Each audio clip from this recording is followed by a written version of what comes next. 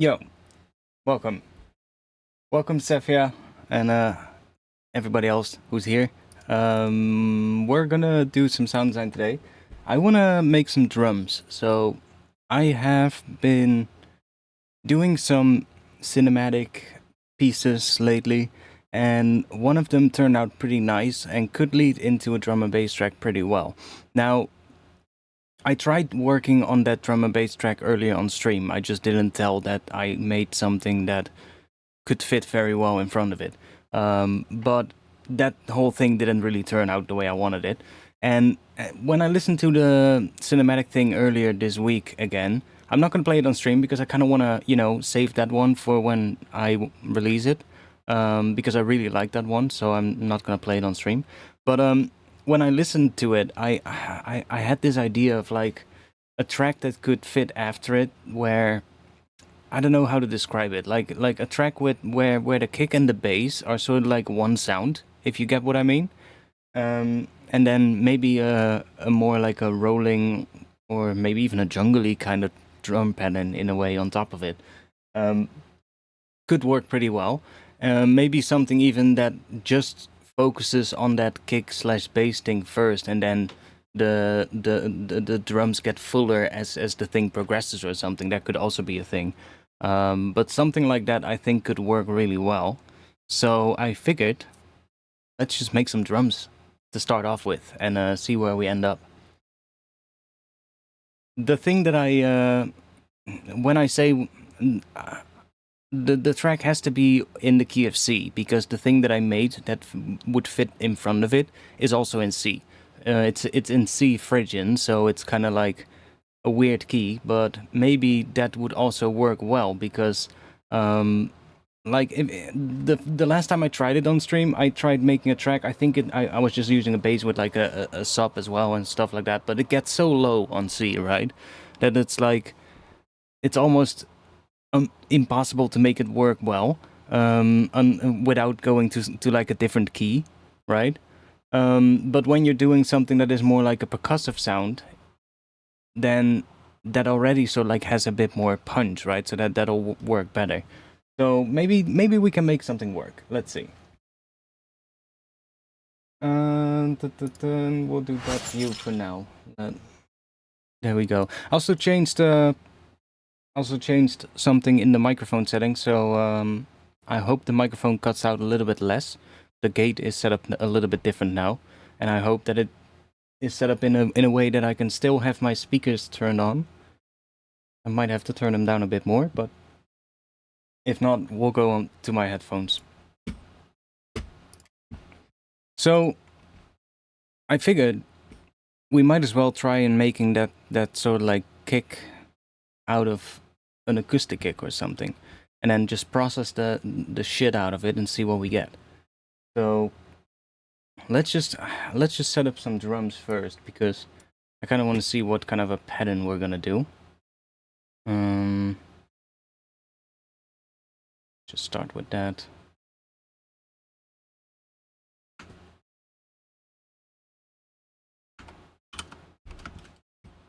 That's already pretty long. Let's make that maybe that. Okay, so let's just do a couple of heads first. Actually, let me just... How loud is this? That's actually pretty quiet. Let me check how loud I can get on my speakers.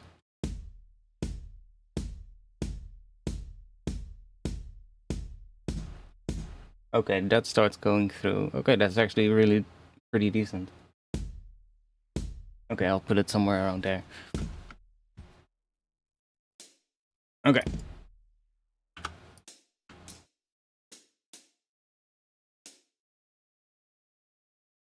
Let's just do...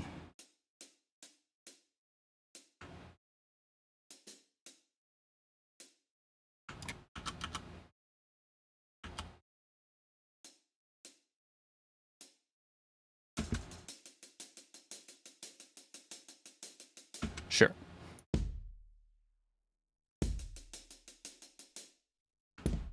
Like I'm kind of hearing a kick that, I don't know, maybe hits every first beat of the bar. Or we'll do something else where it just hits like, I don't know, maybe there. To get that kind of pattern. Or we'll do it, I don't know, there. But it kind of depends on what the rest is gonna do, so let's just make some drums.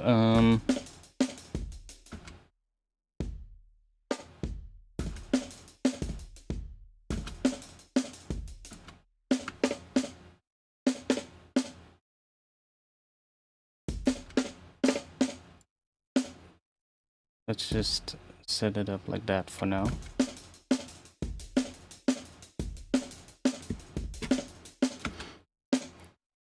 Let's do a couple.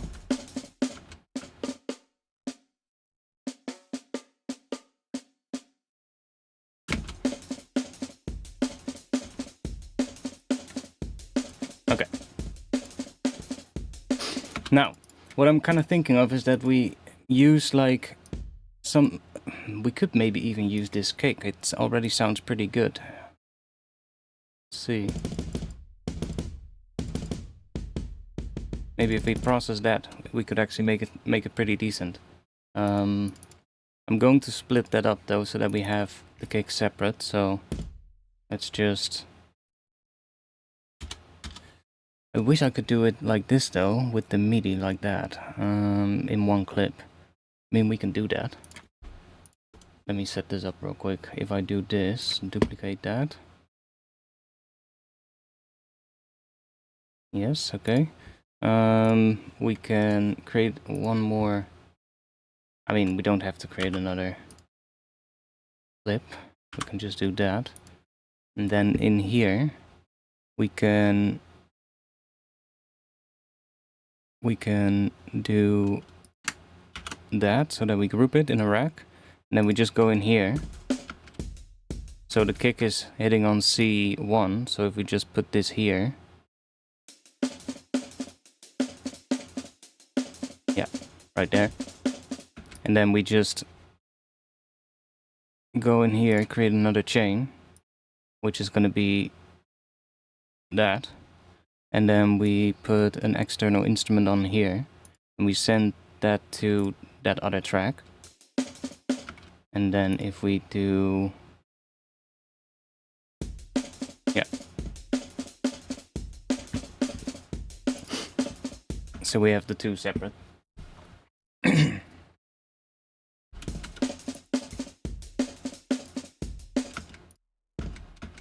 Now let me check real quick, because we need something to give me the key. Something... let's just grab that. Like that.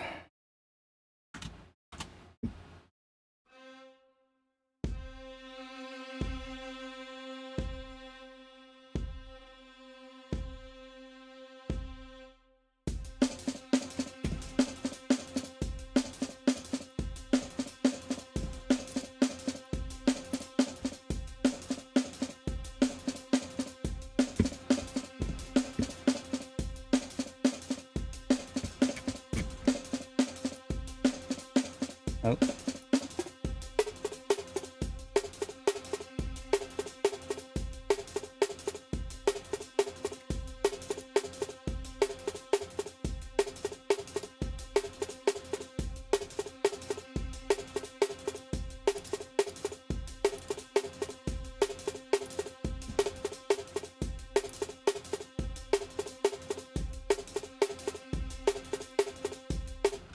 Let's do that. We don't need that. We don't want that.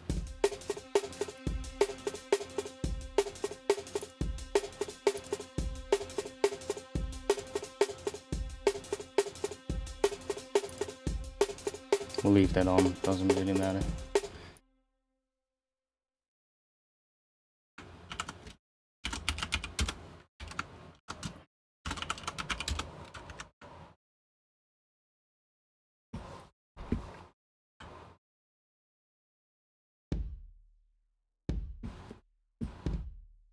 Oh yeah, by the way, I also am almost done with the rack that I was making. I didn't actually say that in the last stream, but I have been working on this rack right now, and basically it's almost done. And I am making a couple of versions, one for reverb, one for delay, and one for distortion, which is this one, and then another one for, I guess, a bit of like dynamic distortion, which is a bit of an odd one, but this one works pretty well. It's basically done. So as you can hear, it's just the dry sound, and then you can use this EQ to kind of boost here.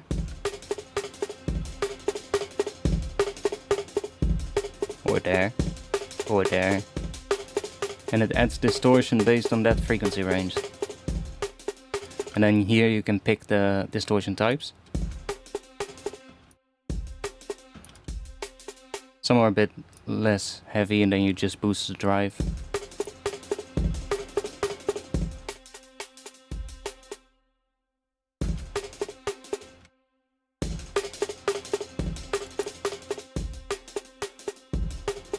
Quite interesting actually how it works. And then there's some more controls here. You can add like some more transient, which is kind of more helpful when you're doing really distorted stuff, when you have like, when you make it really heavy.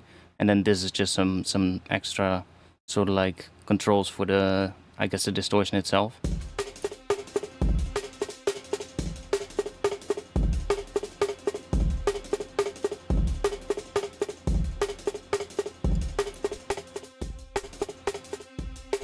And those will do something on all of the different distortions depending on what you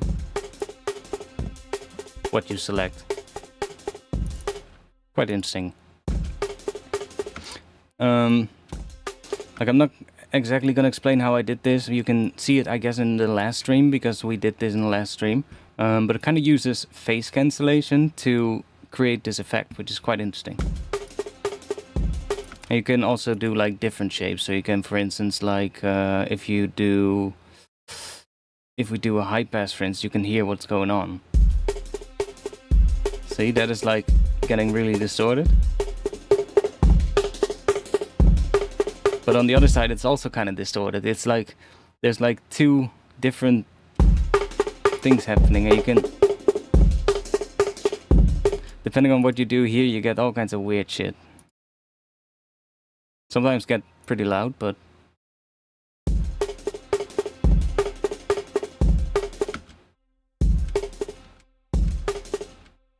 let's see, what if we do a notch? You can do like, I guess this notch is now getting really distorted very heavily.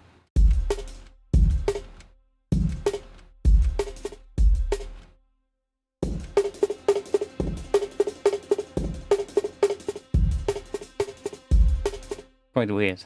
But yeah, I've been working on this one, and I've also been making another one for reverb. So when you use this one, you kind of just pick a reverb shape. So you just, for instance, I don't know, just do Hall.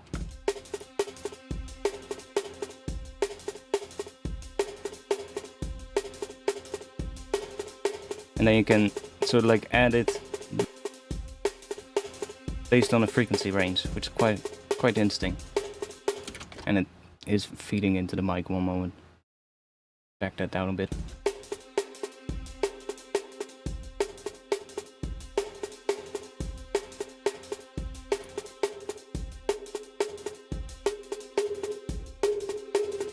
Works best if you move it up. But sometimes it can be nice to have like another thing, so like going up like that, so you get shape like that. And then all these controls will still work, so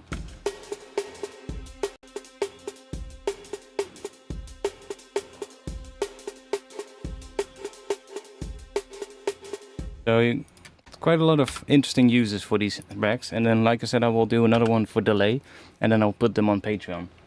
The delay one isn't done yet. I can show the other one. I made, this one is sort of like the one I'm still working on at the moment.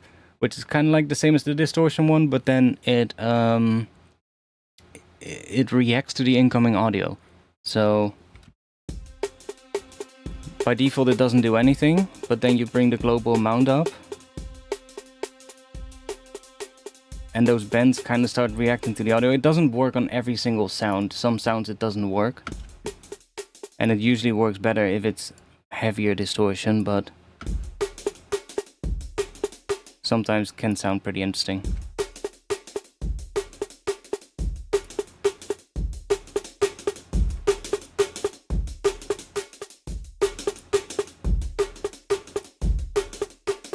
But I'm still tweaking this one because it's kind of weird.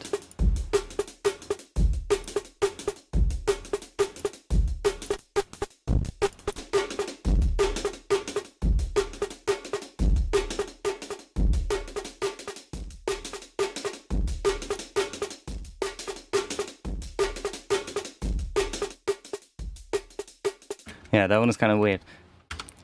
Sounds interesting on bass sounds sometimes as well, because then when the bass is really dynamic, it will start responding to the incoming audio. Pretty interesting. But that's just something I was working on, which I think I should have them on Patreon soon.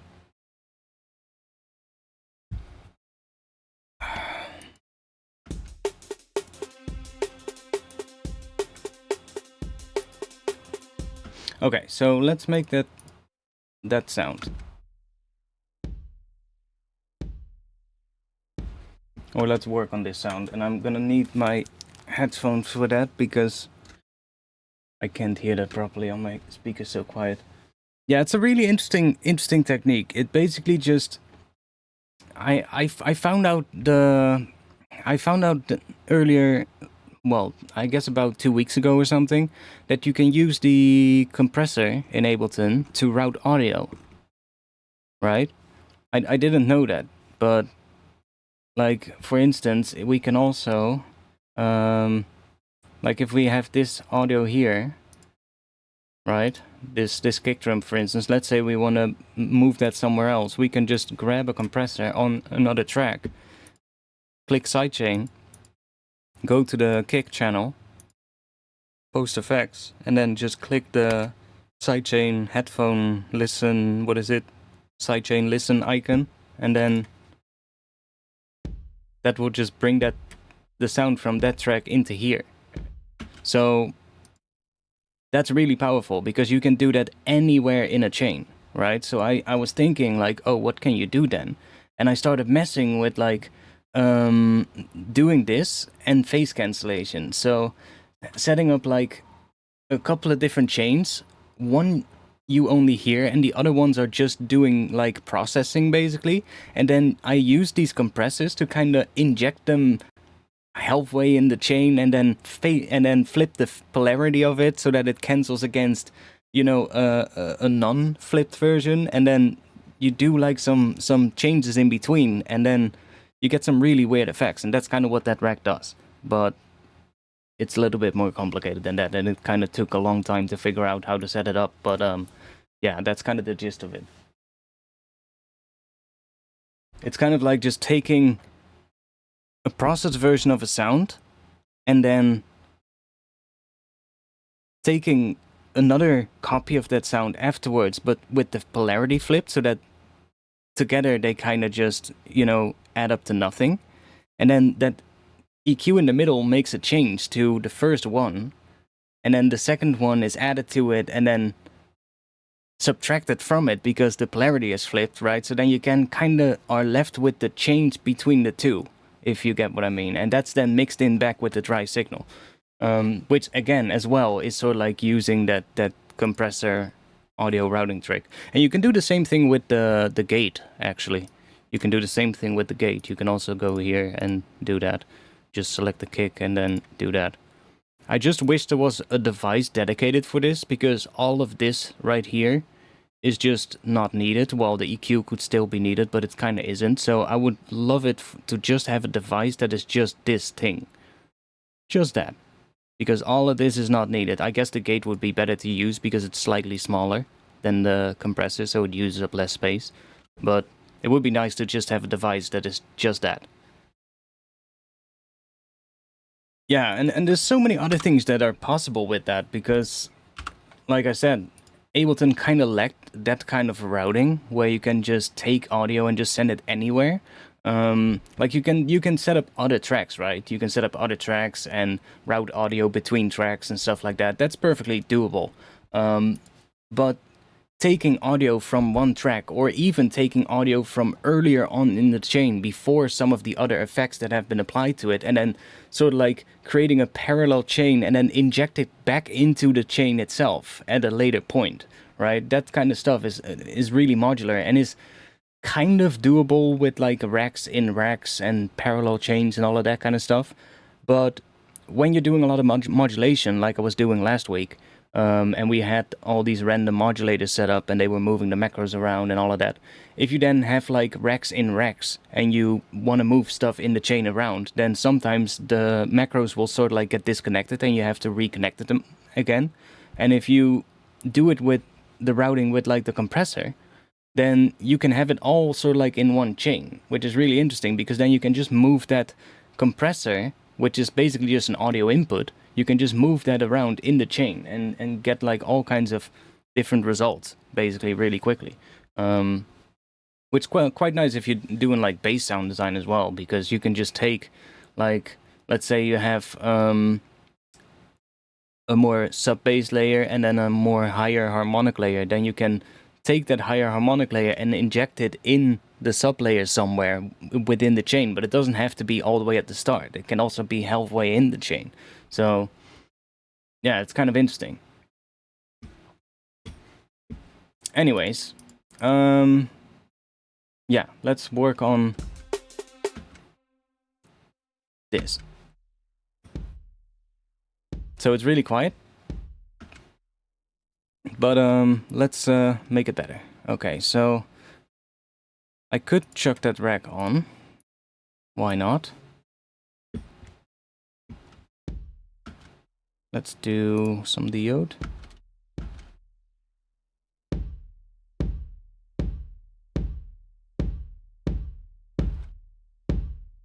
Kind of like what that does.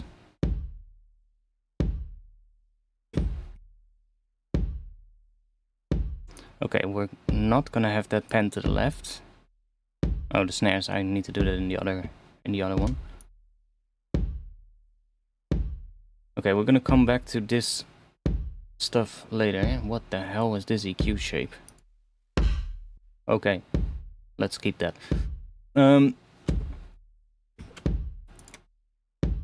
Let's go in here and let's center the snare. I'm not sure why the snare is not centered, but let's do that. And to make this sound like into kind of like more like a bass, I guess what we can do is put some processing on it, like maybe Corpus or a vocoder could also work. Let's start with a vocoder. Let's just put that on here. We'll do modulator. Actually, let's just do it all on here first, and then we copy it to the other track later. It's a bit easier. We can kind of hear everything at once. A little bit nicer to listen to as well. Okay, let's... Okay, that sounds cool.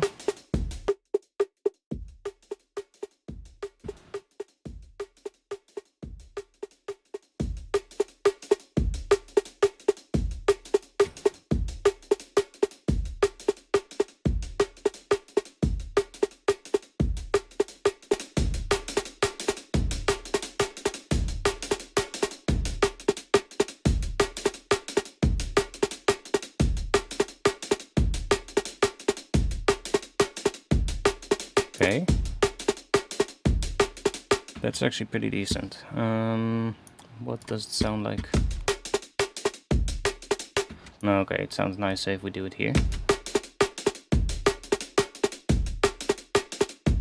Okay, that's actually pretty nice how that is set up, so I guess we can just copy this to here, and then we bring that one back to there, and then we can just play that.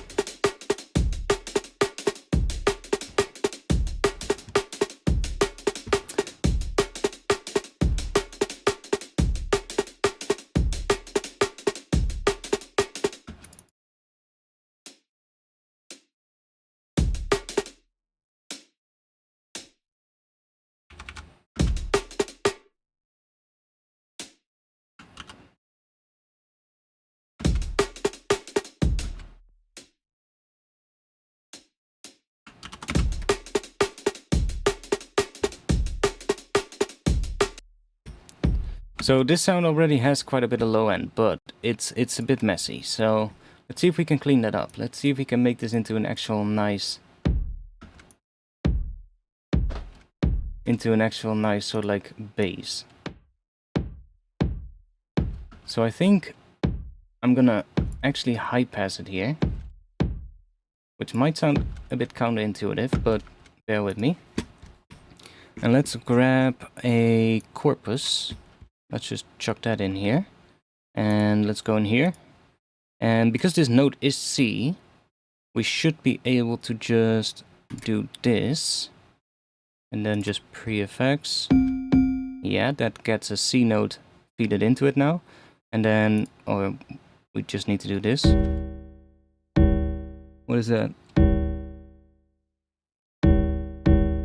Why is that not working? Okay, well then I'll just do that. And then I'll do that. There we go. So that we basically get a C note coming in here. Let's do maybe pipe. That's gonna sound like shit first. Let's bring that up and probably the gain down because this gets really loud. And then, is it the radius that we want to bring down? Yes, and then we want to bring the pitch down as well. Probably an octave. Yeah. That kind of becomes a bit bassier. And then this decay should give us more length. It doesn't really show up here, but I can see it here that we get a lot of a longer sub. So if I start using like compression and stuff, we can bring that up. So for instance, if I add an OTT real quick, here we get a really long,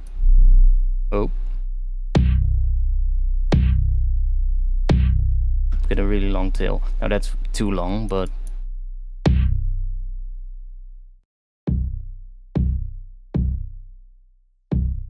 not sure if we're gonna need OTT on this sound. Probably not, better to not do it.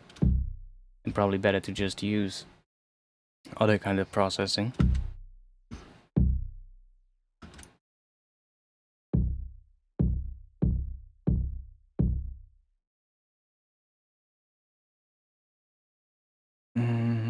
Can we, what happens if we make this one longer?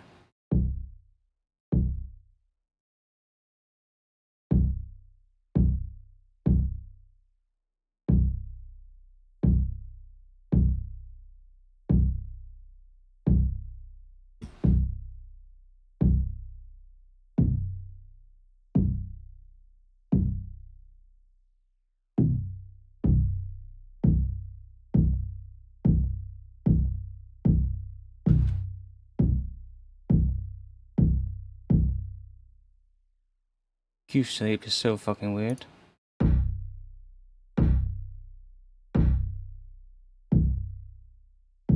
So let me also check real quick, what does the width sound like in mono?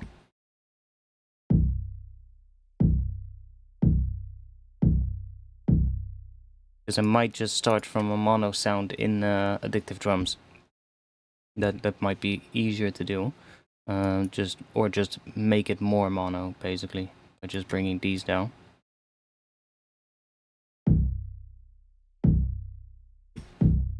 Still have a little bit of width, but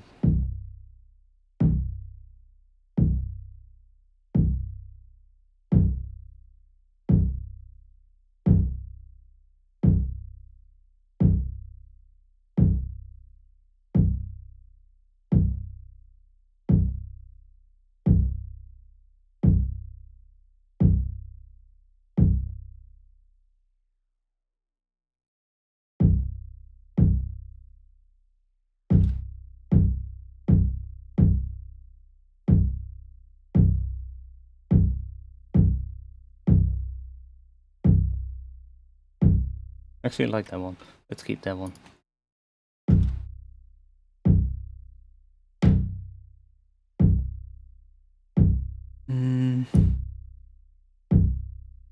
Let's back that one down a bit.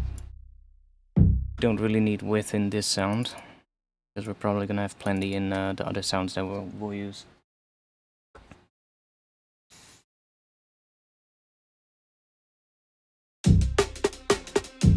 Oh yeah, it's gonna sound like shit now because we don't have a kick.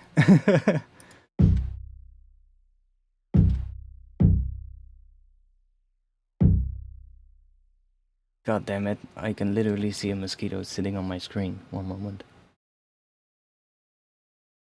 I think I missed it. Damn it.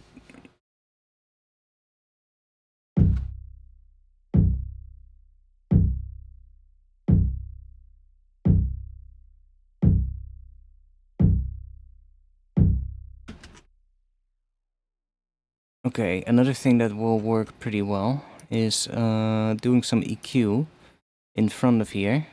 Let's use a Pro Q so that we can do some pretty like sharp EQ things, and we're just gonna emphasize the sub a little bit. Now it's going to bite you. Yeah, exactly. But like, I know that we want this to be in C, so I'm just gonna put a point on C here, and then use a pretty narrow point like that. And then we should, if we boost that pretty loud, see.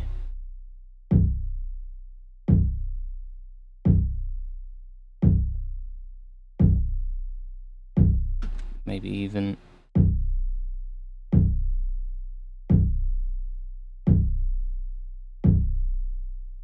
just want to make the sub bigger, basically. Let's see where we want to do that.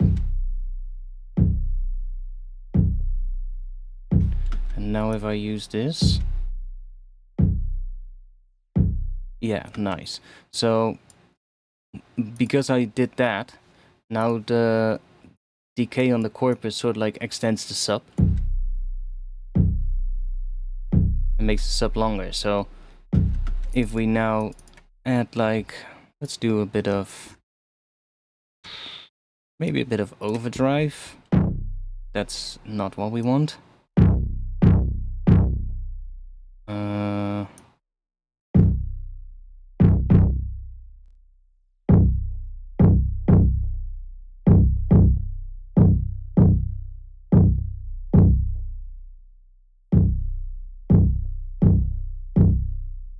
Let's do some more EQ.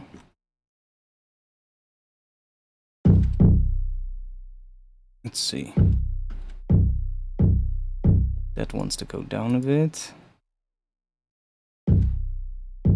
Don't think we need much here, but yo.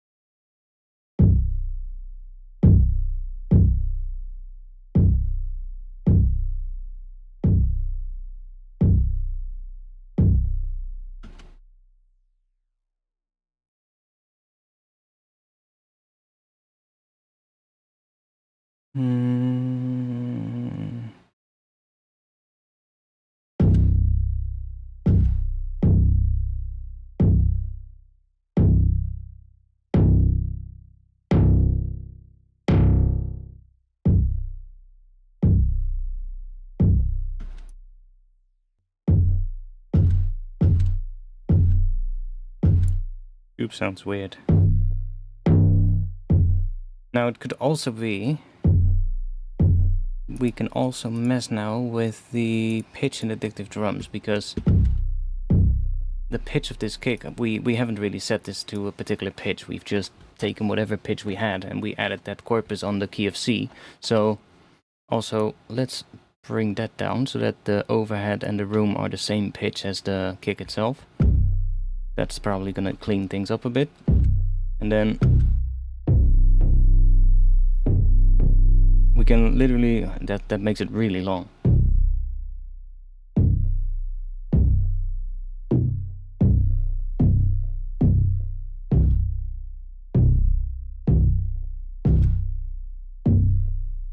I'm kind of tempted to, one moment, let me check. Is there an empty kit? There is, nice. Okay, good. And then we can just grab a kick. And now anything we do in here is gonna affect the outcoming sound. So now we can just turn that into we use this as our bass maker, basically, Addictive Drums, and this other one is still the same. It's still our break, which we haven't really worked on, but. And we need a kick now, but we can do that here. So let's just group this whole thing. And then we'll just create another chain here. And I'm just gonna use a sample for now.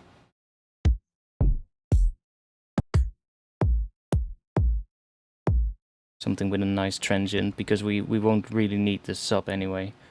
We just need like the first part. And then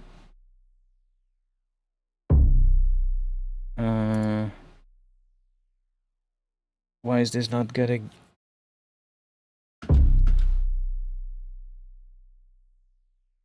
Okay, yes, of course, because this one's cool.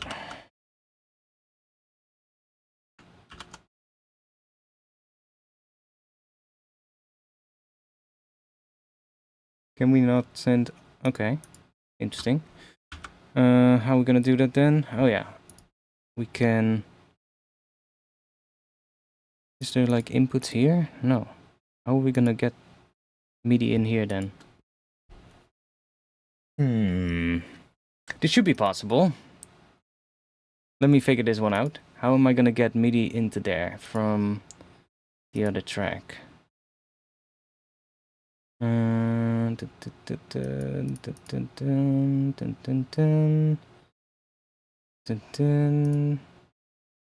there we go.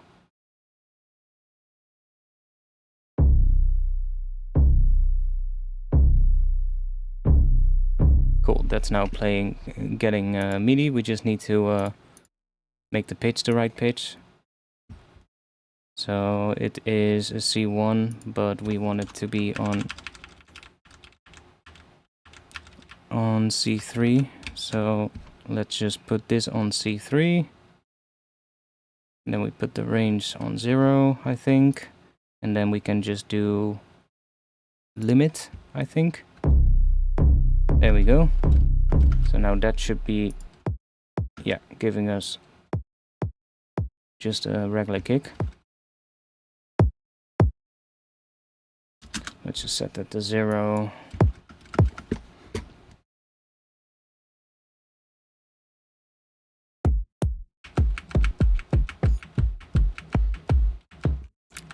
Actually, it might be smart to, because this is getting, I can hear it already. It's this processing with Corpus and vocoder delays this layer a bit, so it might be smart to have the kick on a separate channel, because then we can use the track delay. Let's do that actually. That might be better to do. Kind of did all that other stuff for nothing, but doesn't matter. Yeah, join the Discord and join Patreon. Let's see if this works. Let's see if the bots are awake.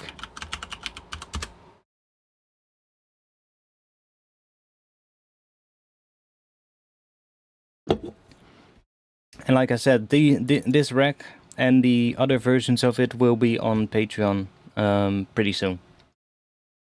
So pretty soon you will get a rec and you will be able to do...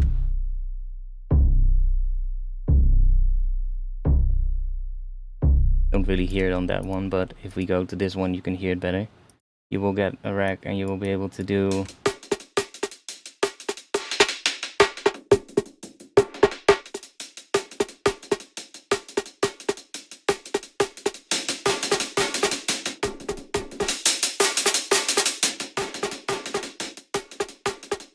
stuff like that.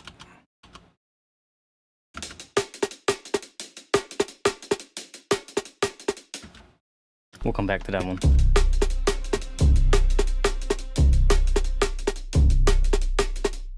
I can definitely hear that the pitch is right, because when I hear it with that layer, it definitely sounds right, that kick bass kind of sound. But let's do another track, because we need a kick on a separate channel, otherwise it's not gonna work. Like, there's a bit of a slight delay on this one, and I think we will be able to see that even if we just record it. Just record that. Yeah, see? There's like a little bit of a delay before that sound comes in. It's not too long. It's like 18 milliseconds or something, but it's enough for it to, you know, come in right after the kick and to create like a little phlegm sound, which is not what we want. And we're probably still going to sidechain it, but, you know, it's probably going to be better to just, let's call this one bass then. And if we just delay that ever so slightly, something like that, then it should be a lot more, yeah, it's a lot more at the start. And then we can play around with this time here to kind of offset it. And then we just copy the kick pattern basically,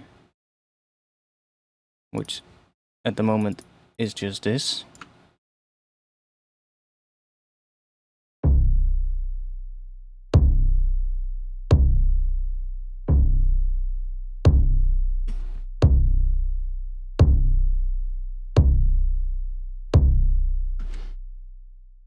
I guess at this point I could also take the MIDI from that one then, and then have that feed into here, and then just pitch it down so that it is the right pitch, but it doesn't really matter.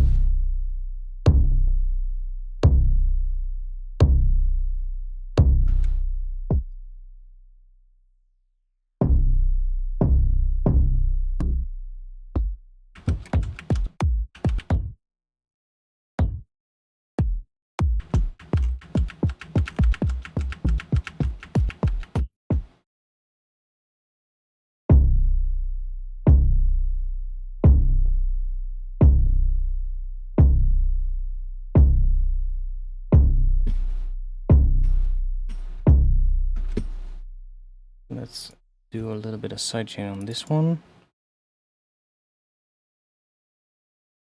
Sidechain. Just chuck that here. And we'll just have that go to that track.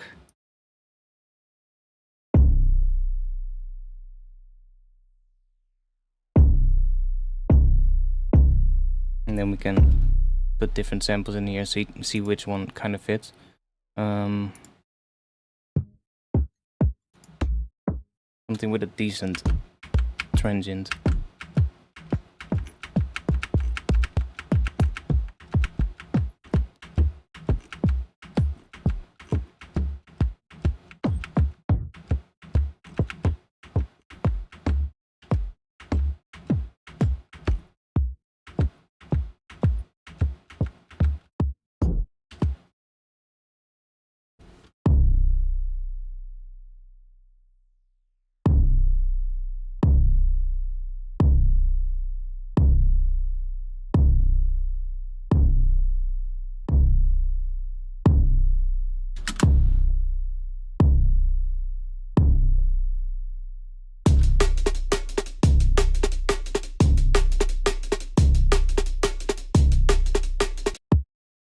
Kind of works.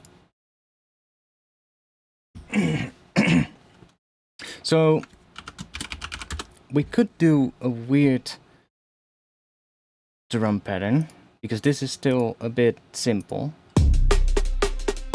I mean, it works, right? And let me actually, I'm gonna move the kick from here. So if I just mute it here, then I can take, let's see, let's remove this thing here, because I kind of did this for nothing now, but it doesn't matter. Let's just do that, and then we'll just have the MIDI here coming from this one. So we can just do that, and then put an external instrument here in this group, and that one is gonna send to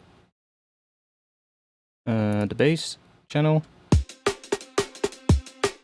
It's not working because this is not in the right pitch, so we need a pitch device in front of this, and we need to bring that down 2 octaves.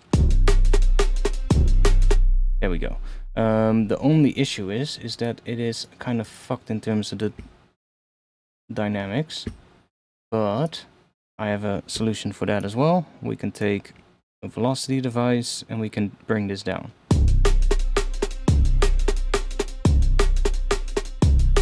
There we go.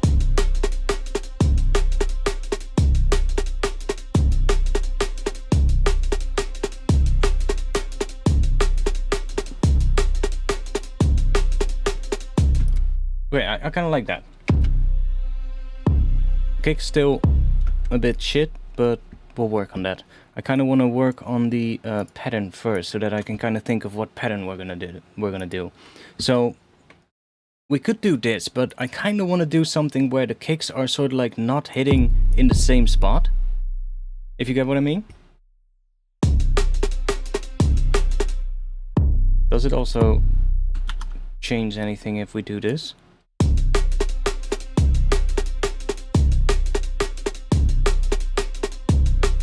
I mean, it works either way, so. Just been approved for the Kick 3 beta testing. Nice. That's nice. I also actually saw another plugin today that, let me save. I saw another plugin today that I actually got quite interested in to get, but now you tell me that Kick 3 beta testing is open, then I might just wait for that. There's this other plugin. Let me check. And it released today as well. And it's called, it just has a fucking shitty name.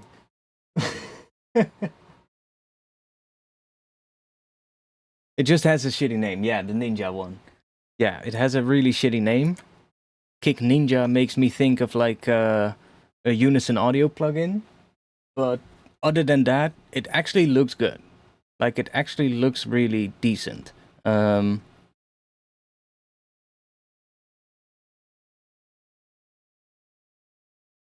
It actually looks really decent. Where you can also just import like a kick drum sample and it re-synthesizes it, and then you'll get like the entire shape basically, which is quite interesting. It kind of looks fucking hell. Like, other than the name, it actually looks pretty good, but I didn't know if I wanted to get it. Yes or no. I haven't really decided yet. But it looks pretty good. I would love to try it out though. So, Kick Ninja, or which company is this? The Him DSP. Never heard of them, but do they make other plugins?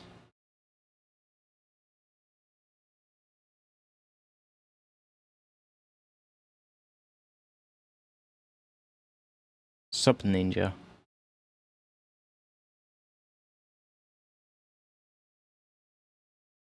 Just come up with better names, please.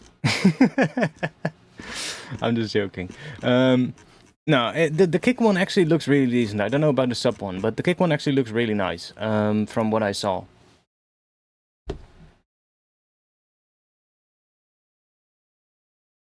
It's kind of the same principle, only with kick you can import entire tunes and extract the kick and change it. That's quite interesting. I mean, I don't really know if I would need that, honestly, but I can see that being useful for somebody that, you know, maybe you've lost a project file, you don't have access to the track anymore, but the kick absolutely sucks. I can see it being useful. Okay, so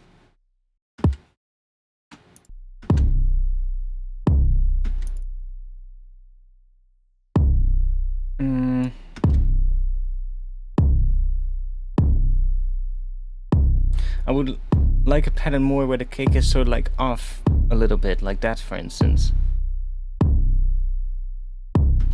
And then let's see.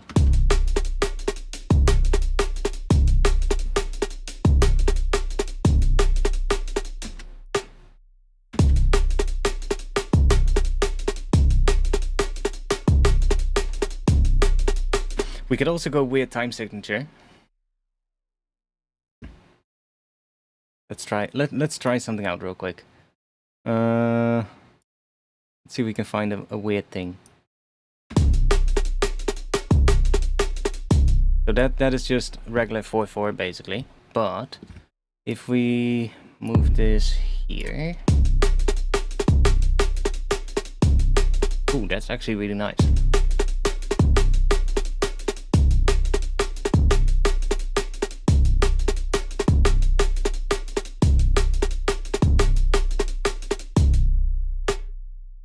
So let's see.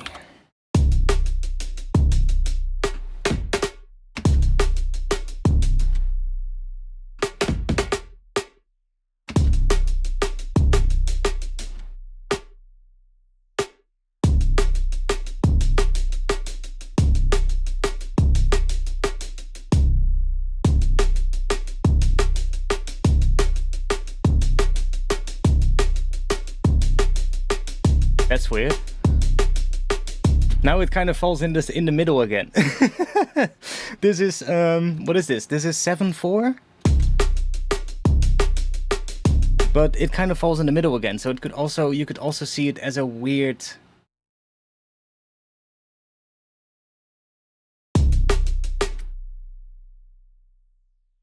Odd.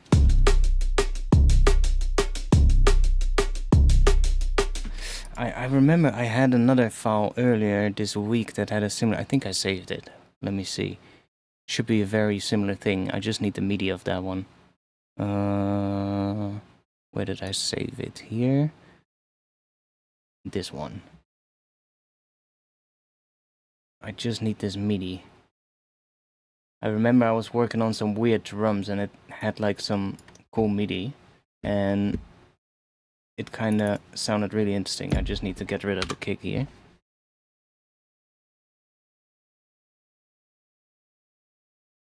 Why is this? Why is this that? Let's just make it that. So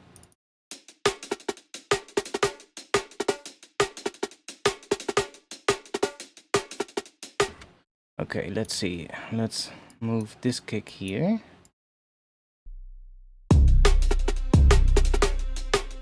So yeah, I think what I had here was I had,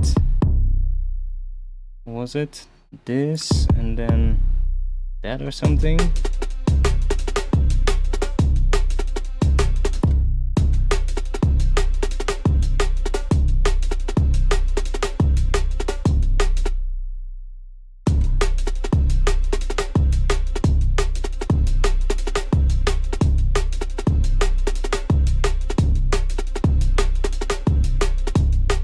That's a weird pattern.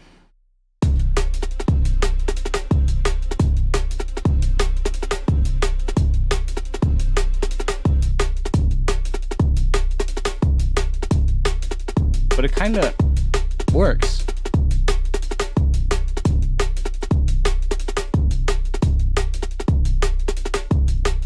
What is this?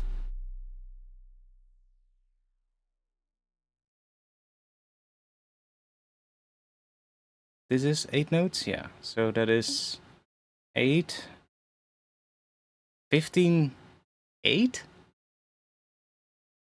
That's weird.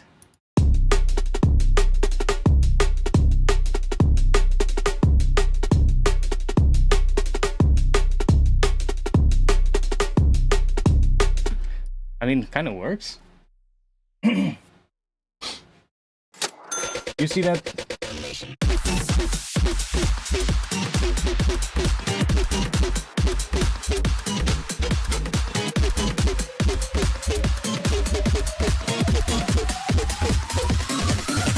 Thank you, medic. Join ArtFX Patreon, Get A, Shitload of Sounds and Stuff. Thank you, mate. You see that saturation plugin Isotope just dropped? It looks fresh. I want to give it a test run. I've seen it, and I absolutely hate the look of the interface. I don't know what it is with the latest Isotope plugins, but they all have gotten this really sort of like minimalistic look, which is fine, honestly. Like Ozone and stuff kind of looks the same, and it looks fine. But I don't know, mate. The really bright purple just dipped my head in. It was too much purple, in my opinion. But I didn't test it out. I just looked at the video and I was like, meh, do I need it? No, I'm not sure. And then I kind of got inspired to make this rack, and I was like, fuck it, I'll make a rack myself. And now I have like a nice distortion rack, so I'm kind of happy with that. I can feel the vibes for sure. I mean, this is a weird pattern, but I kind of like it.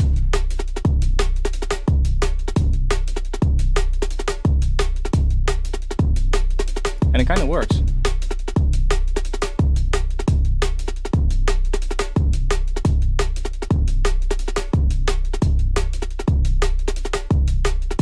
And I guess it's 15.8. That's an odd one.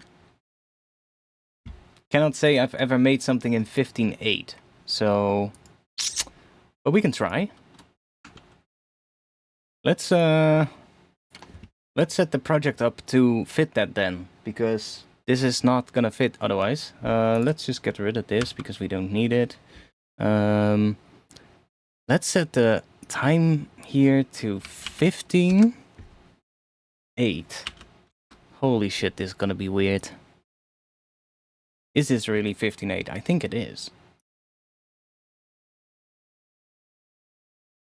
That would be the start of a bar. Yeah, it is 15.8. What the fuck?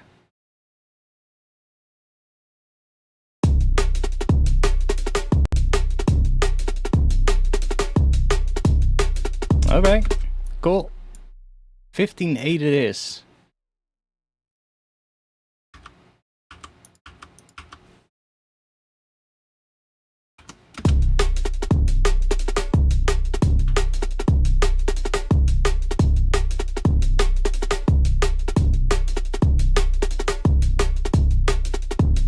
Well, it works, so let's do it.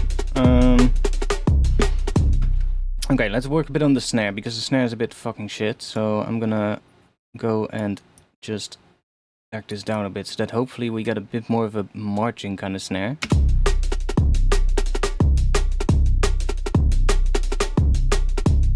Yes.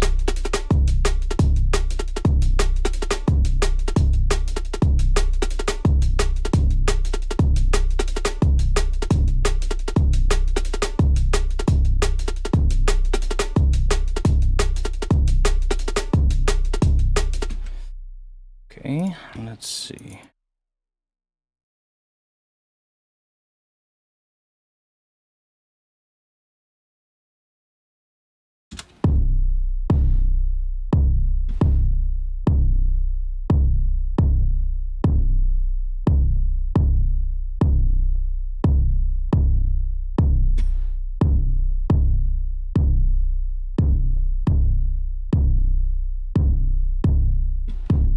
This kick is like almost an octave above the sub, but it's kind of fine. Let's see what it looks like on the in audio. It actually looks really decent in terms of like the transition. Could be a lot worse.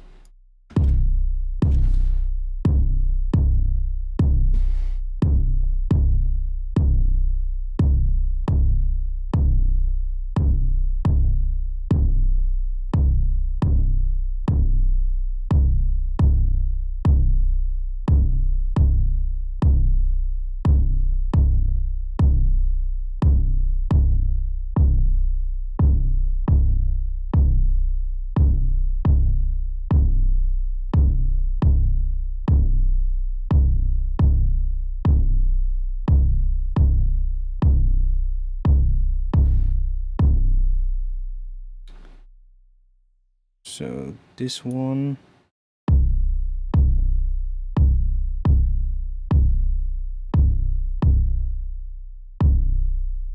And then we have the corpus, which also has a decay. We can make it pretty short as well. I'm also going to just give it a little bit of mid-side EQ. Just to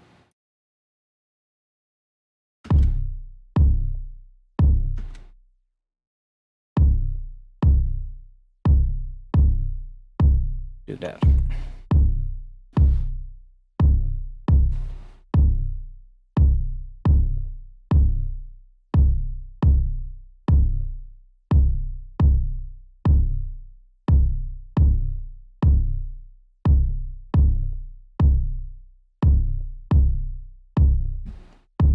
I just use anything I want, to be honest. I'm just like, whatever works for the moment. Okay,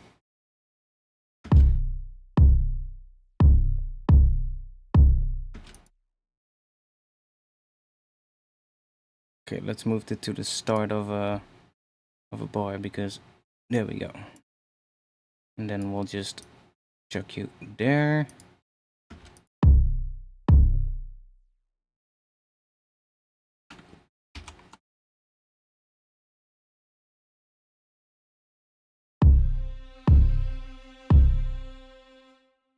This is such a weird pattern. Let's make sure that this loops.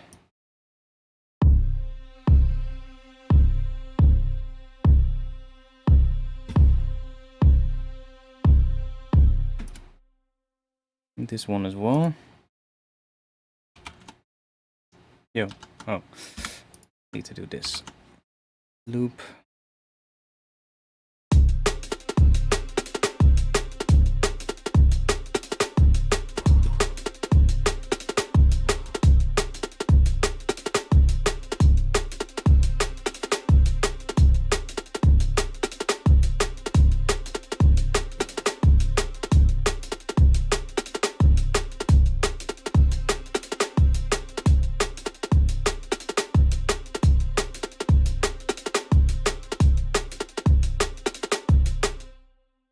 Can try out real quick chucking a utility on here so we can flip the phase of the kick.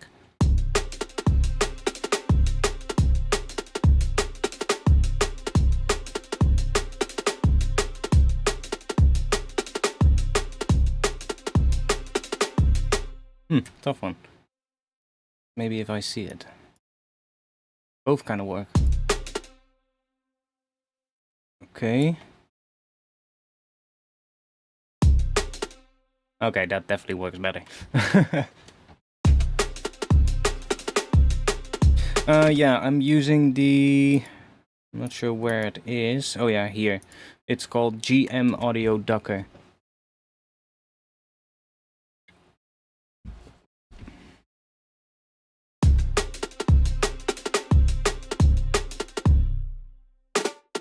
Okay, let's... I'm not going to remove all of this. I'm just going to duplicate it so that we have a copy.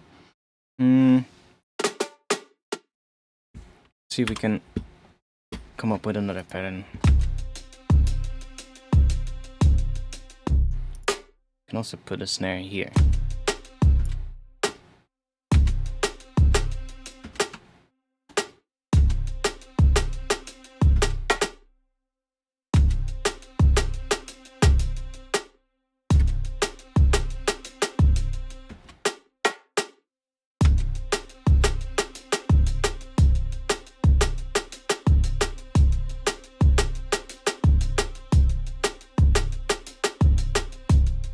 Weird ass pattern.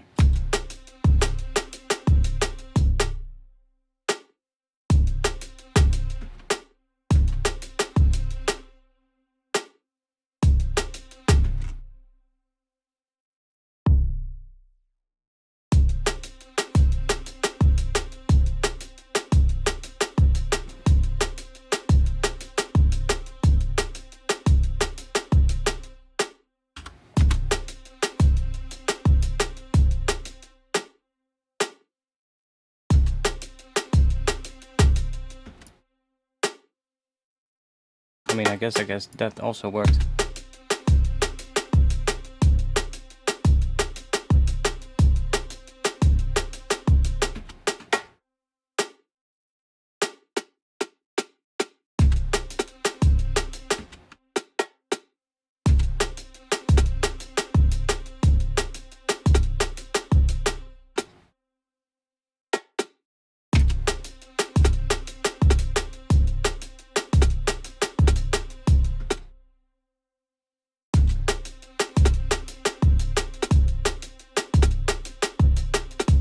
Goddamn mosquito, fuck off.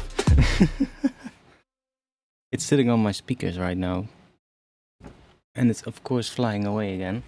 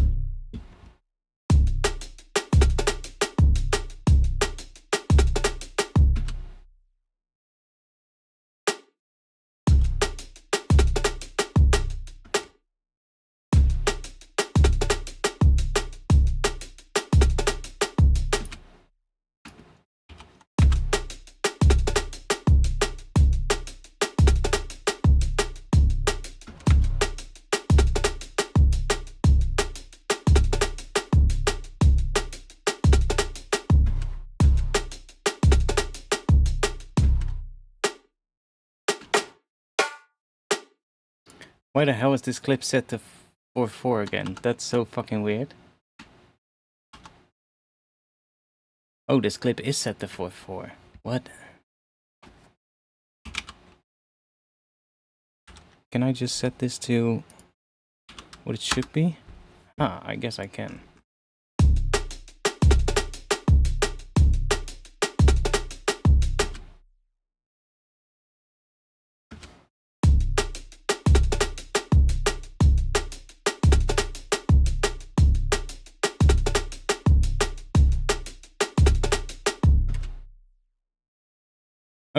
Okay.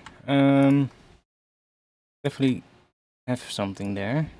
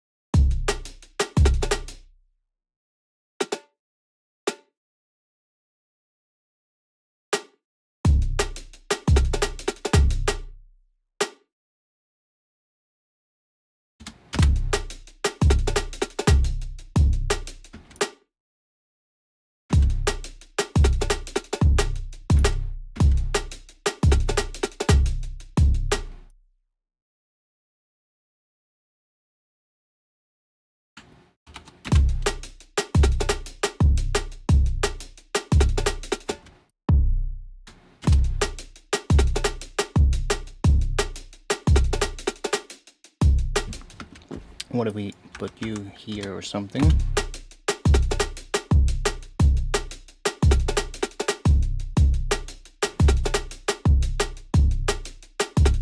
Let's just loop this section. It's such a weird vibe, but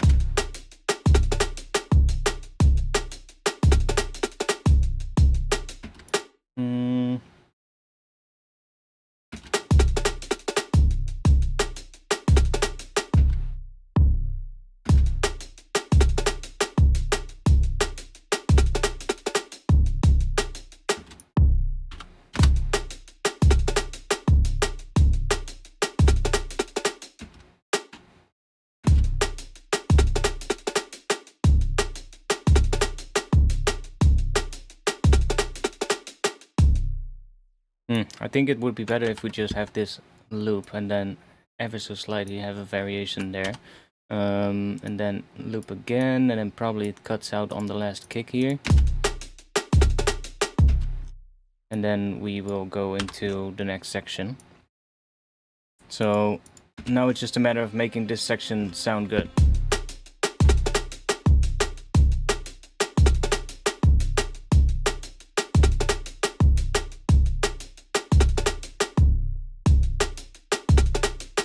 And I think I want to also work a bit on an intro.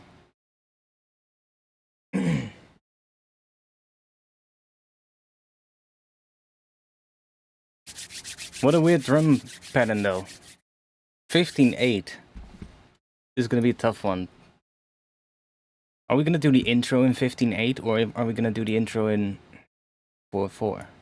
I mean, 15/8 could also be 4/4, but I guess it's then gonna be 4/4 at a different tempo.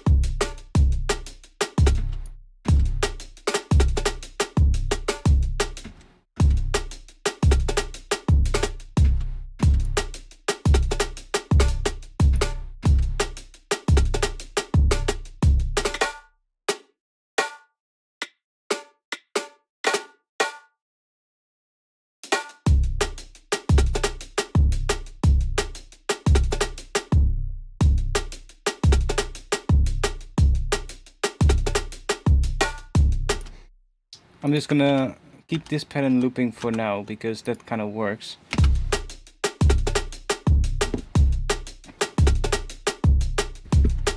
Weird pattern, but I like it, so.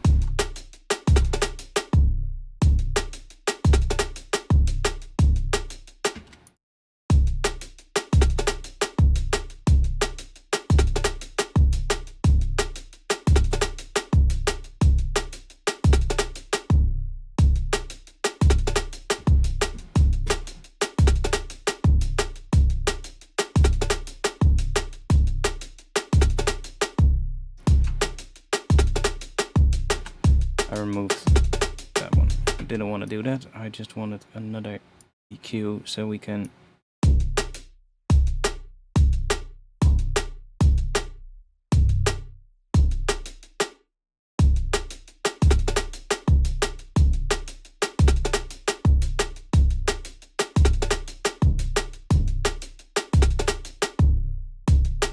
Not really needed.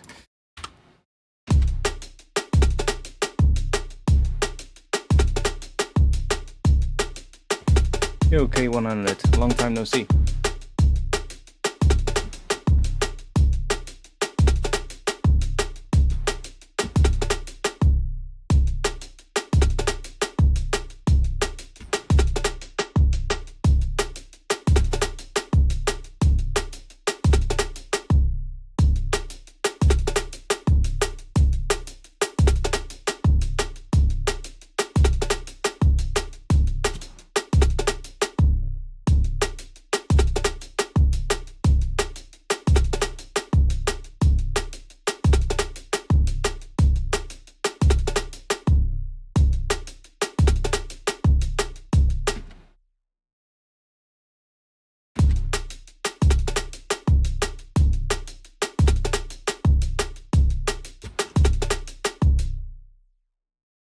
Let's try using some transient shaping on this layer. Let's try this one. Let's put it before the EQ.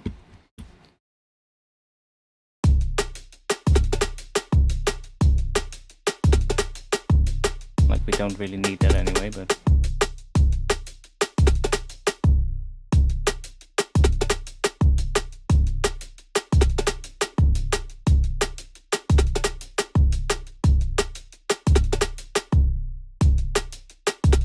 Don't think I like that one. Let's try a bit of spiff.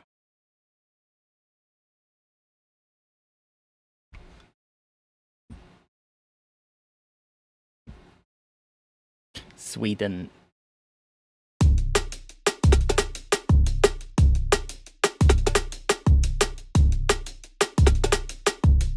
I'm probably also it's probably gonna be better to take the hi-hat out of this one as well.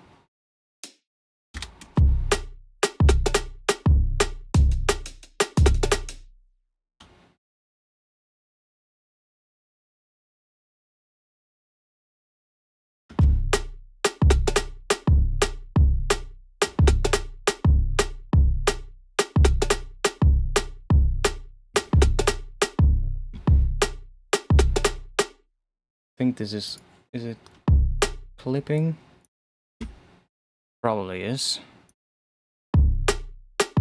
Oh, the snare is, but not too bad. Good evening, Blacktronics.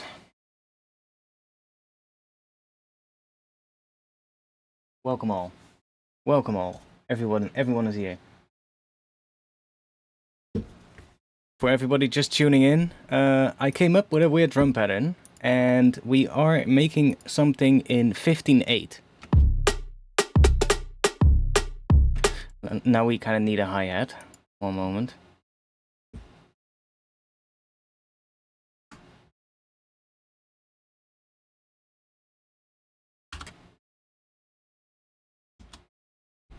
There we go. Oh, wait. No, there we don't go.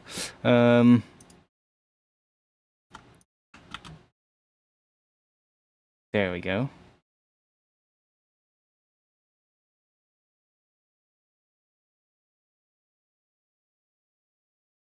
We don't need spiff. Cool.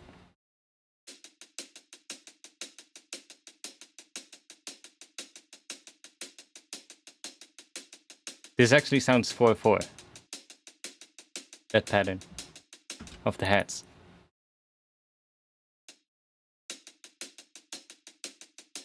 Sounds like 4/4 with swing in triplets, or 4/4 triplets. But it's not, because we're in 15/8. But it makes sense with the rest of the drums.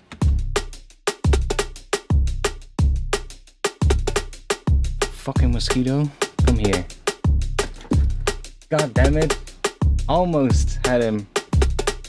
We're gonna get him. Just a little bit. Don't you worry.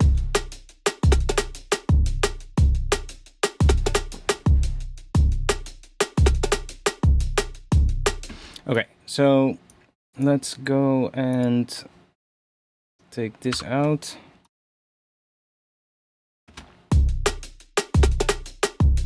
Now we can also just mess with the hi-hat in here and just crank it up a bit.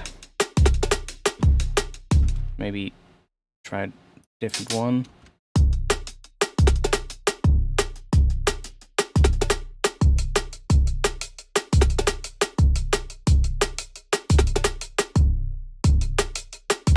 Why are you penned to the fucking right? Don't do that, please.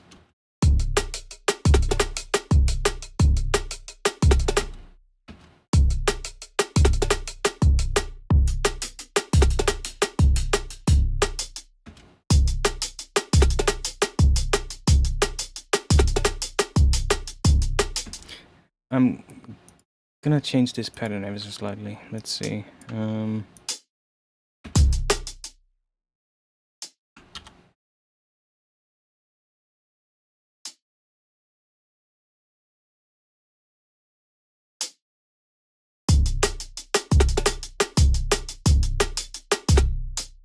Almost.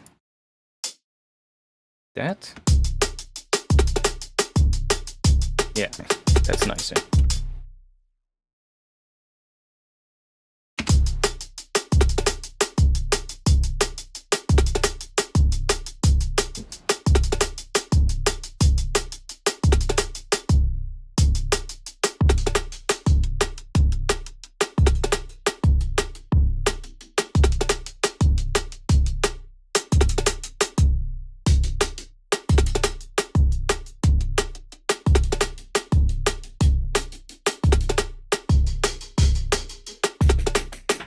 Why do they all sound like shit?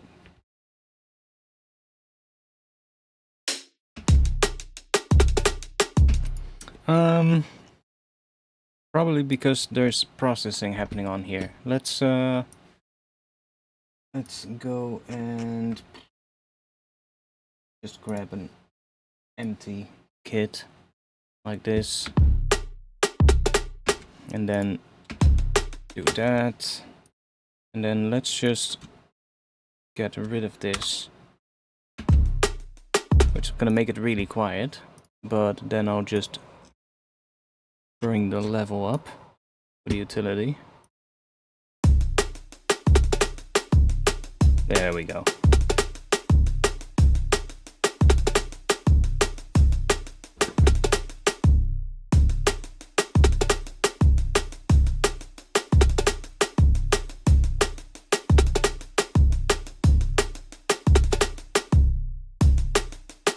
Have a good night, Peter. Don't drink too much. And be safe. I should probably explain. I woke up this morning and I looked up the news and I was like, what the hell? Apparently, yesterday night, at like a bar in Rotterdam. If you're familiar with Rotterdam, you probably have seen the, let's see.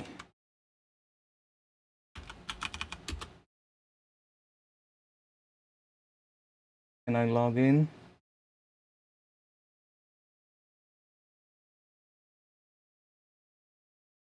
Yeah, come on, log in.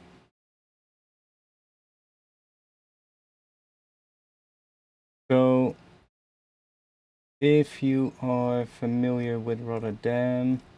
Oh, I haven't put that photo on here yet. Well, you'll be on my Twitter, right? Then you've probably seen the bridge in sort of like Rotterdam, where I shot that photo.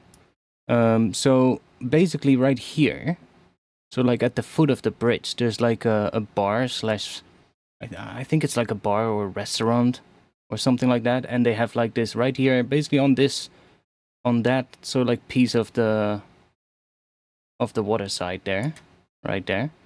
There's like, you can still faintly see it there. There's like tables and benches from like a bar.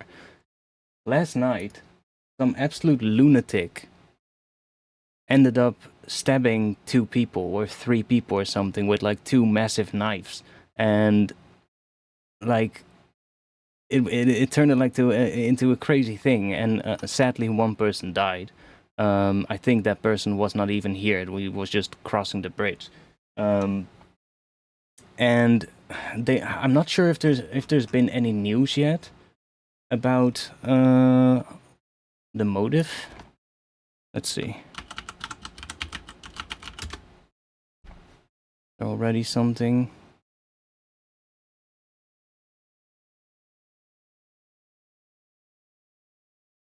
I don't know, but this guy, he's an absolute hero. He basically just decked the dude in the face and basically just smashed him into the hospital. And the police could get him, so that's at least one positive of everything. But I woke up and I saw it and I was like, holy shit, what the hell is going on?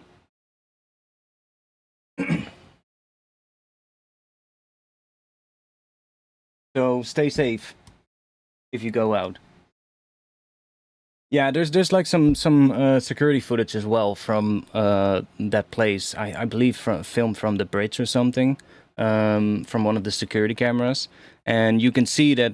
I think that attacker came out of there's a parking garage underneath the sort of like the bridge there as well, and he came up through the parking garage, and that dude had spotted him as well, and he warned everybody who was sitting in front of the bar there.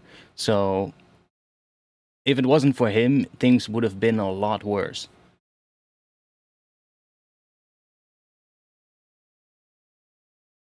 Now, I wasn't out though. I was just at home, so I didn't even know. I didn't even know that something had happened until I woke up this morning. But I saw it. I was like, holy shit, that's absolutely messed up. Now, luckily, it ended up relatively okay, given the situation. Like, obviously, somebody died, so it's not good. But it could have been so much worse. Like, if it wasn't for that one dude, he's just like some personal trainer dude or something that just happened to be there. When I believe there's a gym there as well, and he just happened to be there, and that's why.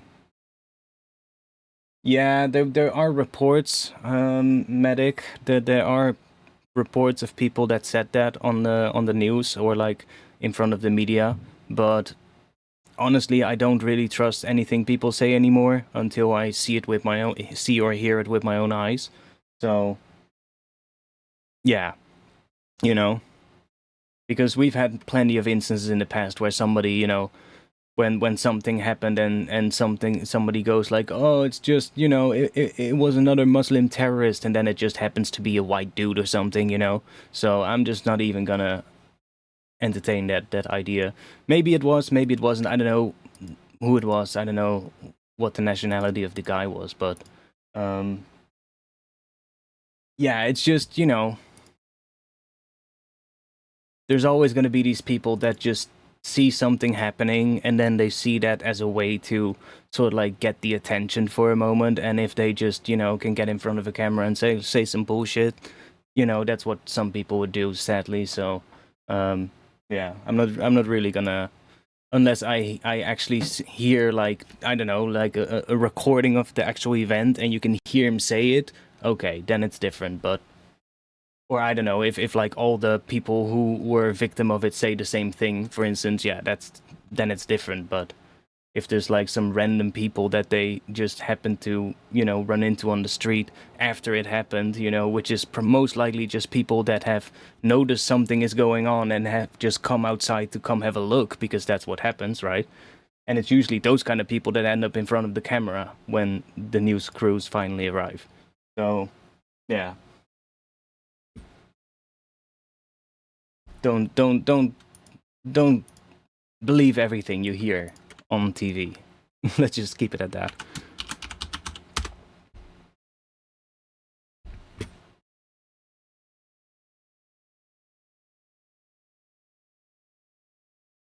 Found out the other day there's a website called Real Life Superheroes where you can check your local heroes. I've never heard of that, but that dude should definitely be on that list. The dude that you know, basically took the guy down.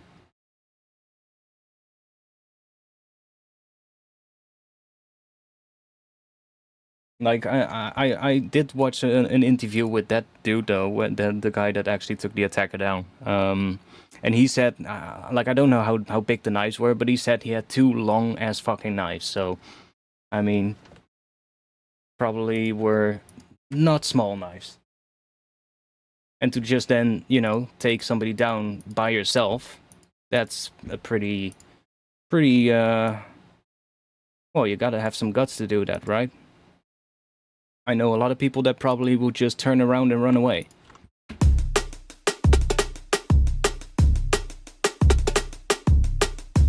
Like, honestly, I wouldn't know what I would do either, to be quite honest, in such a situation. I don't think most of us would know unless you've been in that situation, to be quite honest.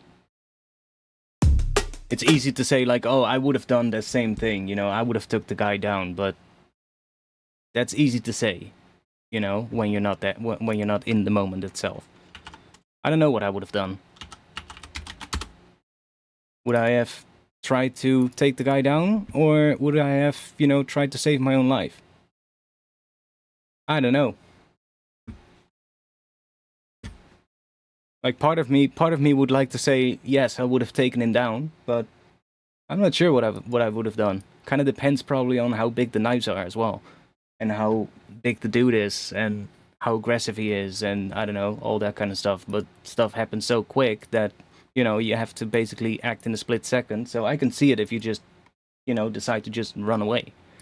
And I don't think that's even a strange thing to do, given such a situation.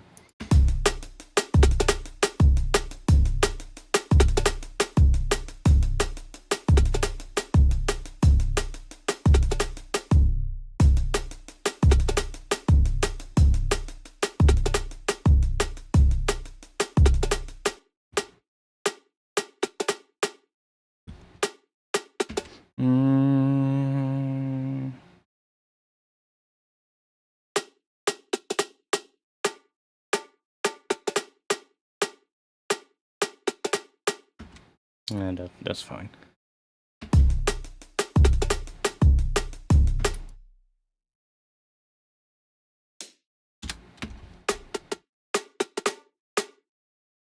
Which pattern is better? This one or the other one?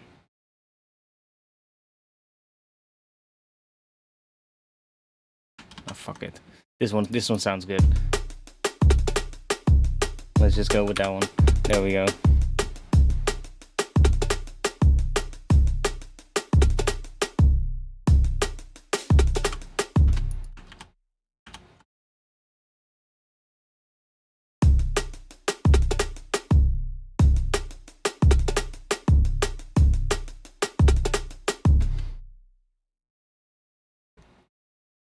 Yeah, I'm not really big on carrying weapons around, to be honest.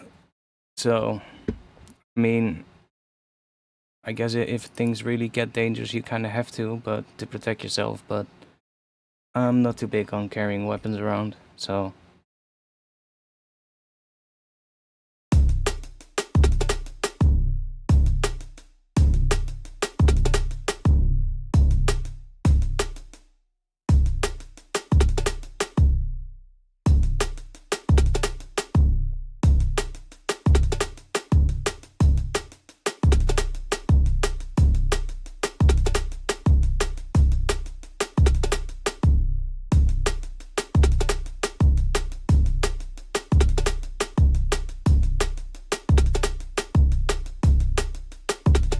Fuck.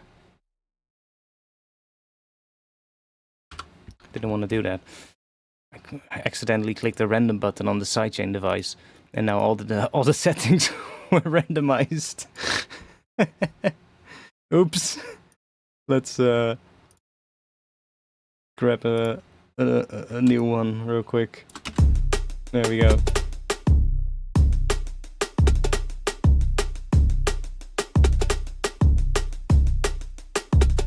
Yeah, true. I know what you mean, though. I know what you mean.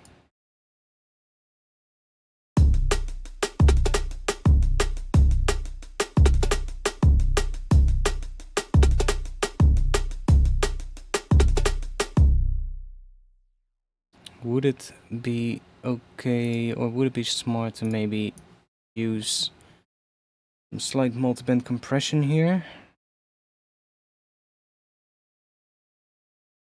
And just set that to like something like 80 something hertz. And then we boost the output gain here.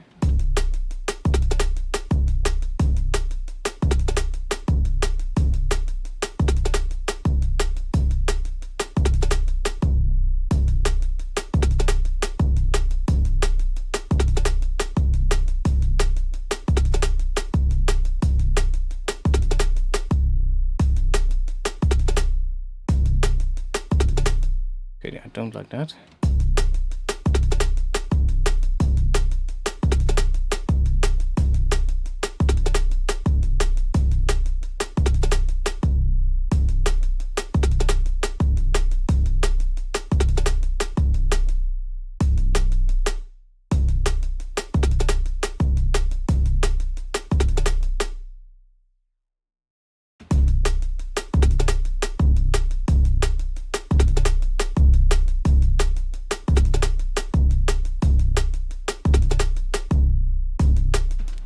Has a weird sort of like shape as well in the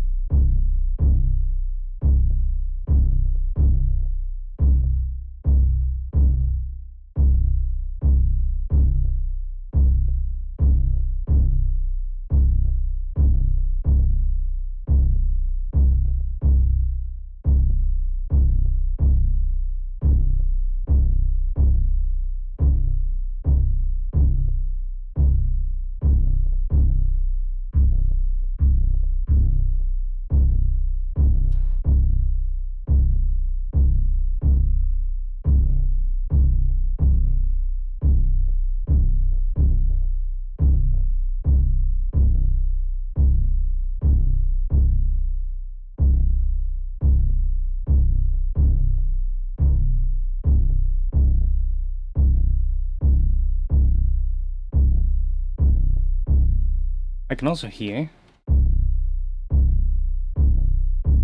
that even though, or have I forgotten that?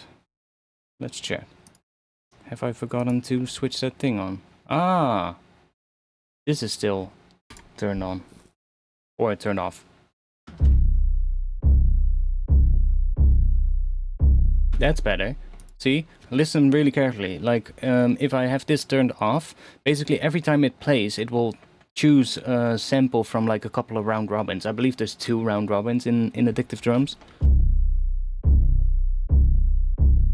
So every other one sounds slightly different than the one before it. It's very subtle, but because we're using it as a bass and we're doing quite a bit of processing, that slight difference in the sample makes for quite a big difference at the end of the chain. So if we turn this on, then it should just play the same sample every single time.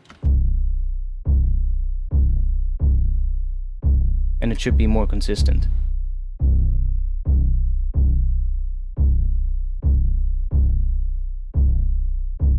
Also, I noticed we can still mess with this.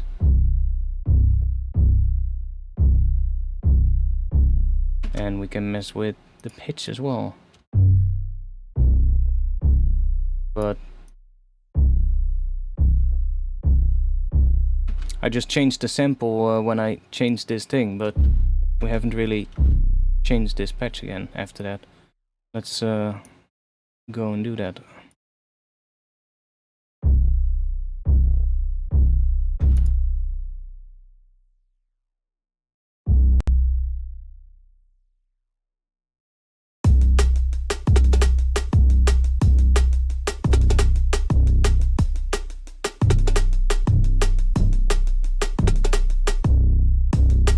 That one kind of works as well, even though it's really big. But if we back down the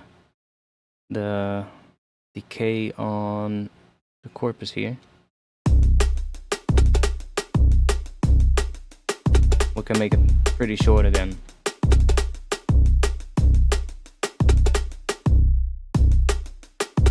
See, so it's just a matter of finding like whatever kick we like.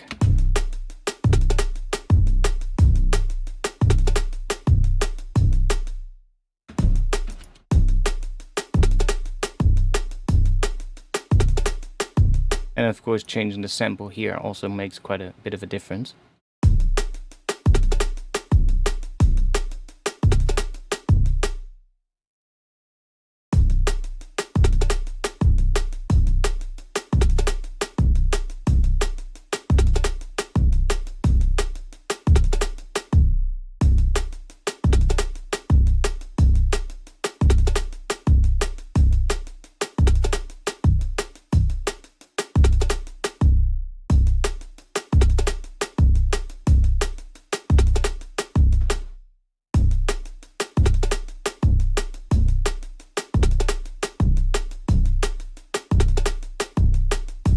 I think I like this one the most.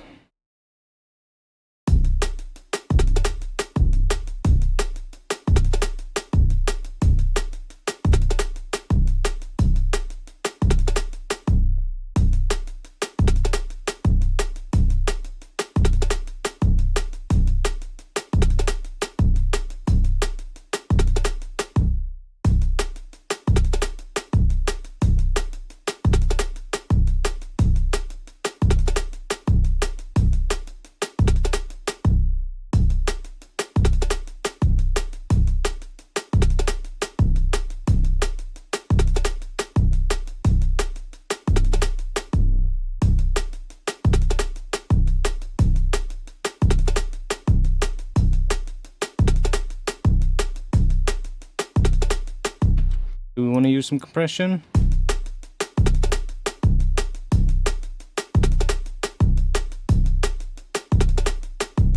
Is it even doing? Yeah, it should be doing some compression, but we're not really hearing it because it's there's so much processing after it, so it might just change the tone ever so slightly.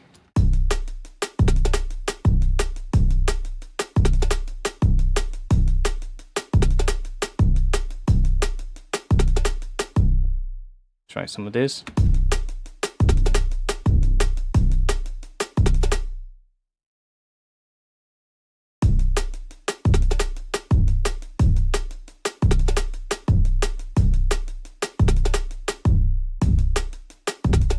I think that's too much.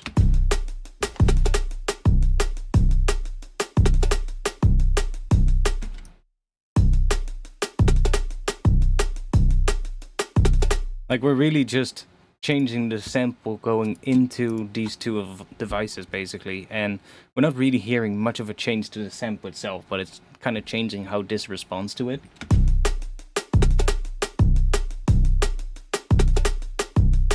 So, what does this sound like without any of this processing? Okay, what the fuck?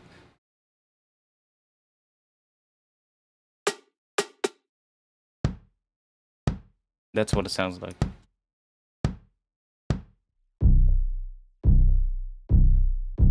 And that's what we get.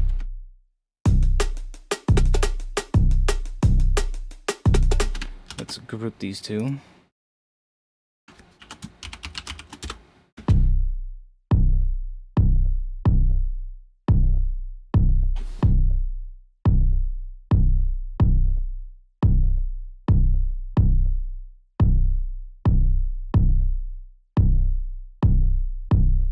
Cheers, medic. I need a drink as well. Okay, I need to go run downstairs real quick. You guys will just listen to this, and there will be some drinks coming in the second half to give you guys a little bit of tension. I'll be back in just a tiny little bit. I need to go and grab myself a new drink. Let me know in the chat where we need to take this. Because I really like the groove, but where do we take it from here? I'll be back in just a little moment.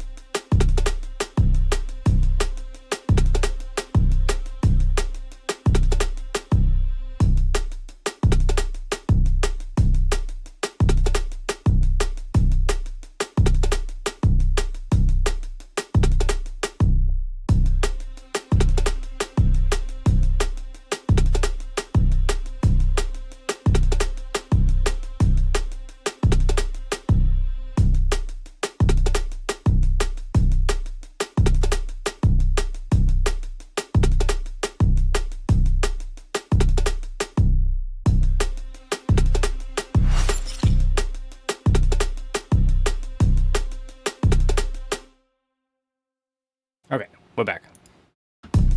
Yeah, that's too loud.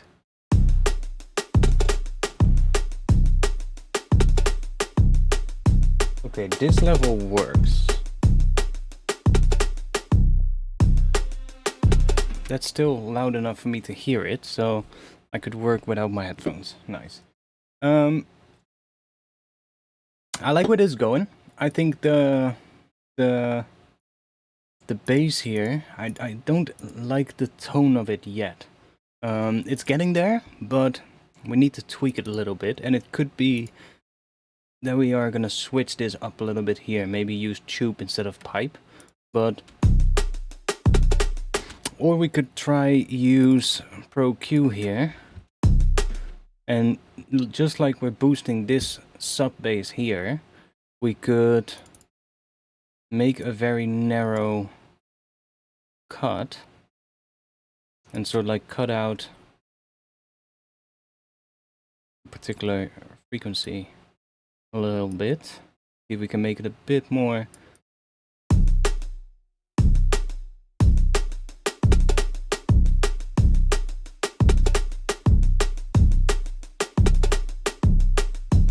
might do that with a new EQ later in the chain though.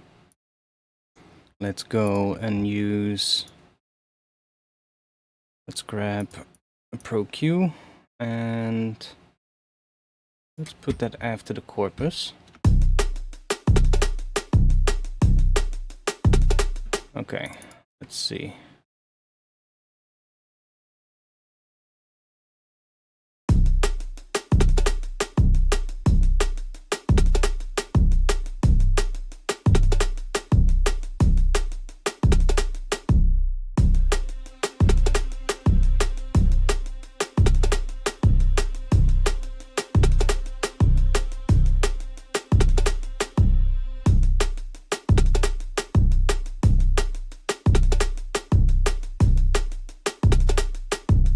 Kinda like that.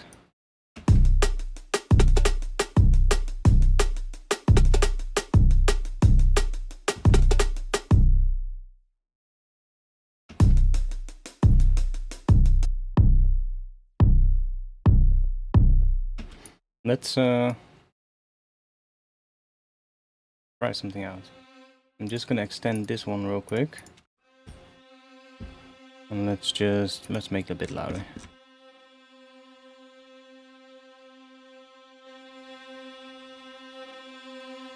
So I could now, theoretically, use something on here. So let's say this one. That works.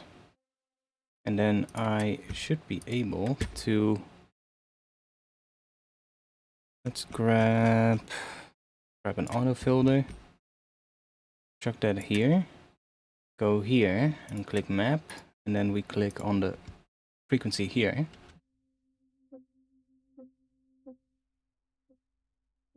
Now that's really quiet, but let's up a bit.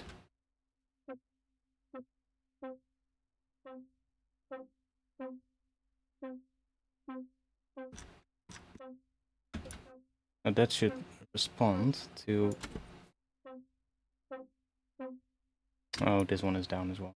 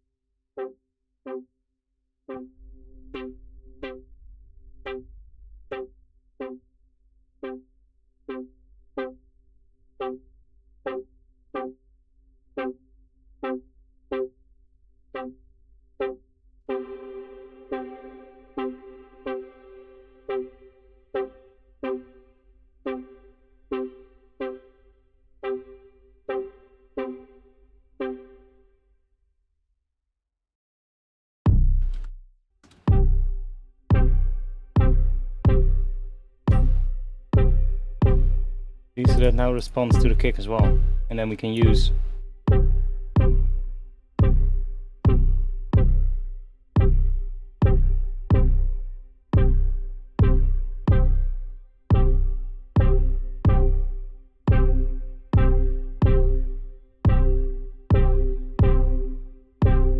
that to kind of open it up.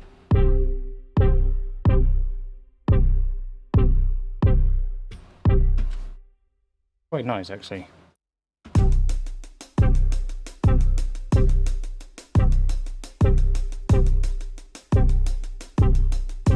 And then if we bring this down a bit, let's say, I don't know, 70, then we can use the gain to open it up more or get more. So like this is kind of like now controlling the depth of our envelope.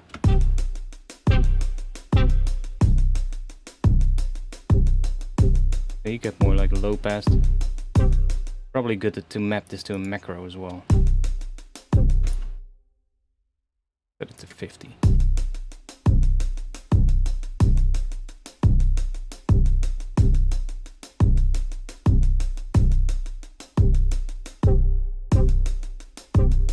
So like 6 dB up is sort of like the top of this range.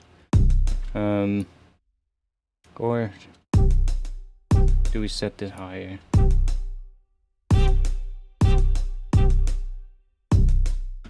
I guess we can still get the same thing then by going down, so it doesn't really matter.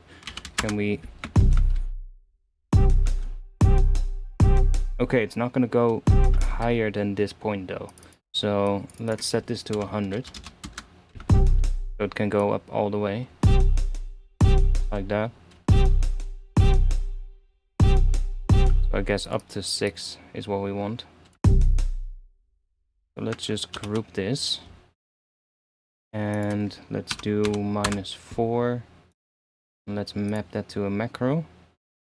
And then we'll change the mapping here from -4 to 6. So now we should have a lot more fine control over the length, or over the depth.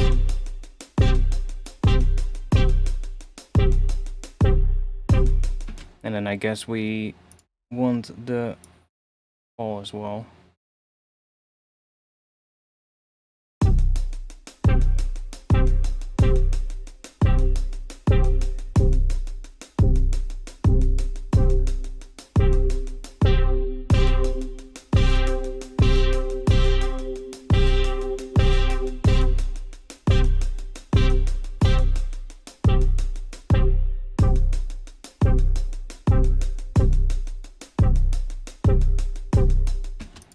Okay, cool.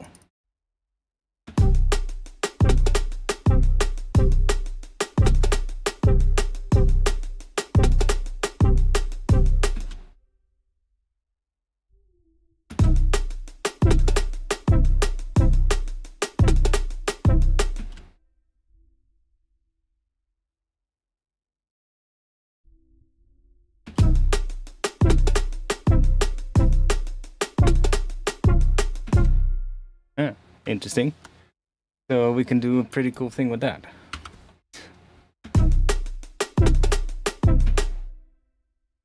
By just having like whatever feeds into there, we can mess with it. Now this is a little bit delayed though, so if I change like I can hear it if I change this. It doesn't change right away.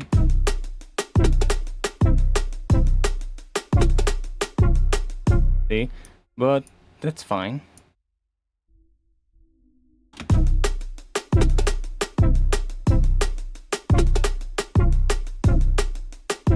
See, we can hear it kind of going, but if we resample it, then we can make it so like perfect, so doesn't really matter. I probably want to think about an intro though.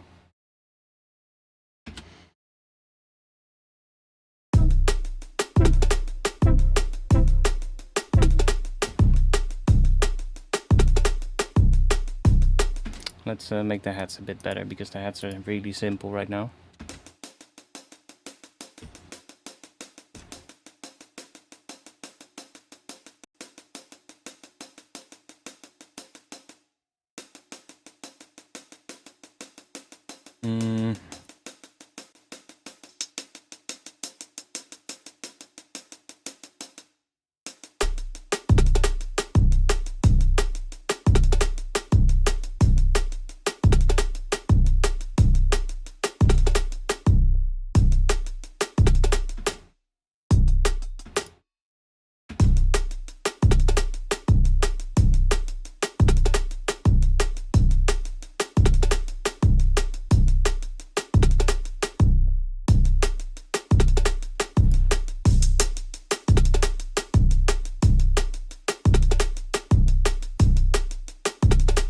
I haven't bought the new update yet for Beam.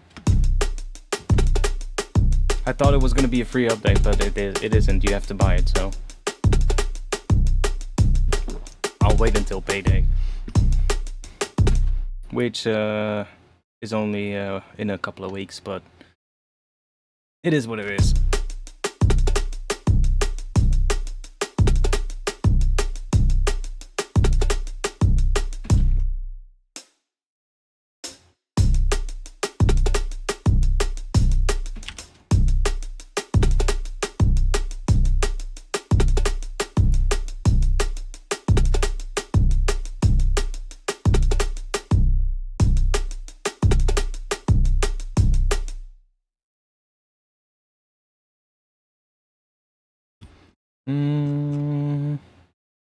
Do we have some extra shakers?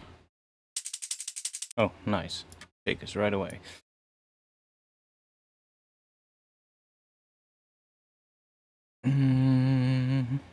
Oh yeah, this is like all messed up now, of course, because it's it thinks the loop is in 15.8. No, this loop is not 15.8. It's just regular 1.7 or regular 4.4. There we go. Let's just set that to 16s on here.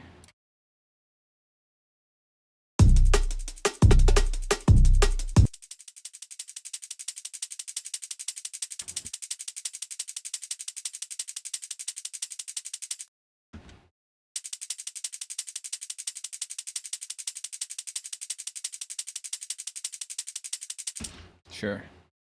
I guess we can maybe...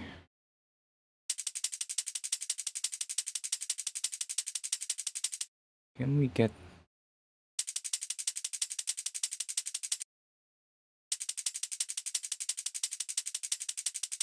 No, we're just gonna do this. Is it this? That. No. That. Yeah, sure.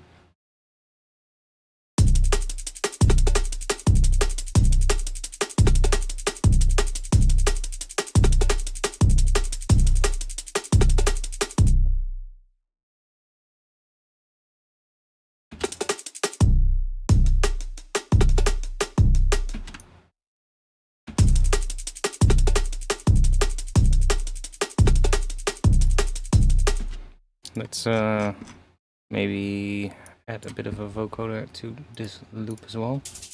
I really like vocoder recently. I've been using it a lot. So one other thing I found out is this thing here.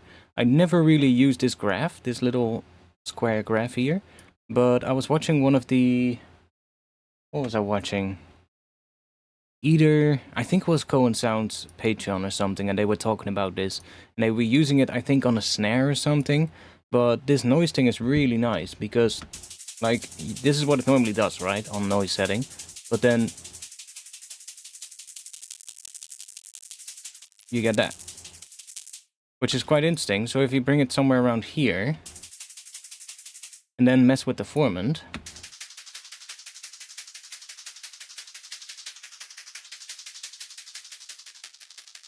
you get these sort of like different sounding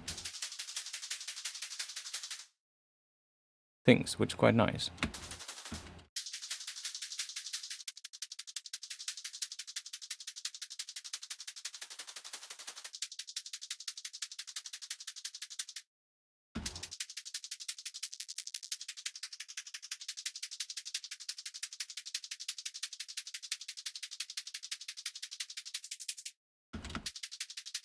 Can be quite interesting.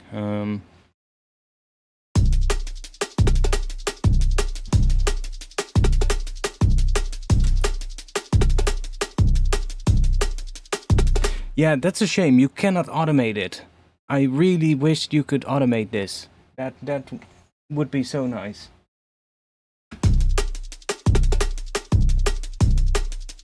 And you cannot, sadly.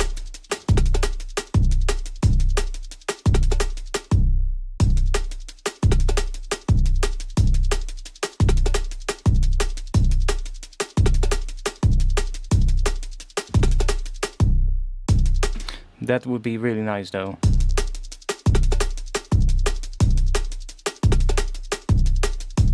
Like being able to automate that. That would be cool.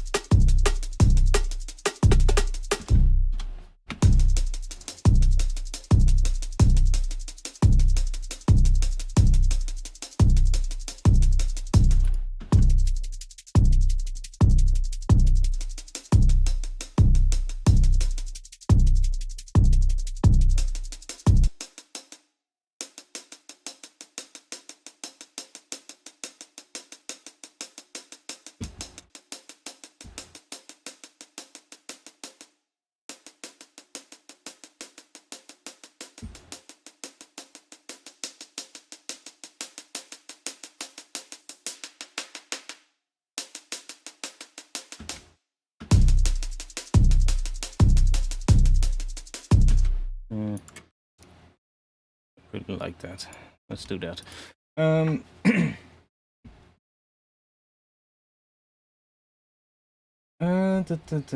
Maybe the coda isn't a bad shout.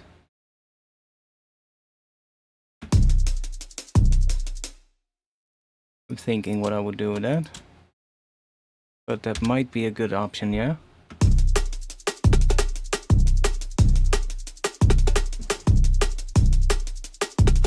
I think we're gonna have to sort of like work on a bit of an intro though. Because we have a bit of a nice thing here now. Okay, in 15/8, 16 bars would be 41 seconds. I guess the intro is gonna be something like this or something. Let's move this to here.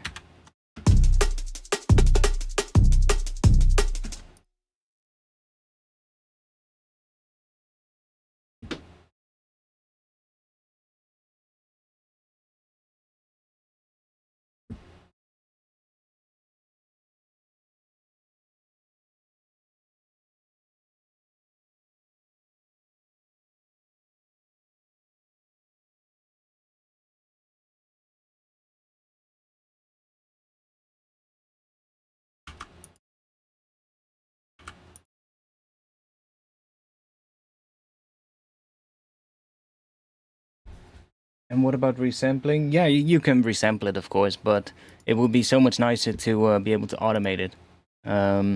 If you resample it, you of course have to commit to the thing that you have. You can tweak it afterwards, right?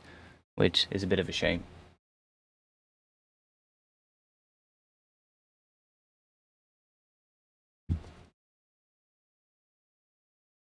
Okay, let's see.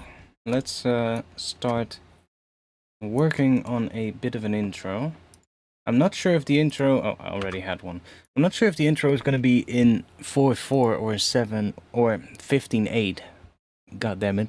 15/8, what a weird thing. I'm not sure what we're going to do. Let's see. I'm just going to start making a bit of an intro, and I'll start making it quite atmospheric, so that it kind of just doesn't really matter. We could go either way.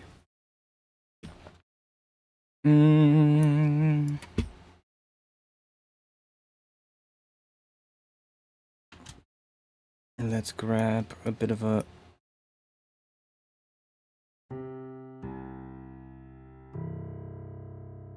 We grab that note? Why not? Really low.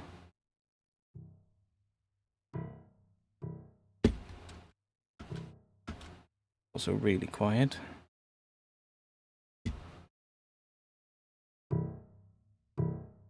Oh, my bad.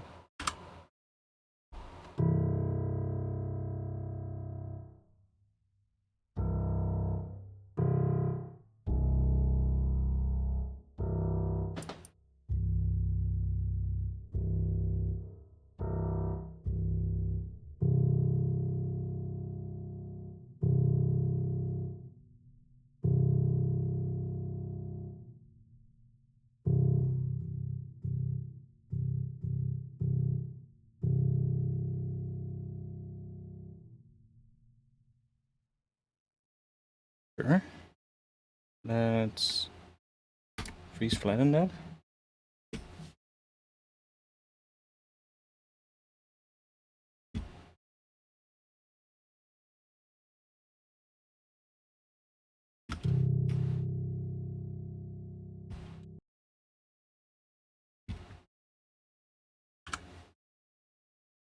And I guess we need something quickly to give us a bit of the tempo. I guess we can just use this hi-hat.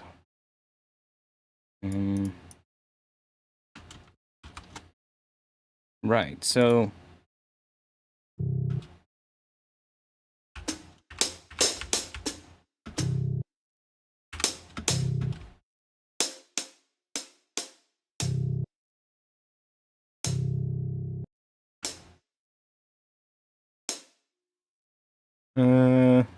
God damn it, this is so fucking hard to see. Why are there no lines? Because we're in 15/8. I should probably... Let's see, so this would be a beat, yeah. Or am I... That is on the beat. That, yeah.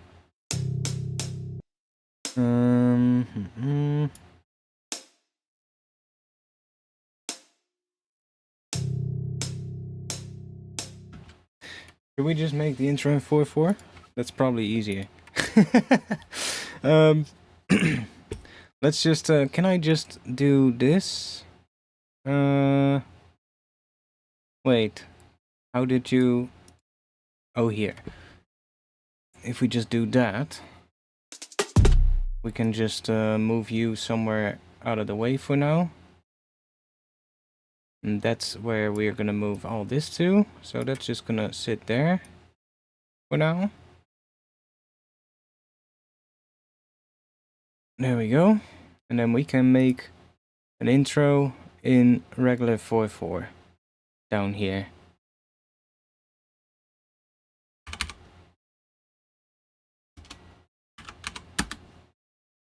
There we go.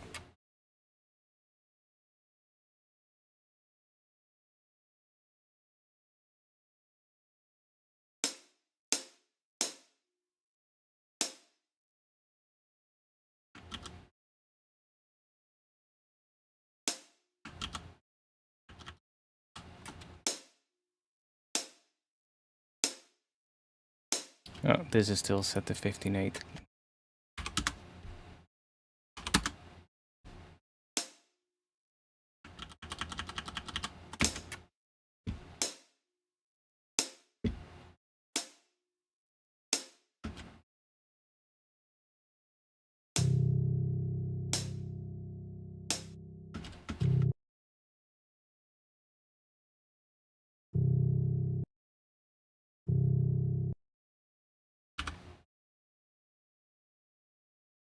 I want to turn this into a sound to start the intro off with.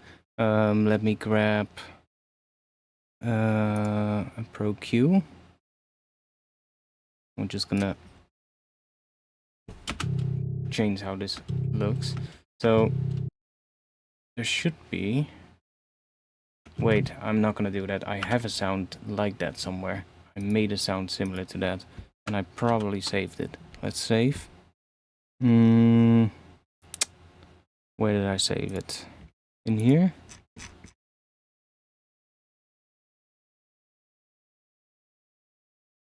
I didn't, but it should be in one of the projects that I was working on earlier this week.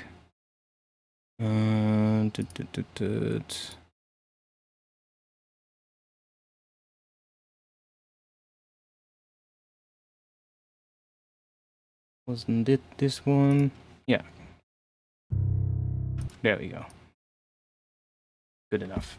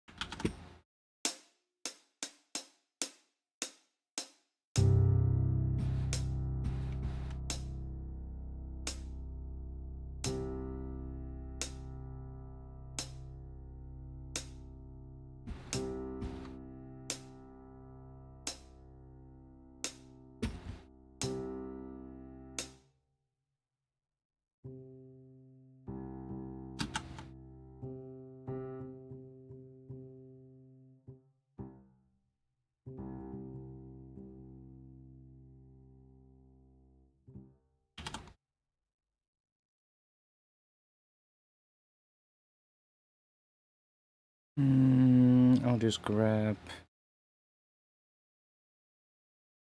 Just chuck an OTT on the piano. That works.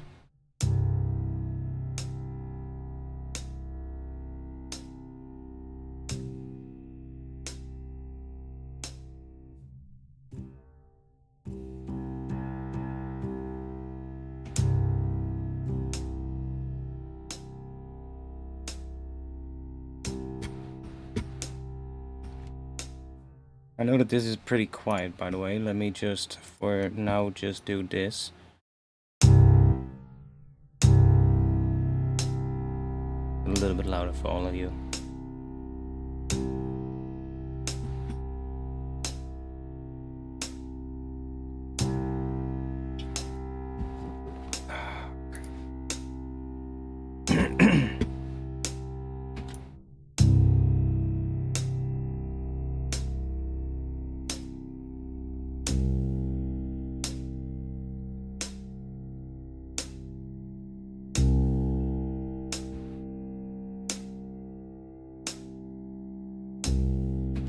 Okay, let's grab another sound. We're just gonna use this one again, because that one kind of sounded nice when we used it on top of the kick as well, but let's just use this to add a bit of sort of like atmosphere in the back of all of this. We're gonna use this bit.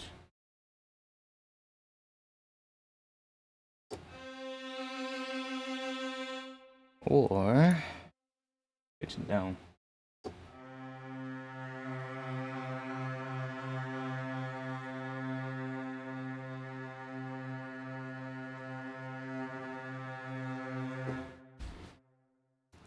Let's put an OTT on this as well.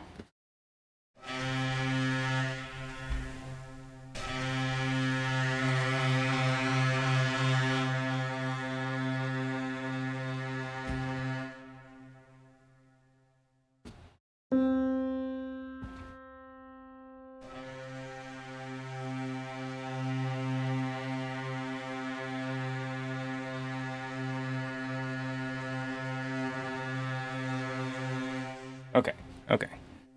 That's kind of cool. I'll just play it in, see if that works. I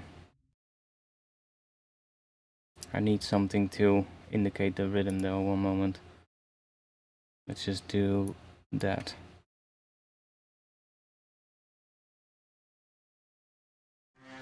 That one, yeah.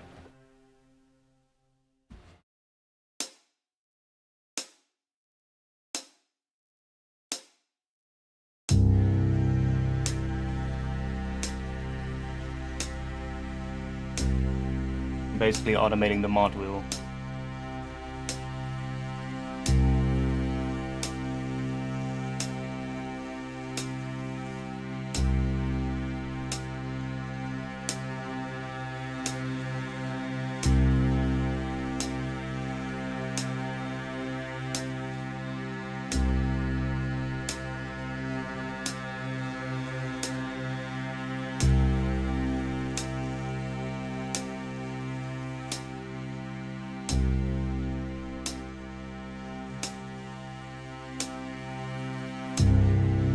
Okay, let's do that. So that should have the mod wheel in here now. From the looks of it, it has. Yeah. Probably want some more after that, but this will do for now.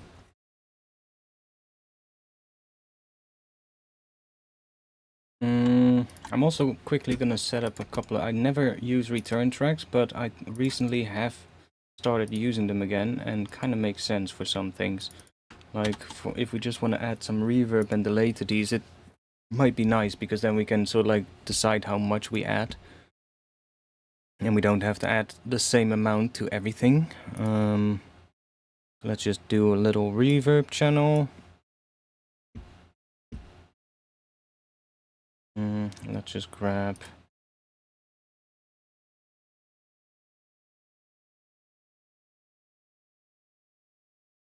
hear what you sound like. let's use these maybe.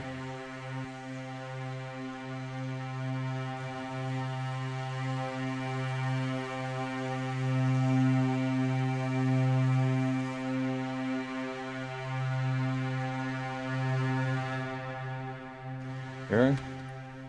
And delay, I will probably do that later.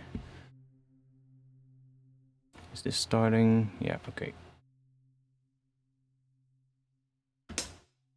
And now we can get, I mean, I'll leave those heads there because if we want to record some more stuff. I'm gonna bring the Kodo in as well. And this thing is probably gonna have to be filtered at some point, so it starts more low pass and then kinda opens up throughout.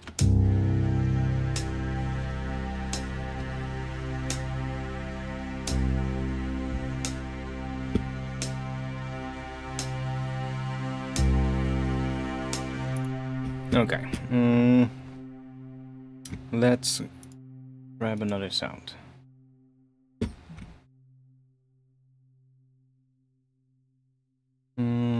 I mean, I have the Kodo saved here as a rack that I can just open up real quick like that. So, user skill C, G, G sharp, C. That is the right skill.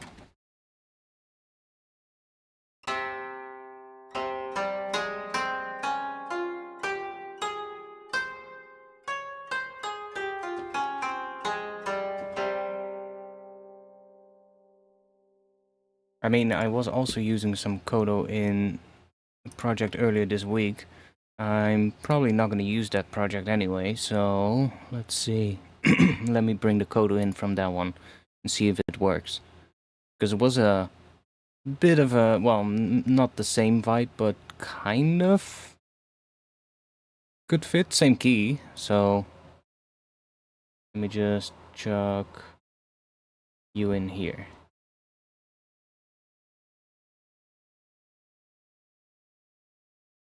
So it's basically just, I was just playing some, oh yeah, and it's the Kodo as well, but I pitched it down an octave. So it's just that.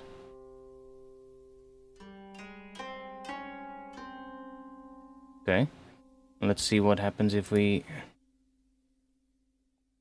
put that underneath here.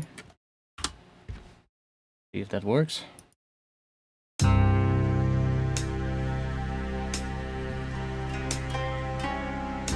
Actually works really well.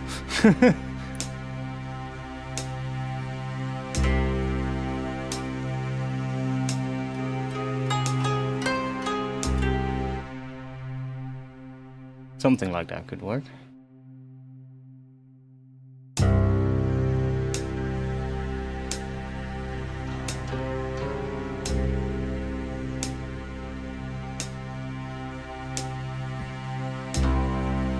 So the hi-hat is probably not going to be here in the intro actually, because I think we can do this intro without. Because the piano already has a bit of a sort of like repeating kind of motion. So there's already something that kind of indicates the tempo here anyway. Although I could also try arrange this in 15/8. Could also be something that we could do. But let's see. See, that kind of works.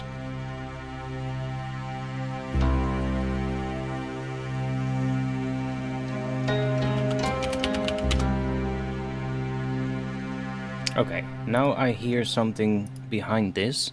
I have been saving a bunch of racks with like sounds that I like that I am probably gonna use quite a bit in future music, and one of them is a tremolo. This one. That sound. So what if we mix that in here?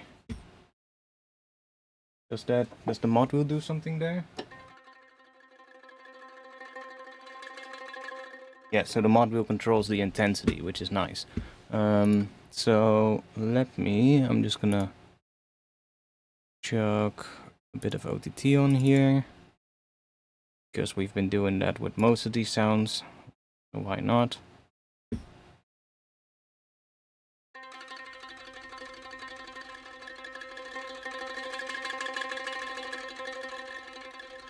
Sure, let's put some of that in and see if that works.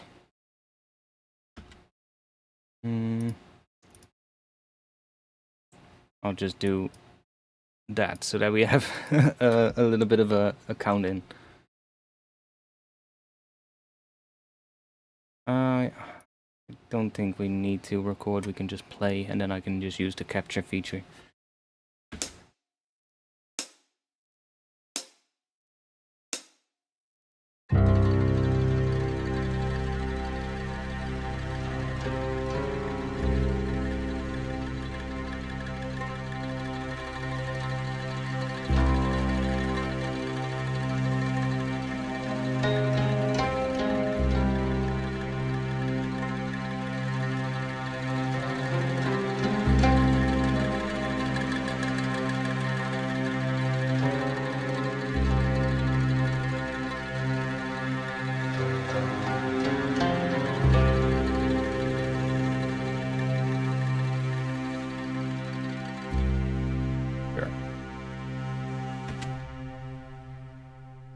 We'll probably automate it to come in a bit every once in a while because I don't want it to play the entire time.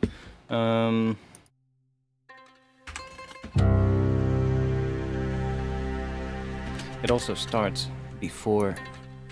There we go.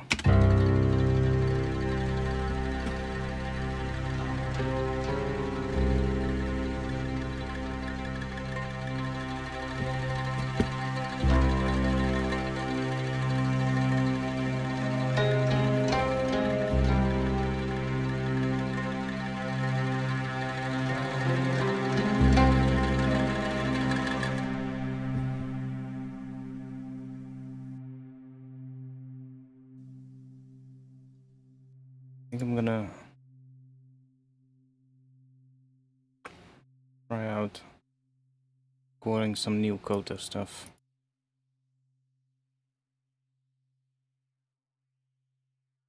Where's the octave for the Koto? Oh, it's... Why the fuck are you down?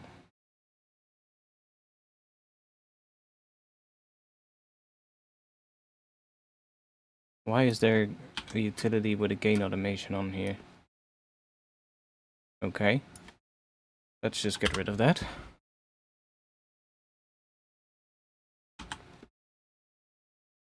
Okay.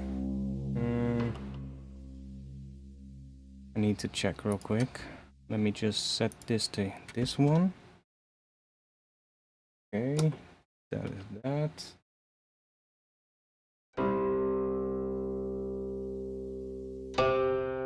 So, that is a C.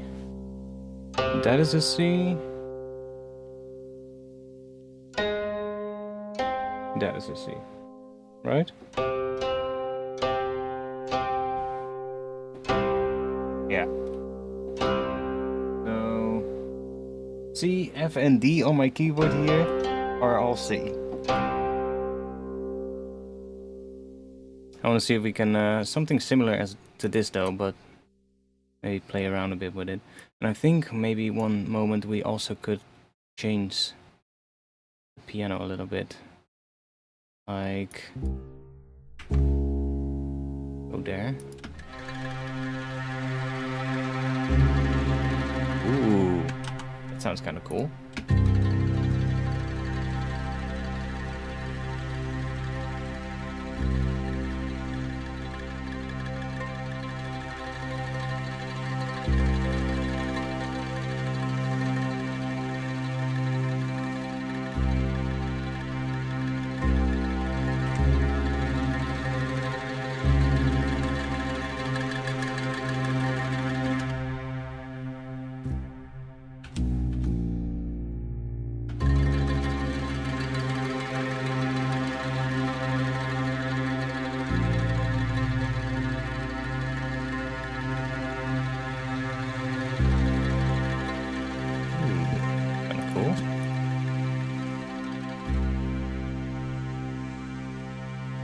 then we can have like some swell here or something to build up into the next section.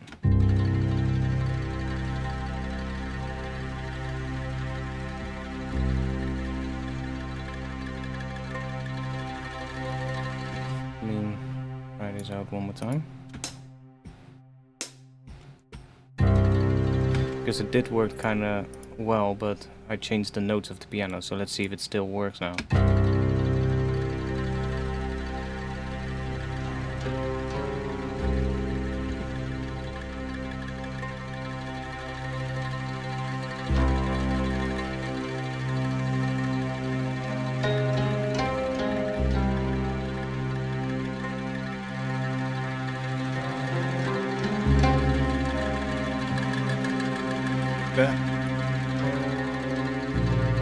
That works pretty.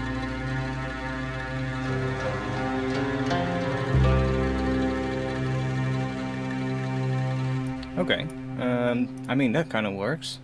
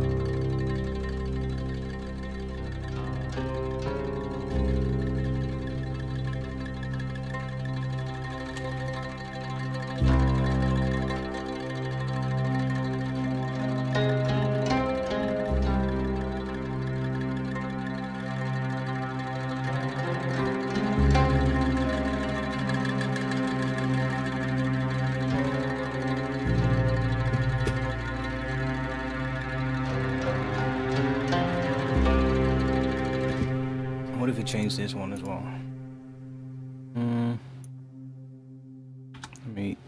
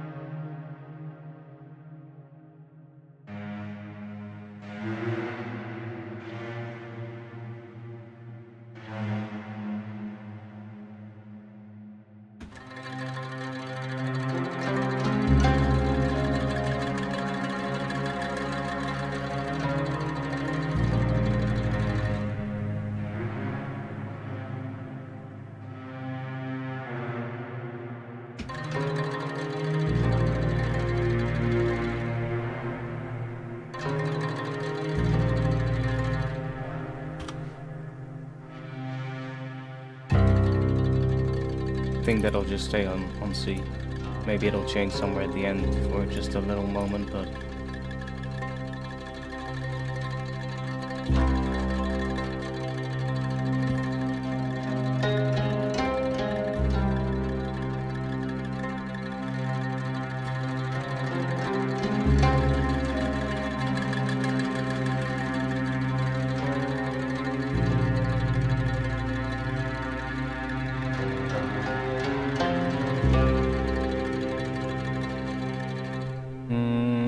Oh yeah, we could maybe add a bit of delay to this one.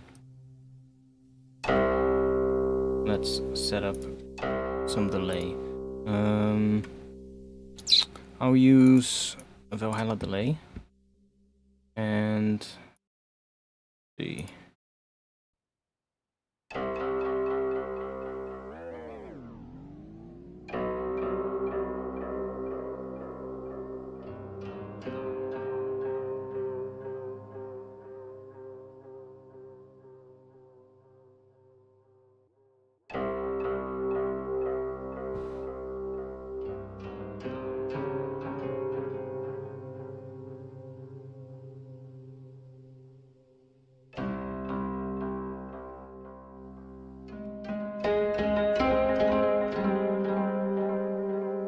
Like that, but let's try the tape duck mode. Okay, that was weird. Now it should only come in sort of like after, the main sound has played.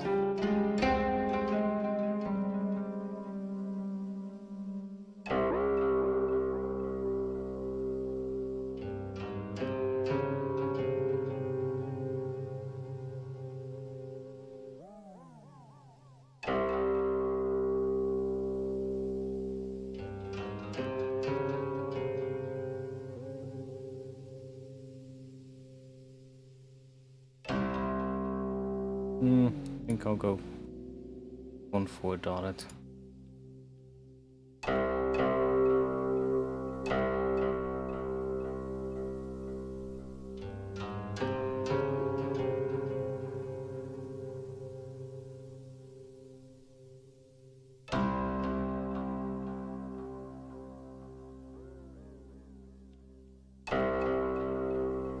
Or 1/4 might also be. Let's see.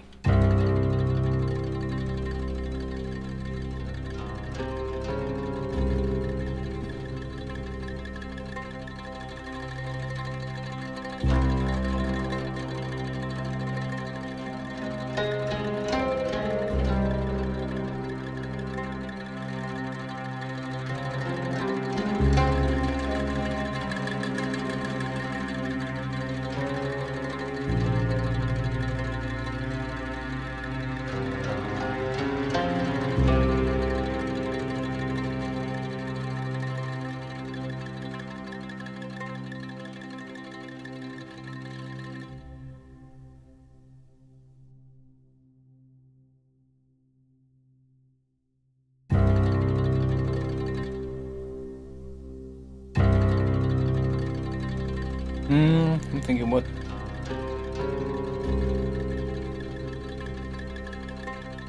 Oh yeah, let me...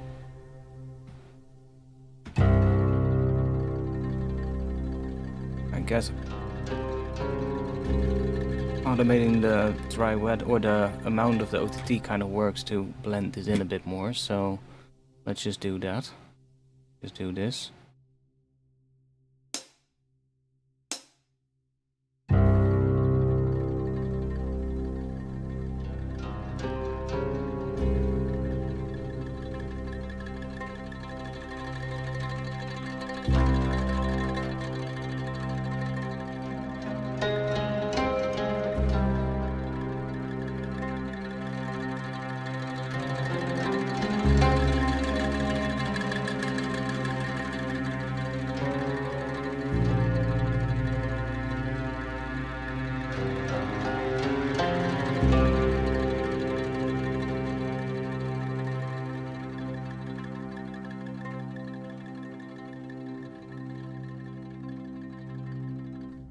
Okay. It should have recorded. There we go.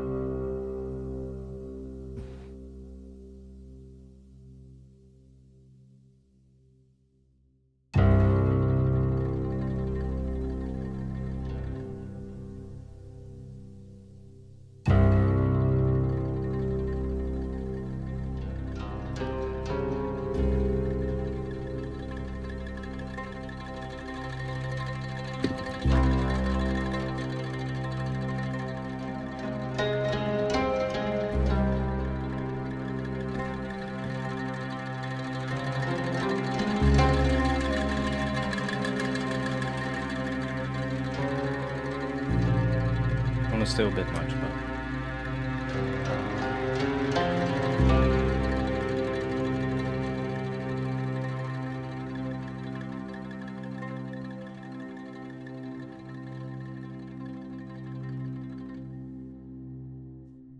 right.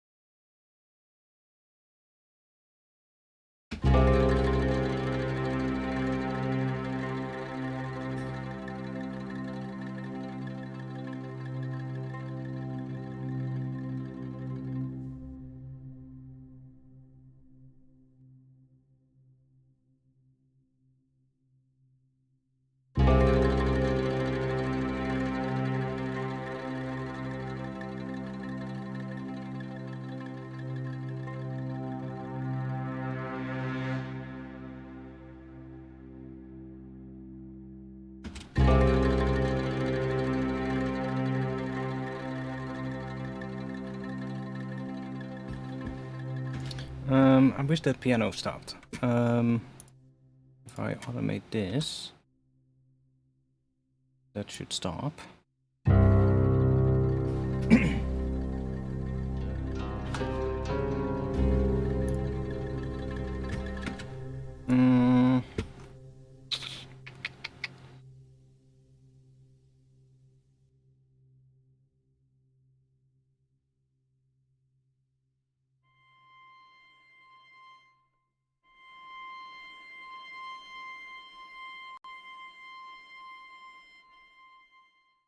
Really quiet, but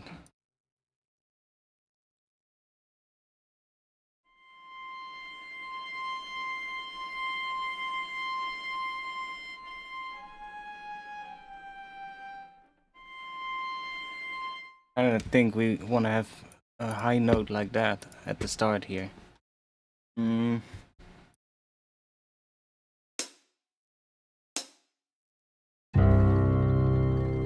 Yeah.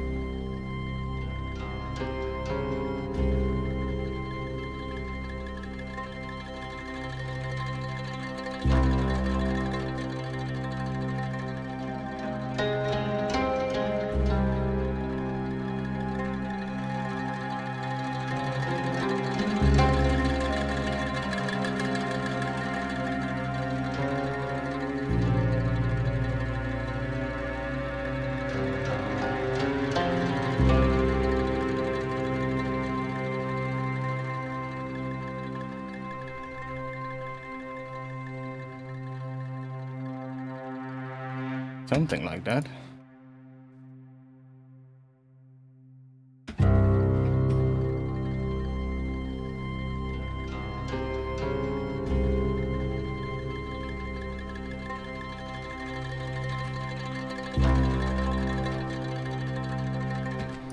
I'm kind of tempted to go into a section after this where we bring in this thing.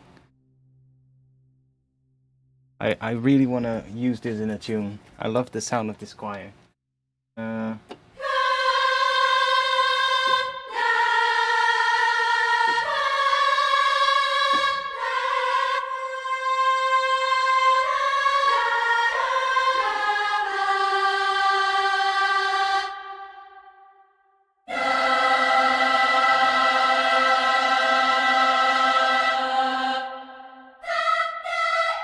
Doesn't have the higher note. That's a shame.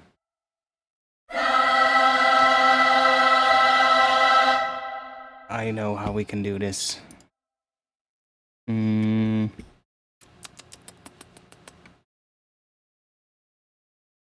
If I pitch you up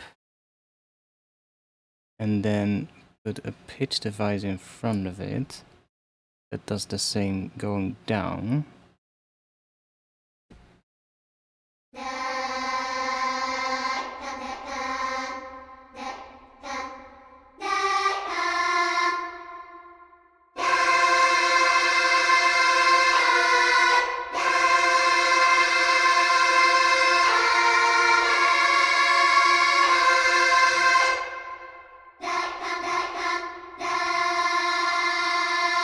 Am I still getting a C? No, I'm not. Okay.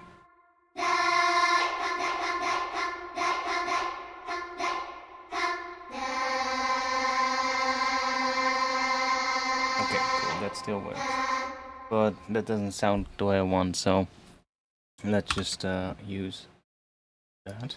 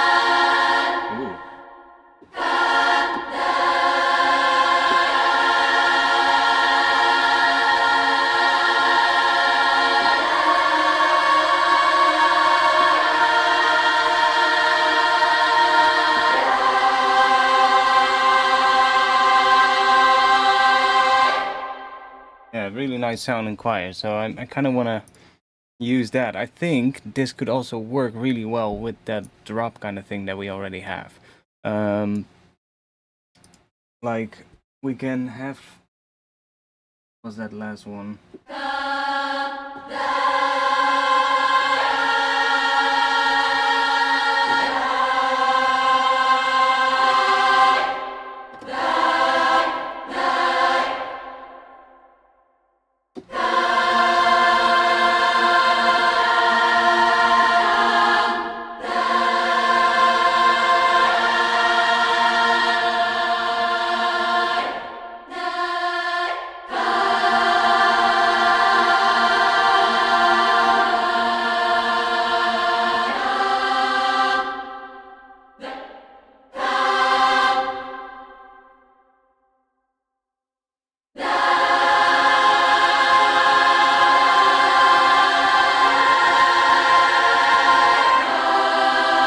It's also really loud, it's clipping, I'm sorry.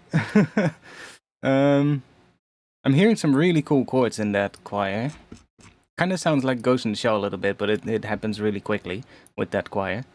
But it kind of sounds really cool, so like this.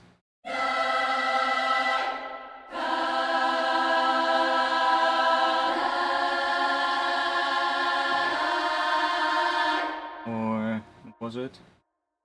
You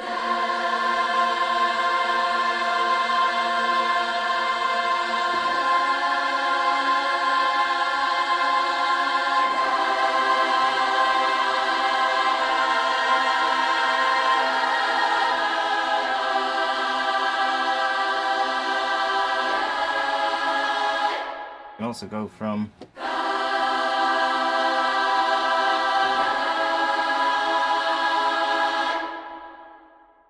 like we're in C Phrygian, but we can go both major and minor, and both work. So that's kind of the root note of the whole scale. But then we have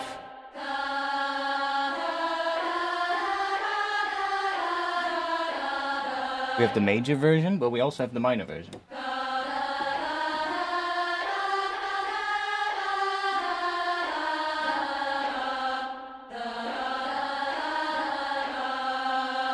And depending on what chords we do, we can switch to major or minor, and we get some pretty cool results. So we get C minor to C sharp minor. Then you get that sound. We could also do C major to C sharp major. Then you get that sound. We can do C major to C sharp minor. You get that, and also works. There's a lot of different options there, but kind of depends what the intro does as well and how this goes. Also, I need to piss.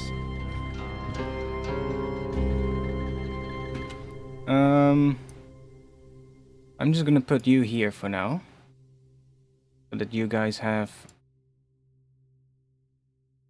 a bit of a thing after it. There we go.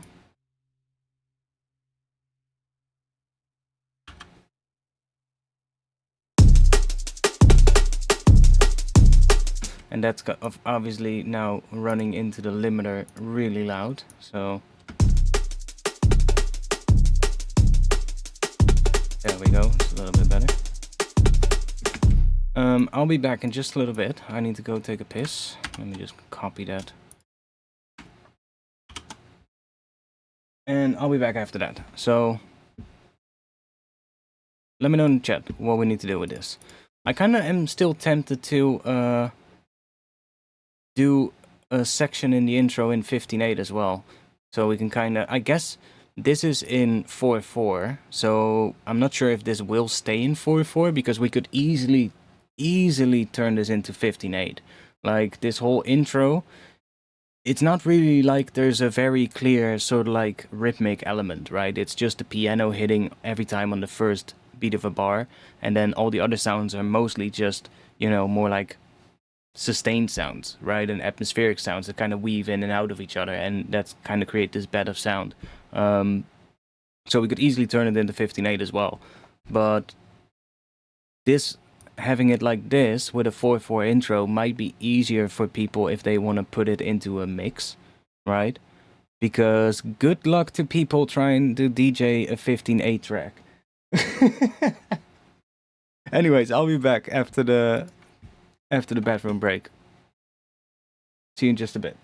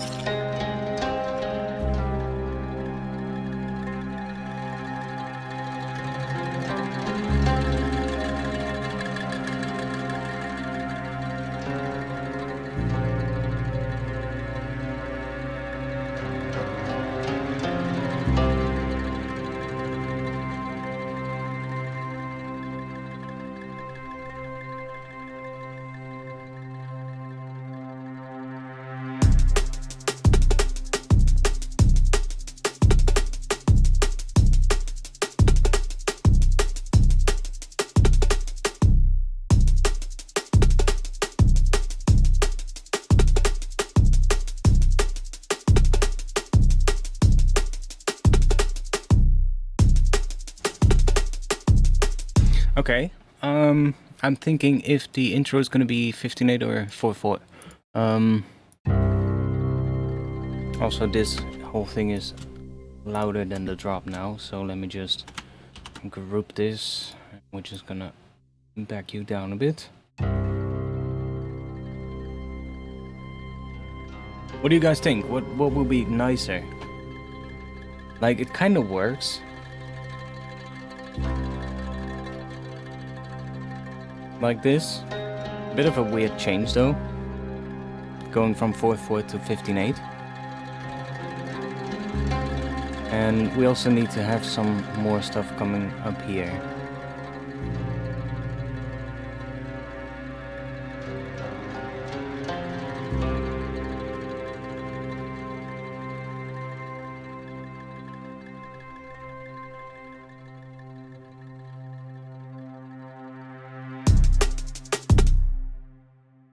What if this thing continues?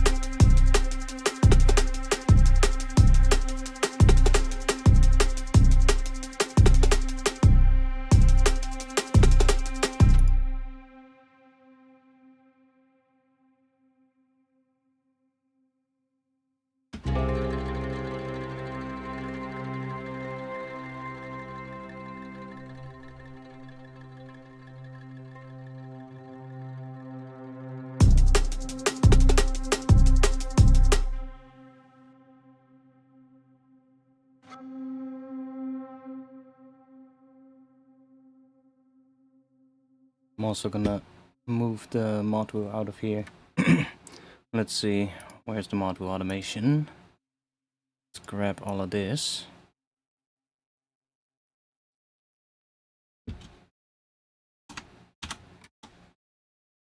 And let's just grab a CC control.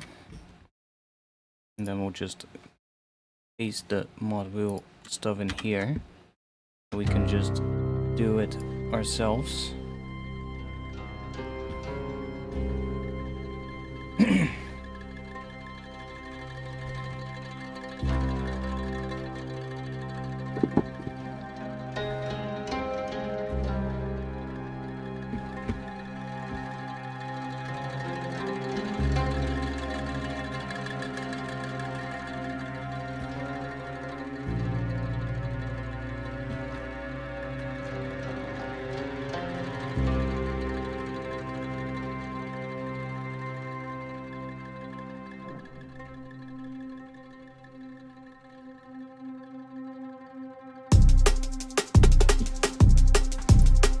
transition is a bit weird, and I think I want to have another section after this, to be honest, where it becomes more epic and builds even more. Probably with this choir.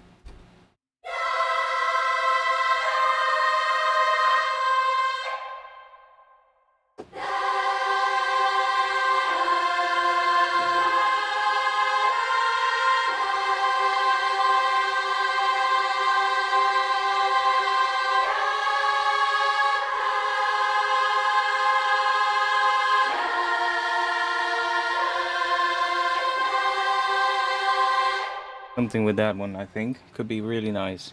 Can we turn the intro into 15/8?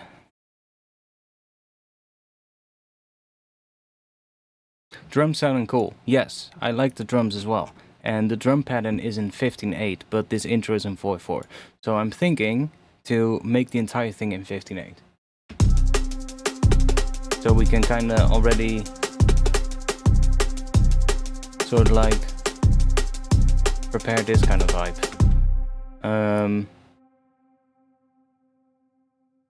I'm gonna try that out. Might be something that just doesn't work and I revert back to this, but I'm gonna give it a shot. Let's see. I'm gonna put you down here. Doesn't really matter because the bar starts there anyway when I put the marker there. So I'm just gonna put it right here. And we're gonna make this intro, but in 15/8. So we can just grab that. That's gonna be the same.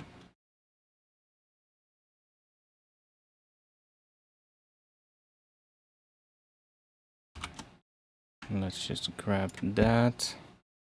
And let's put some of these piano things in. Now, those are gonna hit at the start of every 2 bars then, I think.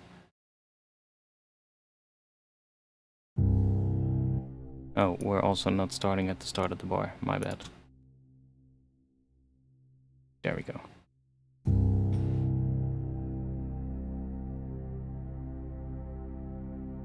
See, it's very close to it already anyway. So let's go full 15/8. Fuck it. So I'm not gonna set the MIDI clip to it because that's gonna be a pain in the ass. So I'm just gonna do that. And then move you to there. And you are gonna go to there.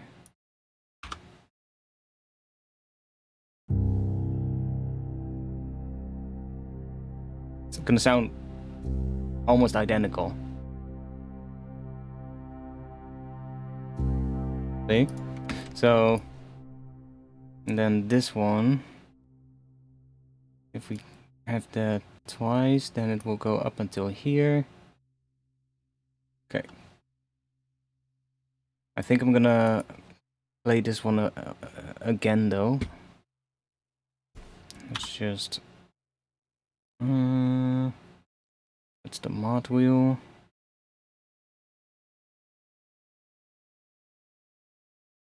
I mean, we can just leave this.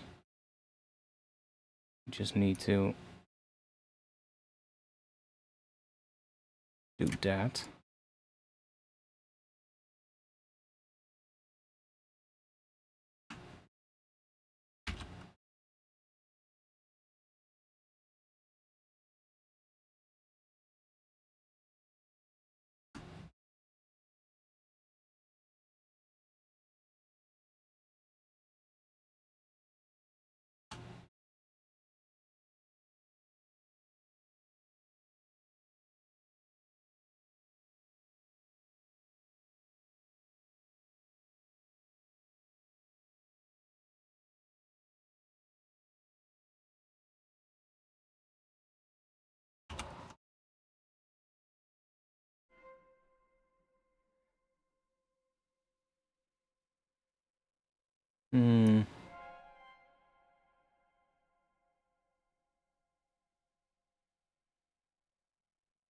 Yeah, this is in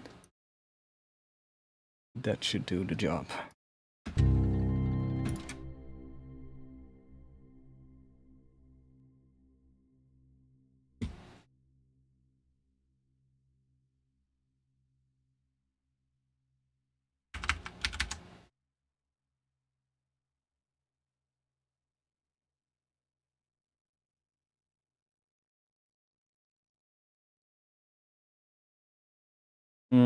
Well, I guess it can go where it was.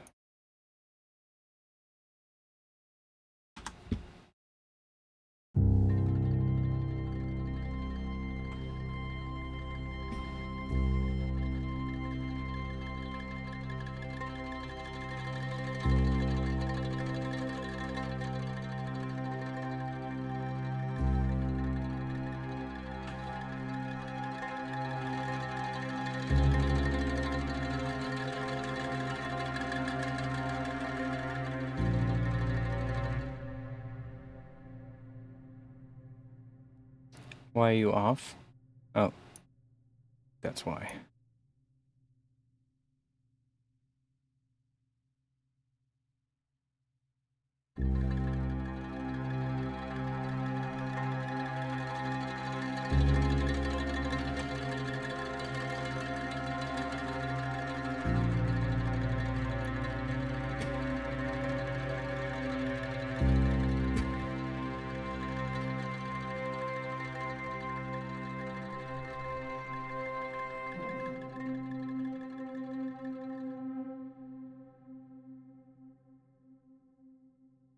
Like that's 41 seconds, and this is 43 seconds. So we've just shortened this bit with like 2 seconds now, basically. But it kind of feels, it could still be 4/4, right? In a different tempo. Like if we add a hi-hat real quick.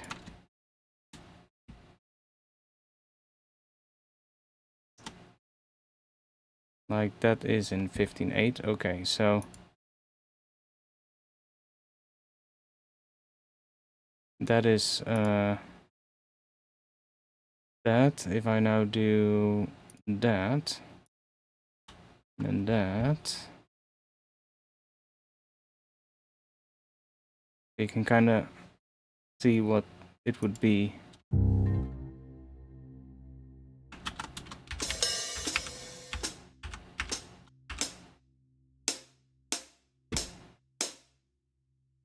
I guess it would be in this tempo. And I changed the DPI of my mouse 1 moment.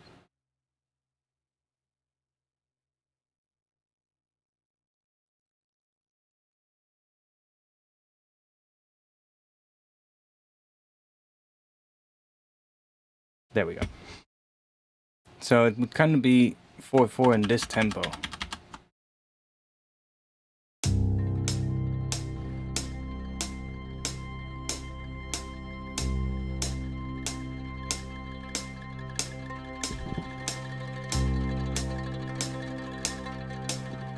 Whatever that tempo is. But we're not doing that. We're doing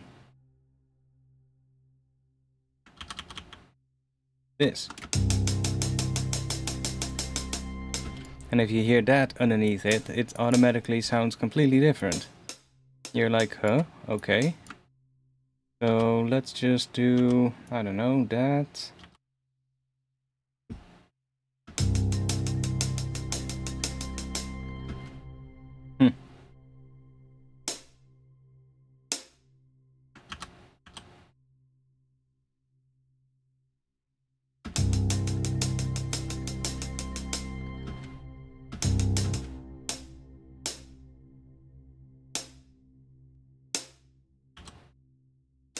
What are we gonna do? Let's see.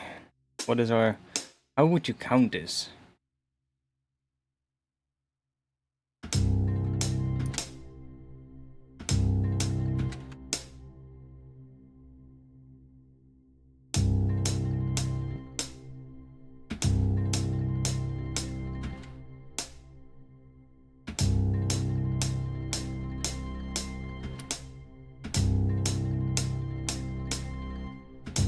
No idea how I would count this.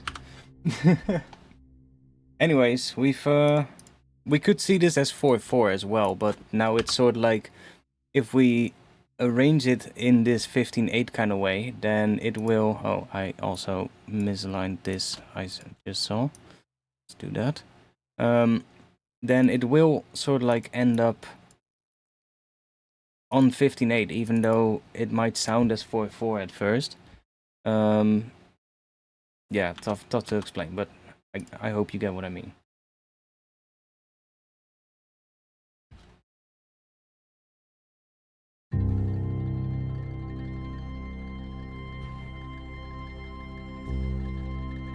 I'm not even sure how much it makes of a difference. Probably could have went with this as well, but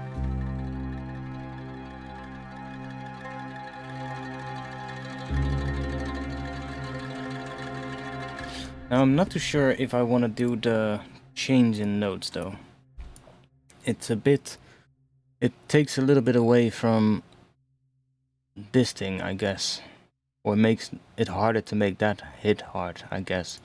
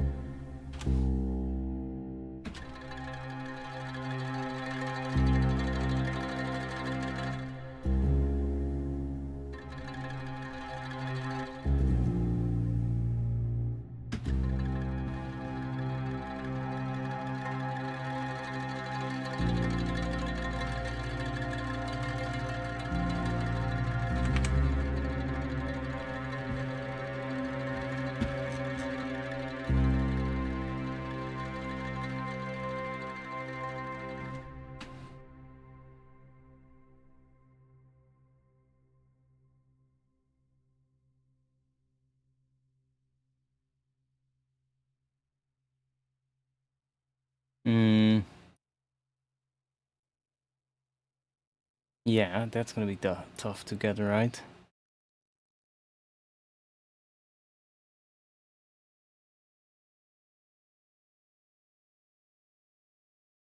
I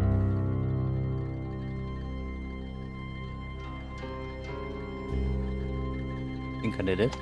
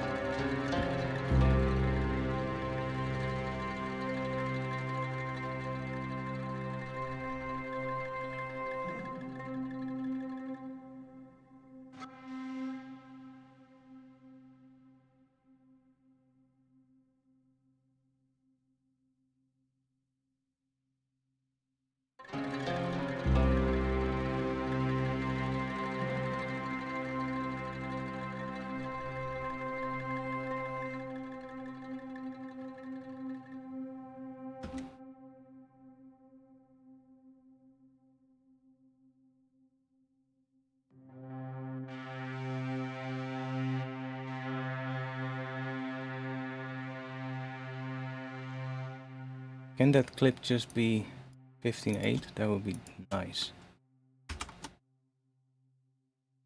It doesn't want to. 15/8.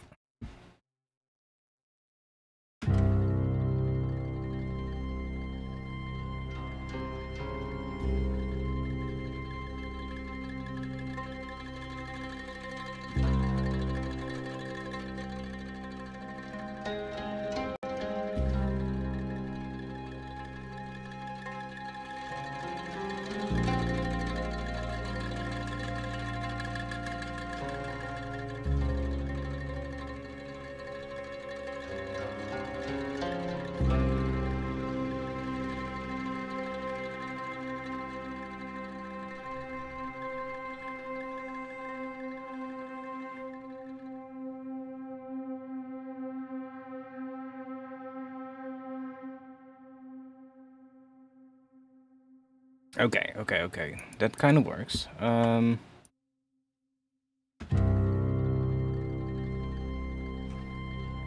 want to introduce this rhythm somewhere, or at least the rhythm of the kick drum, so that we get this kind of rhythm coming in, I think.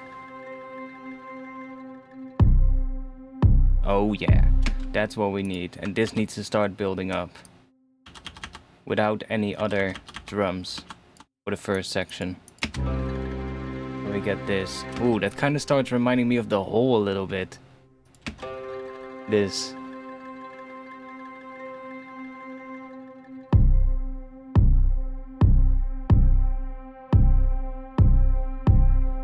But in a good way.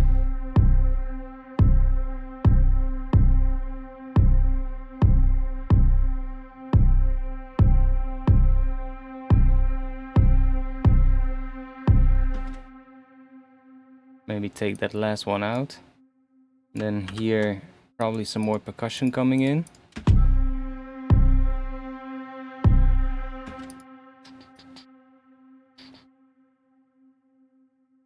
Let's see. Bring this in maybe. And everything needs a lot of automation as well. Yeah, the heads definitely need a bit of work, but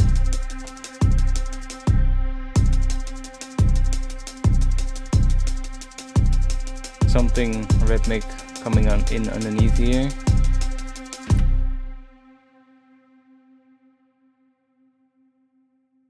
And then we cut everything out on that last kick here, probably.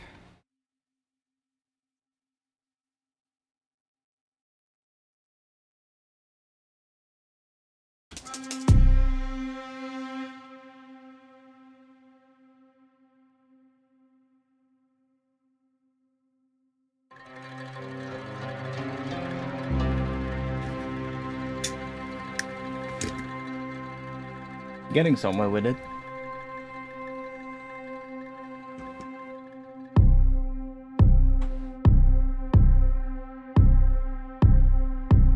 Obviously some more stuff underneath here because a bit empty like this.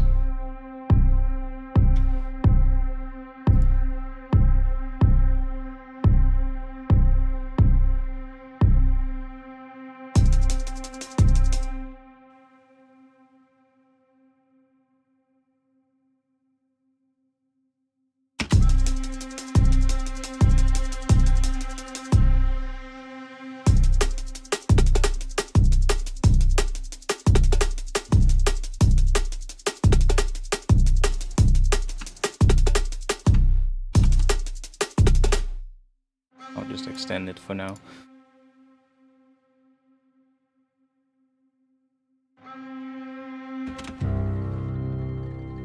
Okay, let's save. I haven't saved in a while.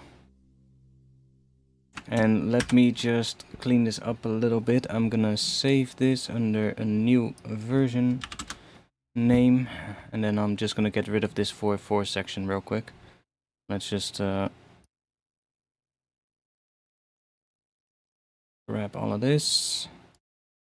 Just do that.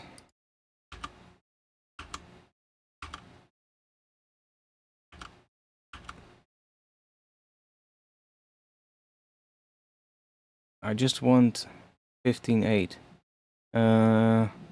Delete all, and then we can just set the project to 15.8. There we go. And then let's just move everything to there.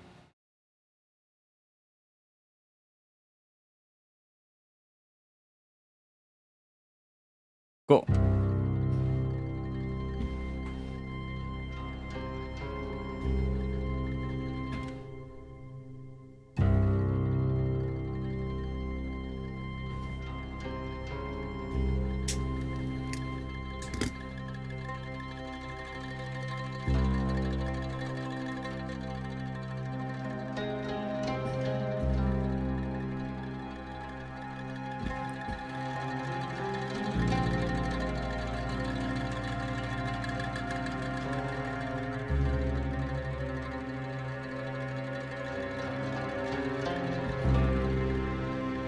pretty quiet, but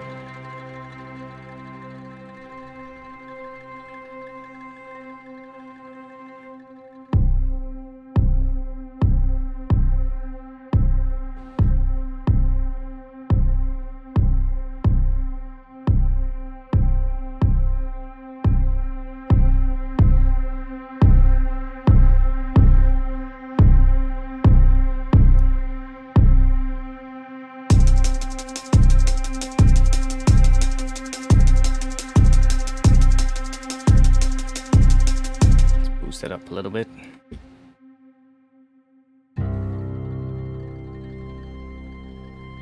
Who's still here? Chat is a little silent.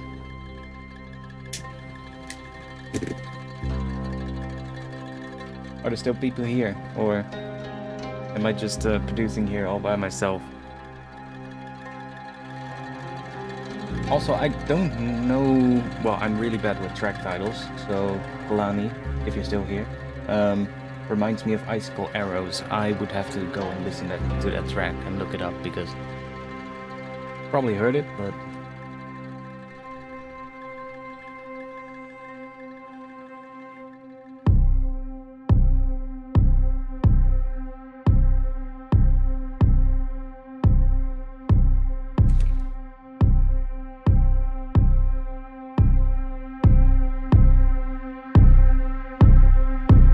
We're also distorting on the limiter. One moment, I can hear it on my headphones. That's all because of how this is set up. Why is it getting louder here? Oh, I think there's a gain automation somewhere that I recorded accidentally. Is it on the master track? Yeah. My bad. We don't want to have this turned on. There we go. Let's set the limiter up so that it doesn't distort. So, see how it distorts on that bass? That's because of how it's set up. It's basically set up to clip at the moment. So, if you want to set up your limiter correctly, or just, you know, set it up in a way that it doesn't sound bad or sound better. Good way to do it is to just push the limiter so that it kind of just starts distorting, like what you can hear now. Like, it's good to just push it a little bit further than what you would normally do. And then have the attack sort of like as a start point all the way up and the release all the way down. And then this all the way down and these two all the way down as well. So you get that, right? And my output is just set to minus 0.1 so that we get like below 0 on the master. So now it sounds like shit. But now we want to bring up the release time and bring the attack time down, and sort of like play with those to get it as clean as possible. You can already hear if I bring the attack or the release up that it will start to sound cleaner.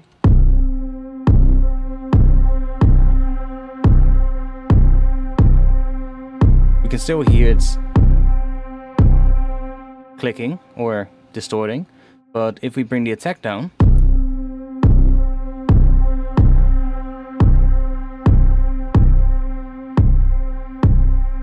at a certain point,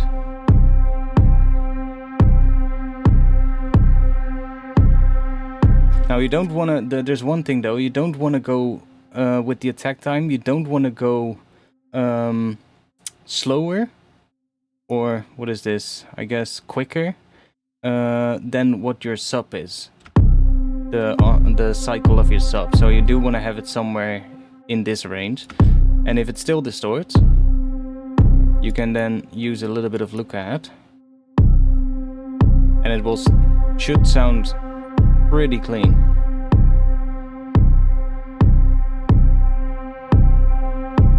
See? We can really push it and it still sounds clean.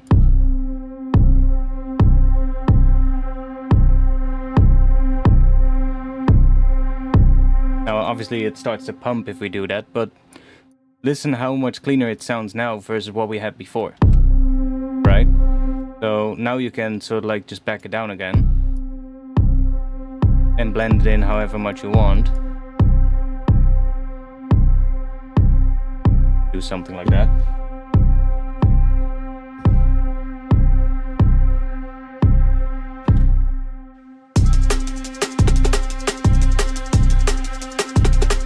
Now I can also hear on my headphones that the levels are all off. We need to balance this properly.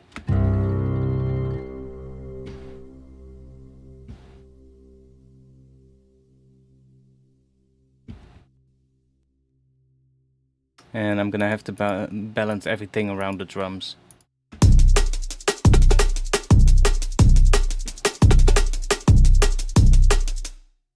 Let's put you like -8 or something.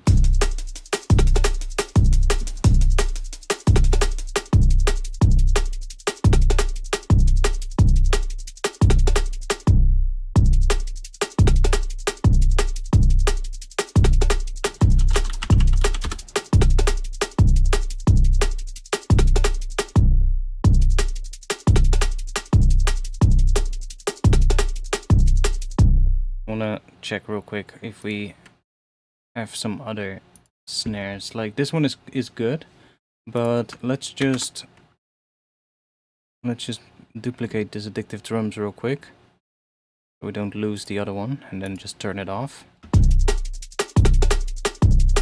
because then we can try out a couple of other ones.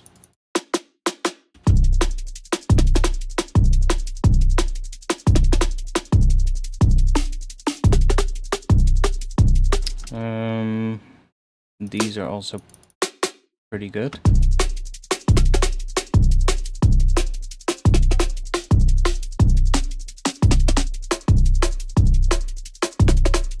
Or these acrolite ones can also be pretty good.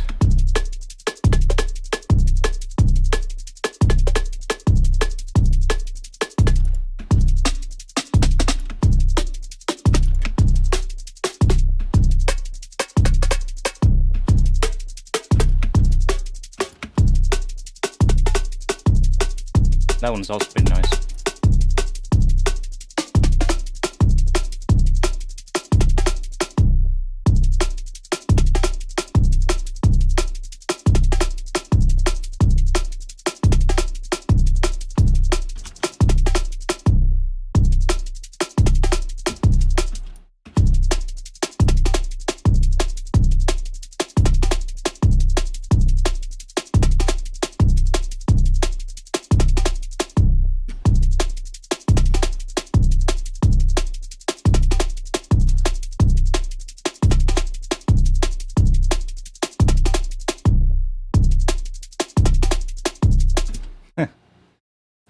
Kind of like that.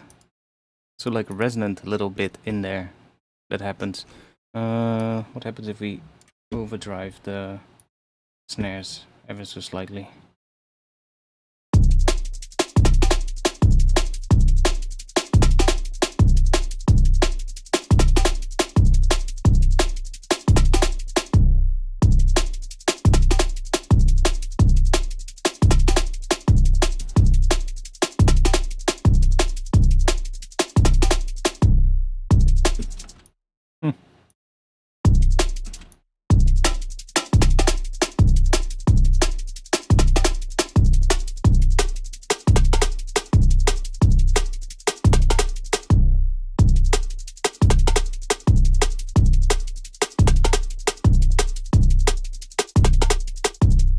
Let's remove the reverb in here.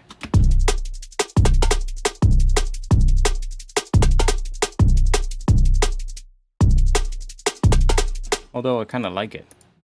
Kind of works. Which one is it? 2.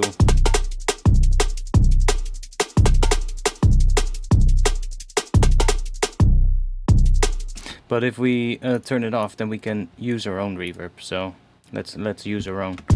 Then we have a little bit more freedom.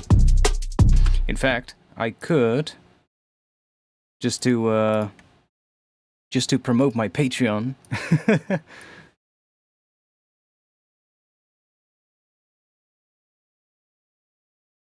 There we go. Reverb on a frequency basis.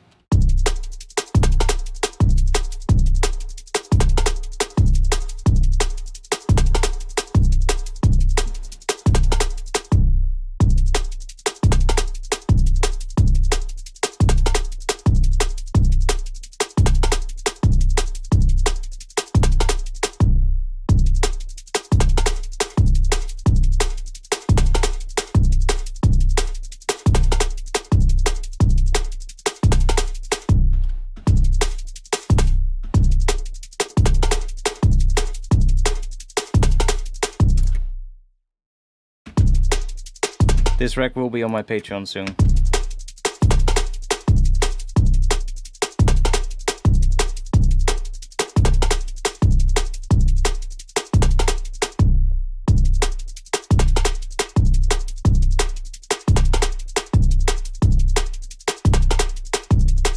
Like you can even do stuff like this. If we add, let's see if this works. If we add a utility after this EQ and then set this to mid-side mode, and then we do that.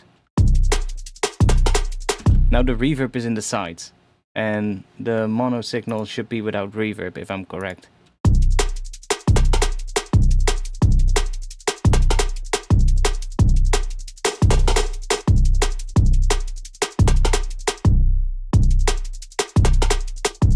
There's still a little bit of reverb left in the center as well, but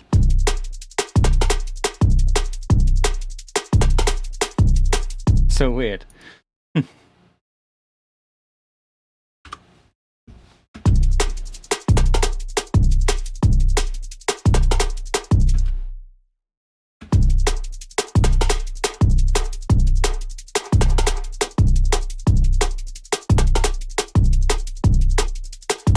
I think we'll just use a separate reverb, just like a little bit of maybe Valhalla Room, or we can use some convolution.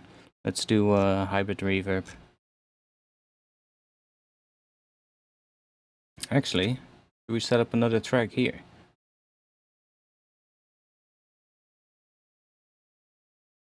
Let's just do it here. Doesn't matter. Group that. We'll make one dry chain, and then one fully wet, and then we'll use convolution. We can just do that, and then bring that down.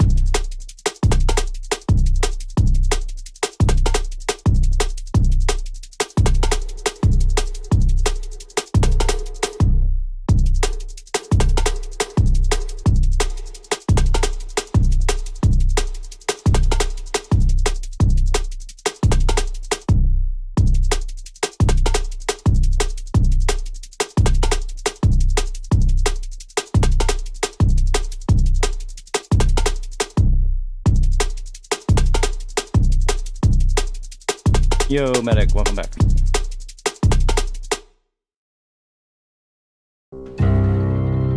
Yeah, so that is now way too loud.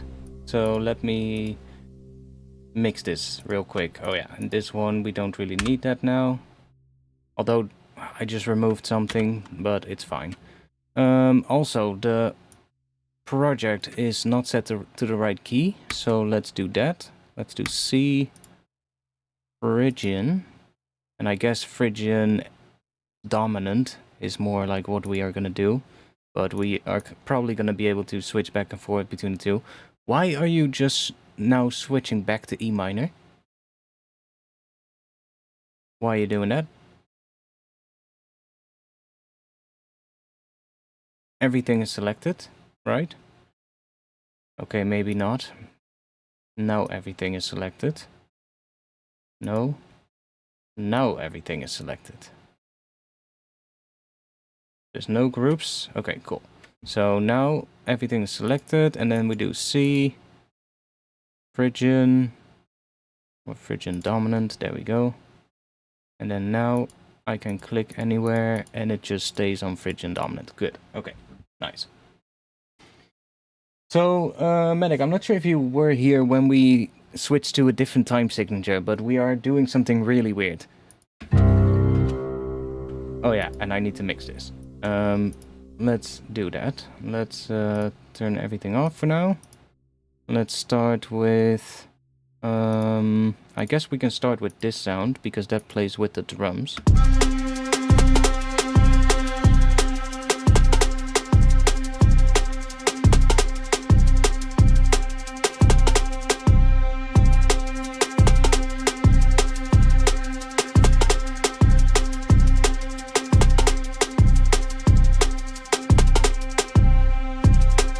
Something like that.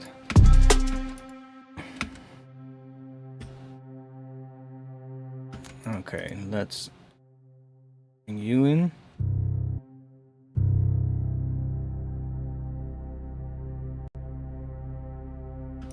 Bring these pianos in. Bit quieter.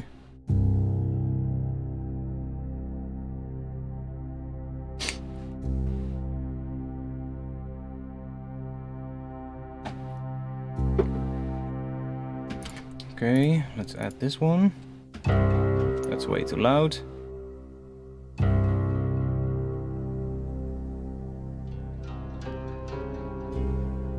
And this one as well, we probably don't need to have the compression on the low end, so we can just turn this band off so that it doesn't compress the low end.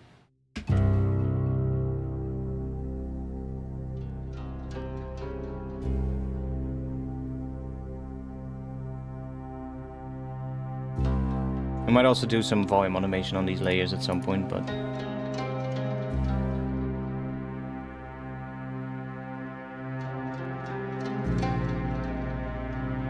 I'm still not sure if I want to do the switch in the notes there. We might do that, but could leave that to later in the track as well. And just stick to C for this intro. Okay, so let's add this one. That one is definitely gonna need some automation, because I don't want it audible the entire time.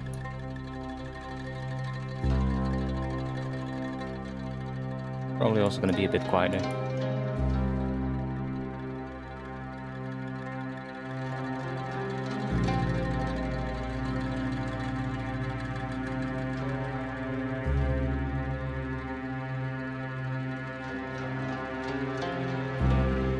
Okay, and then this one. That one is already pretty quiet, so might be able to be a little bit louder.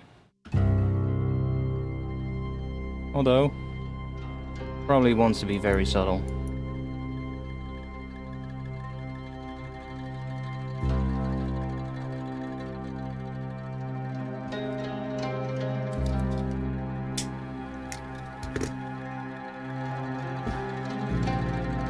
Okay, this is a bit too much, too many notes. Also, can I see this in 15/8? And then just do that. Okay, cool. We can just quantize that.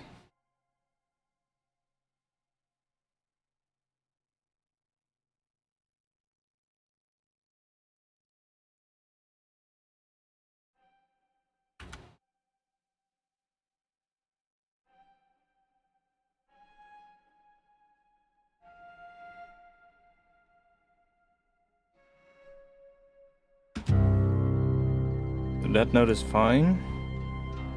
I think it's just gonna stay on that G afterwards here.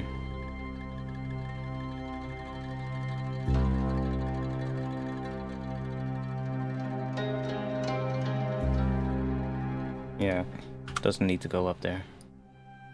And this note also needs to decay a bit more.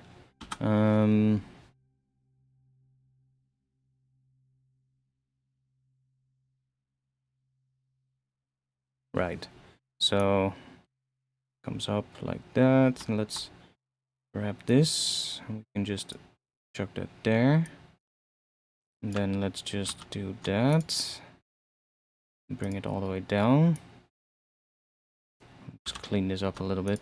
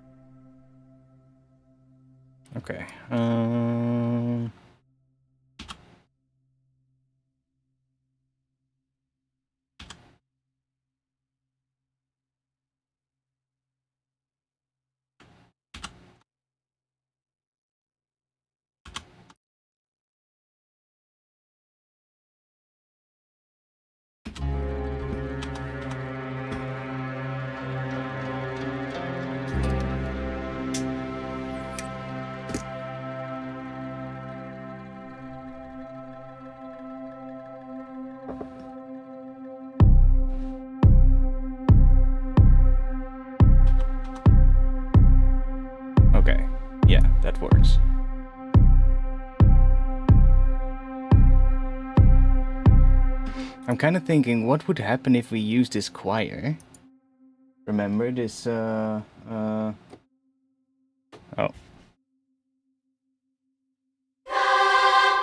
That choir, which is really fucking loud, my bad.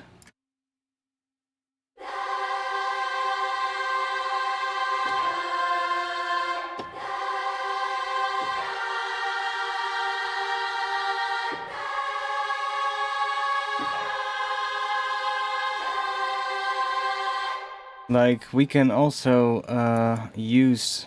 I kind of want to have maybe another section in between here, where it gets a bit bigger, and sort of like, I guess, does this same sort of like thing again, but then with the choir underneath it or something, or with the choir at least, to kind of build up even more, and then it goes from really loud with the choir to that.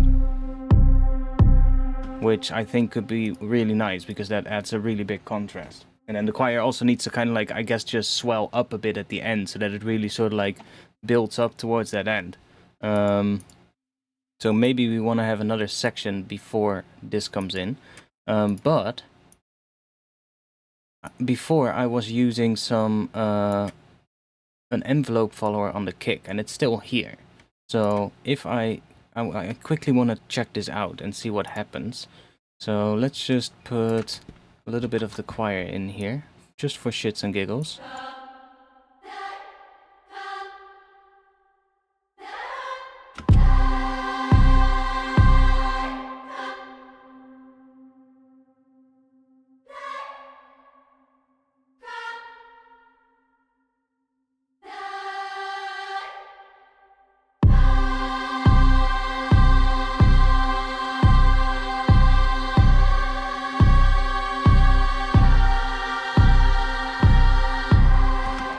Okay, I want to see what we get if I use an autofilter on this. Drop that down there so we don't hear it. And then we use this envelope follower on here.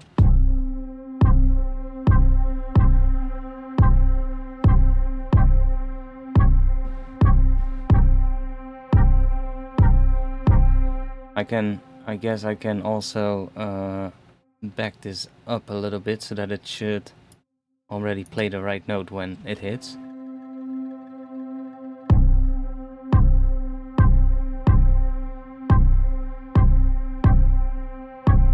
We need to do it quite a bit, or I'll just resample it afterwards, but let's add some reverb on this sound.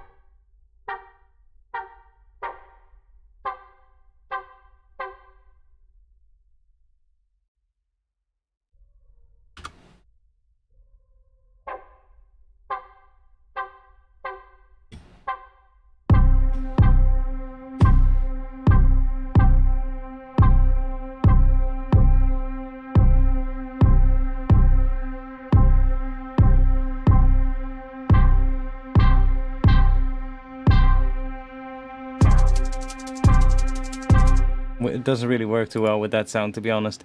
Worked better with the other sound. So let's not do it with this one. I'm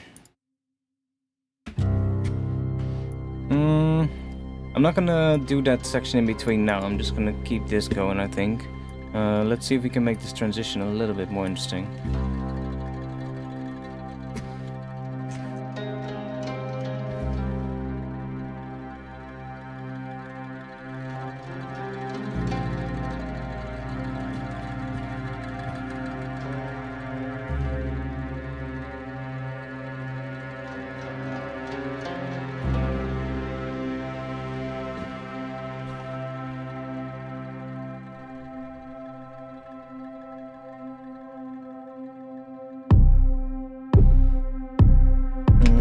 What can we...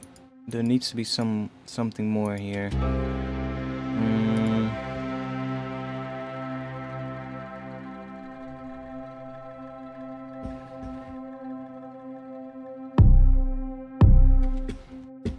What?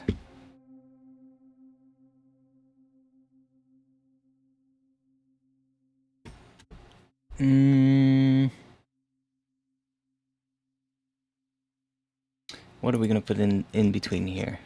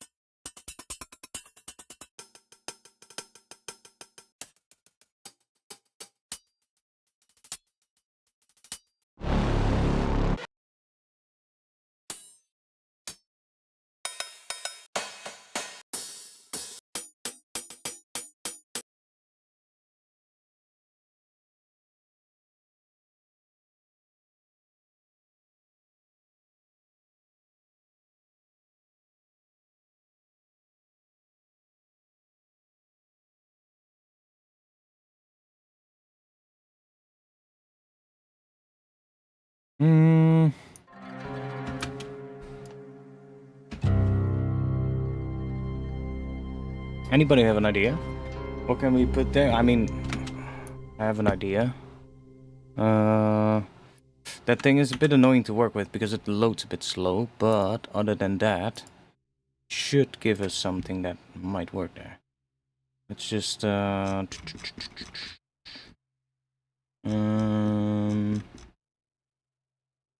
try this one.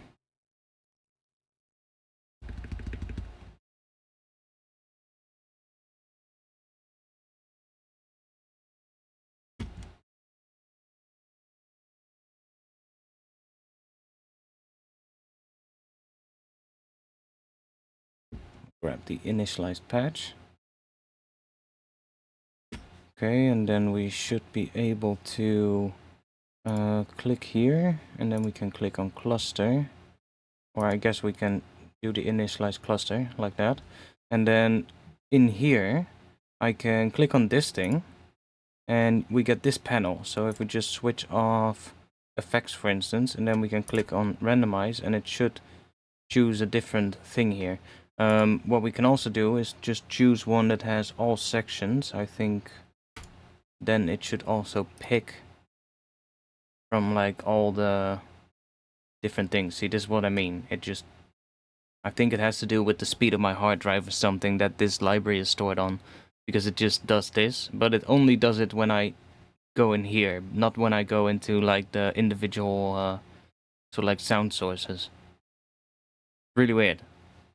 See, it hangs, and then after like 8 seconds or something, it just suddenly works again. Okay, of course now, because I'm streaming, it's probably gonna take much longer. Okay, there we go. See, now it for some reason closed the window, but okay, there we go.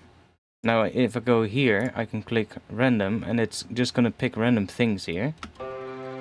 And if we add a note, let's see, right here. So let's do from here to here. And just add a note, and let's do that.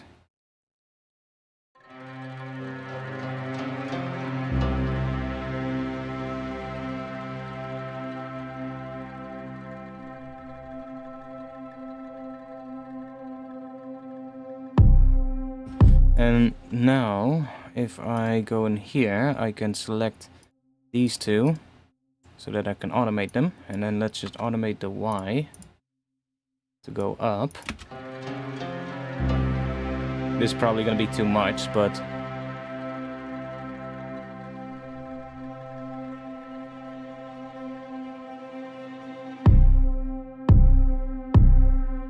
let's add a good amount of reverb to it.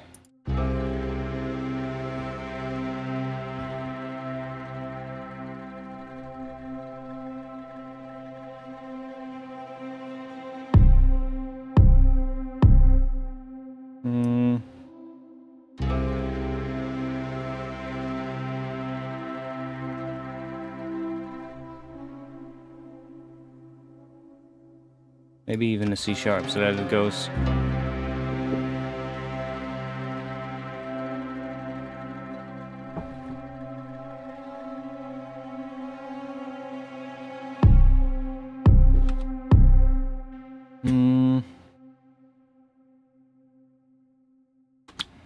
Or do we want to have it here?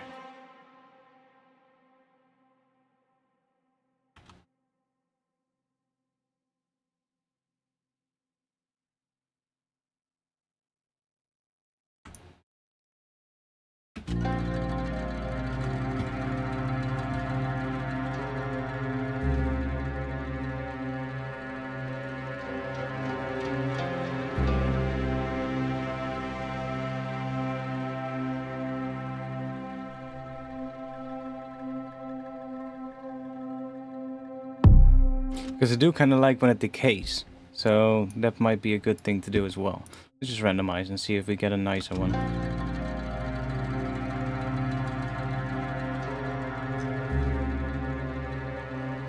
Okay, that one sounds like shit.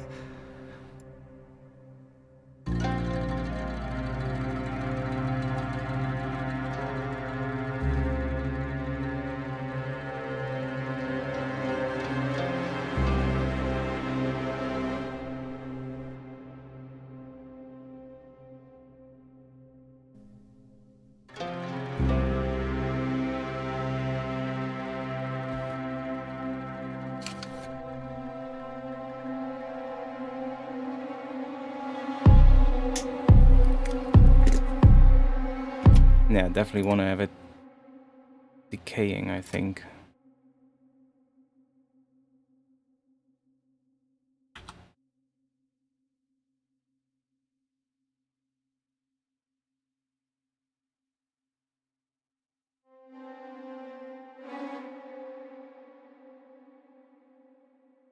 Is this clip set? No, it's set to 15.8. Why the hell is...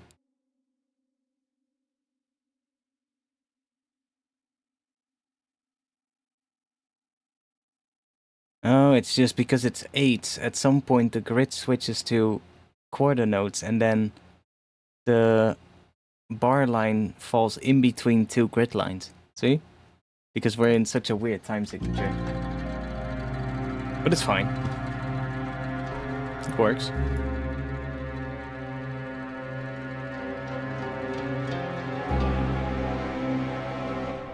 Okay, that one sounds too busy.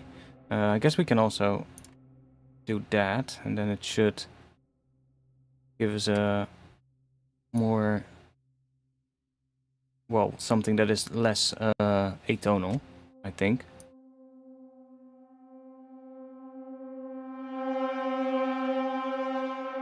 Yeah, definitely less atonal.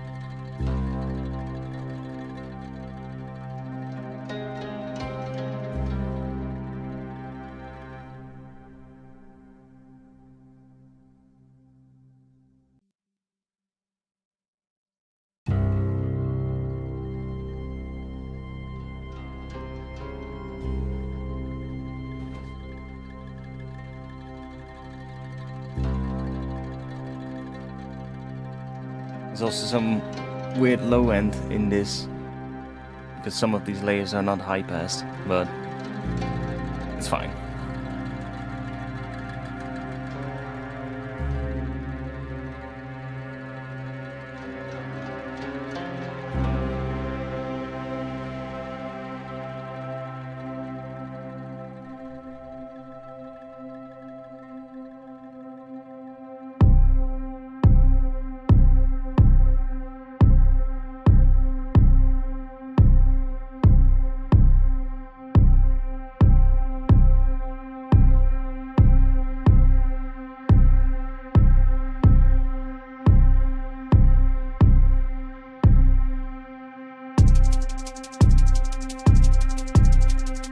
So I definitely want to work on this percussion, or on the percussion in the drop here, and we need some like noise in the background here to kind of fill this up a bit, because it's a bit empty when that hits, which is okay, but it needs like some kind of noise in the background. Do I have something? I probably have some long resampled atmosphere things that I can use for that. Let's see. Industrial atmosphere.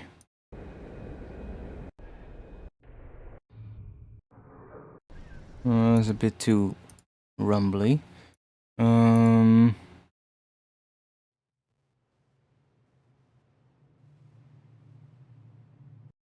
That is also quite low. Thought I had some. We have these pulse stretch things. Those should work. That's like.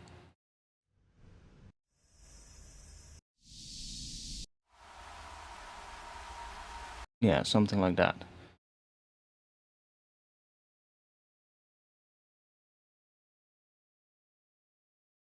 Like that already sort of like builds up a bit, so that can sort of like also work here.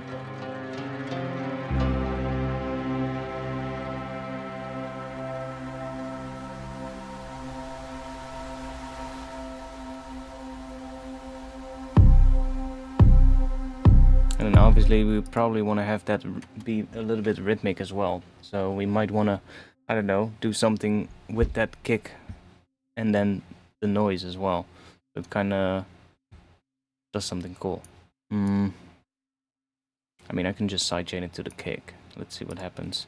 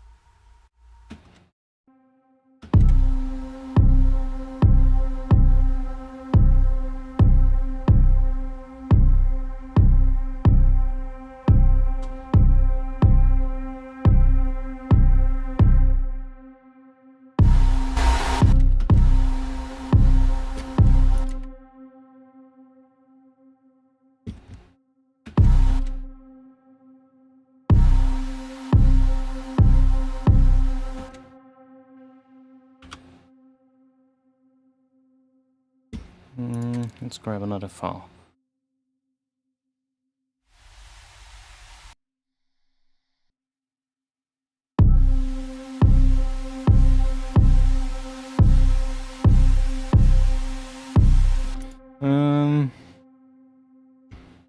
Ooh, we could do this. If we put another envelope follower on here, then come on, let's just do that. Then we just turn that chain off so that we don't hear it. And then we grab another envelope follower. And then we can set that to be unipolar, and then I can put, let's just do utility.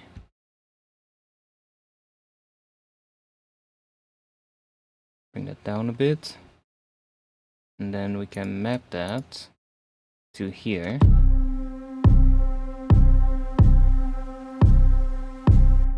Bring bring that down.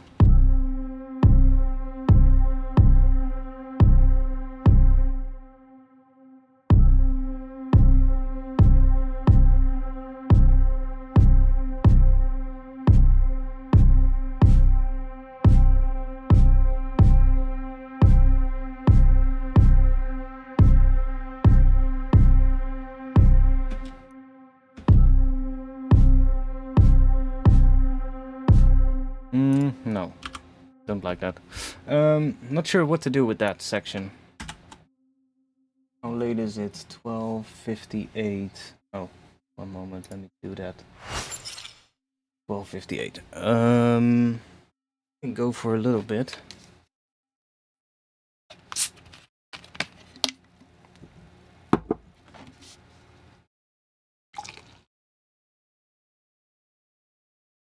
I need to go walk the dog in just a bit though, so he's probably waiting on me downstairs. It's around this time for a walk, so he can wait a little bit. He's not barking or anything, so it's fine.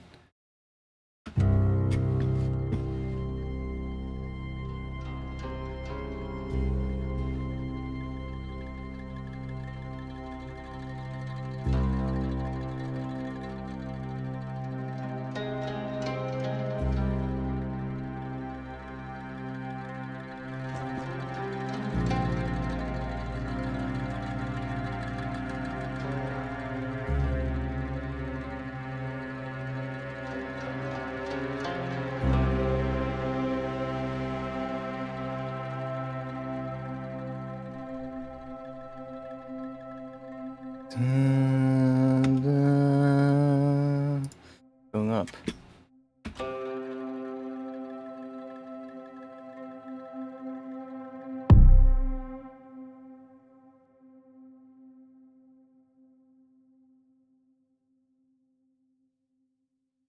Because it ends kind of like, it ends with that. Listen. It ends on that.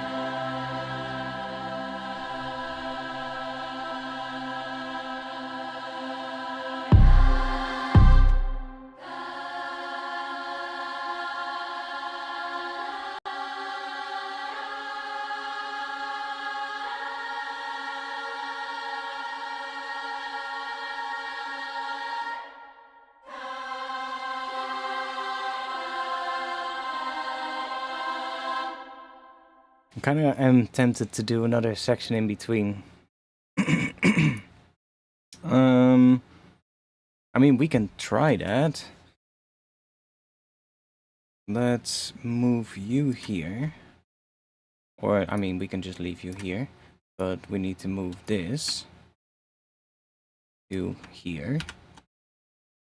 And we're gonna delete this.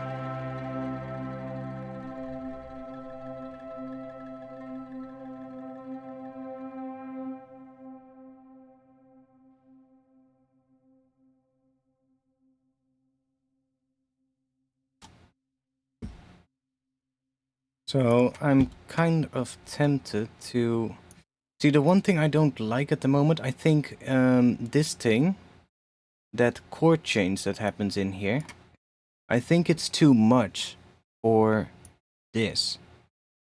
It's too melodic, or at least for this section of the track. I think it's going to be much better if this intro sticks more just around that C note, or sort of like the bass, or sort of like the underlying, sort of like well, yeah, I guess the bass, because the this adds a bit of sort of like a bass layer, right? It's quite a low piano, so and that chord change, I think it's too melodic for what we're doing with this drop. And I do have an idea for this, and I can explain that a little bit. So what I kind of have as an idea, that we do this, so we have this kind of a thing, right?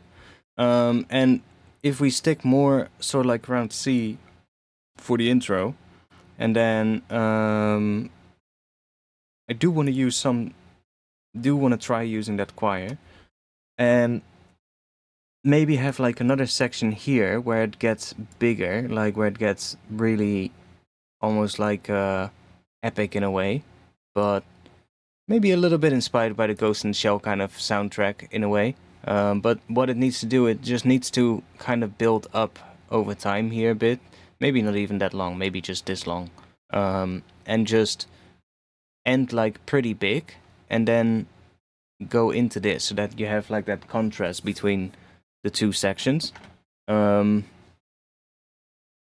And then I guess in the second half of the track, we could go more melodic, and then the drop can also change to have like a different bass that maybe goes for a more melodic thing. Because, like, let's try this out real quick. Let's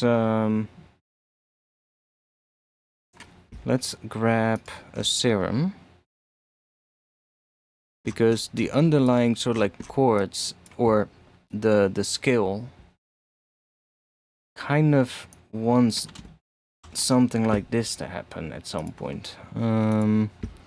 Let's just do that, give it some voices, and maybe low pass it ever so slightly, so that it's not as harsh. So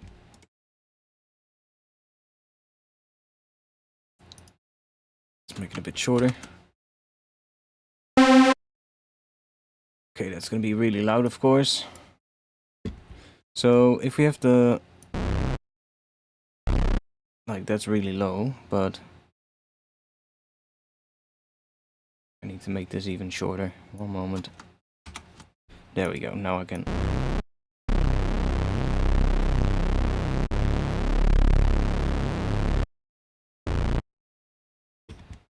So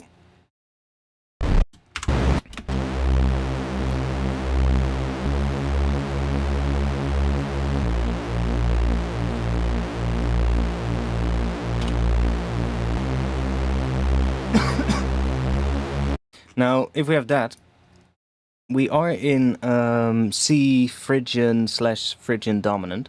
So if we add that note,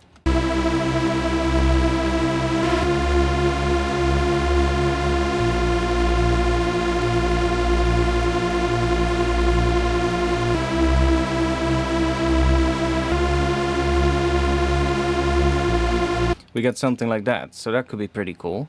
We can also do that.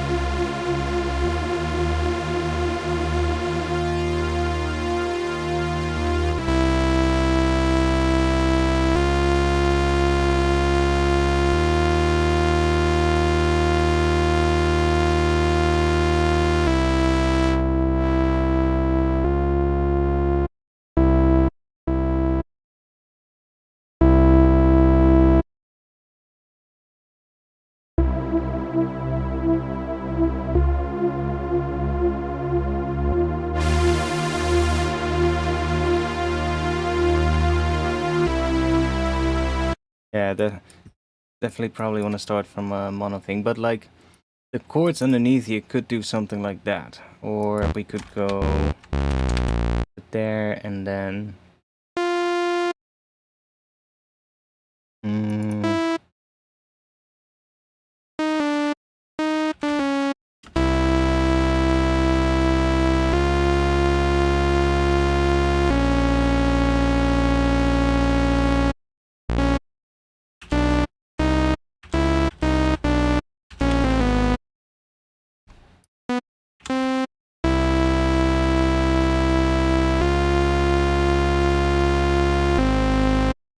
No.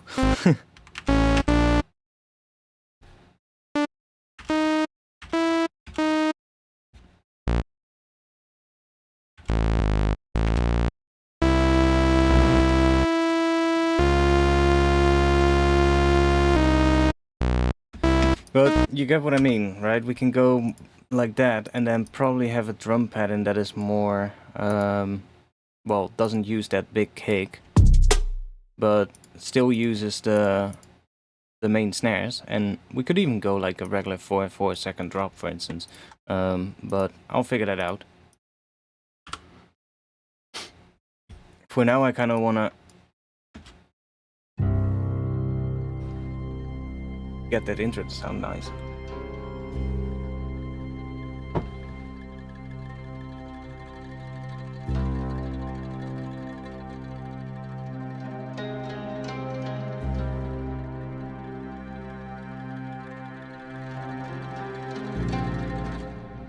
So,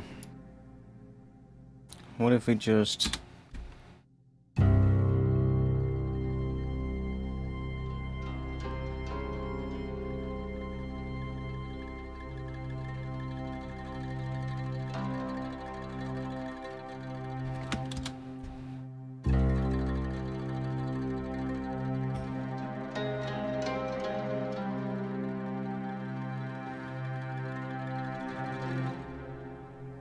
Now it wants the note change because of this pattern here.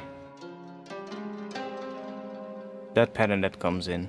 Also, why is this clip still 4/4? Can you just be 15/8? 15/8. There we go. So if we do something else here, we will get that to work. So before I do that, let me just make a copy of what we have so that we don't lose this. Let's just drop that down there. And I'm gonna turn you off because I kind of like that.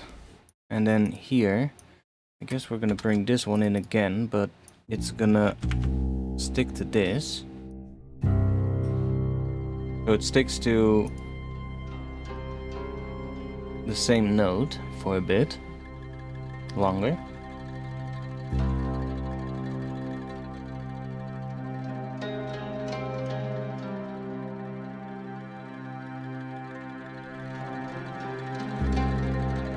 Right, so then this doesn't work. So if we just mute that for now so we can hear what we get instead. Then this might also not work, by the way.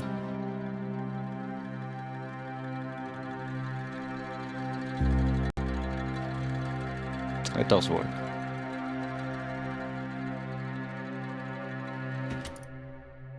But I'm...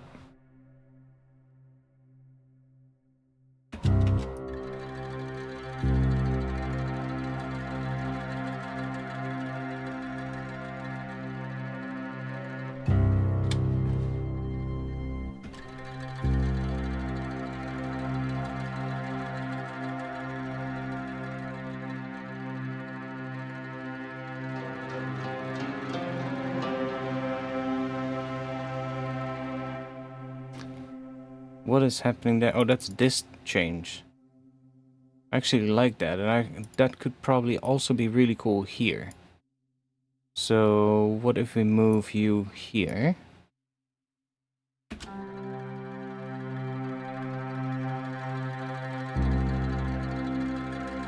Okay, but then we also need to make sure that this automation is sort of like how it's here.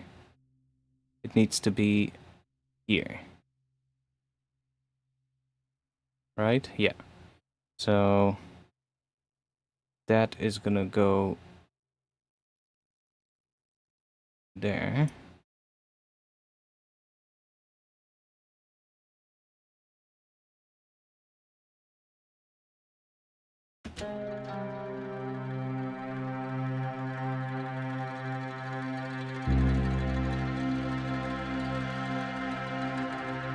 And then this, I mean, we can just do that.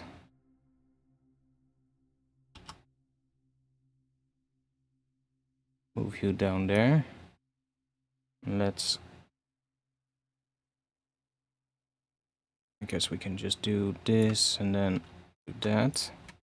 That's a bit smoother. I mean, I probably should clean this automation up anyway.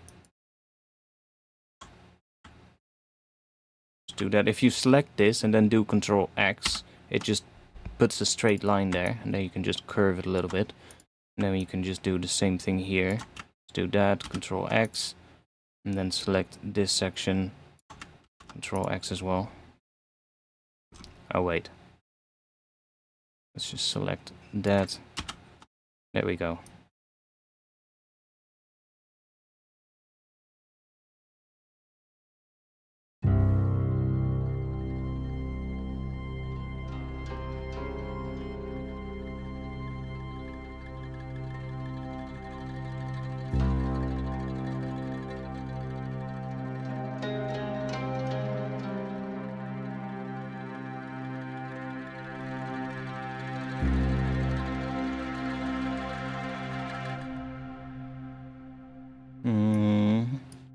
But then we want this to be here.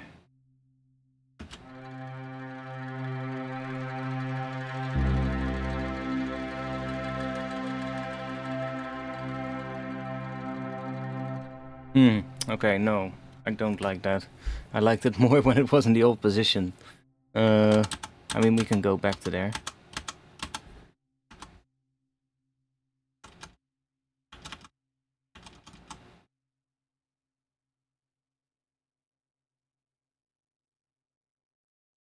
Are we there now?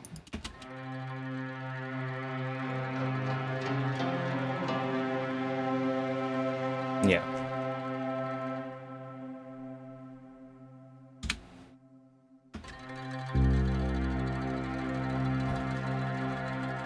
Just need to do this again, but it's not that big of a deal.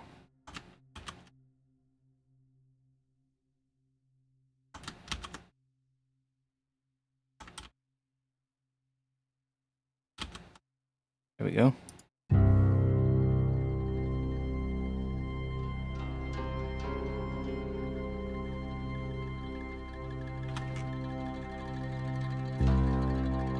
Probably want to add something new here though.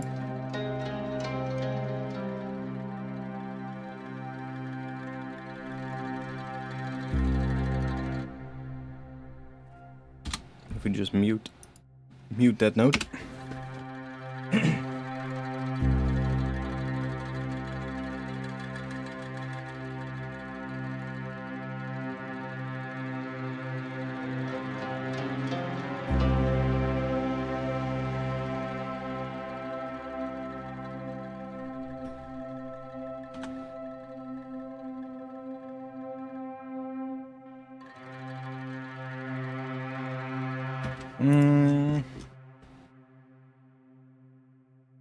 Isn't there a way to... I mean, there probably is. But, I mean, with Max for Life you can do a lot, so probably with Max for Life you can do something like that. So this thing...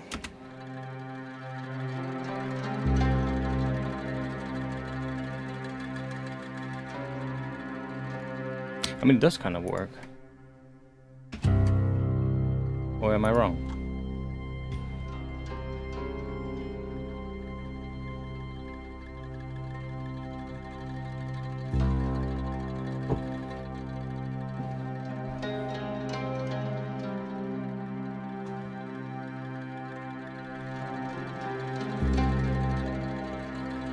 Okay, yeah, it does sound a little weird, but it sounds less weird if I mute this.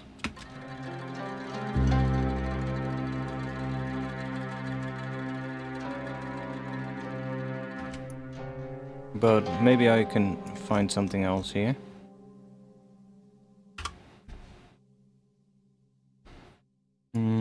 What is the range?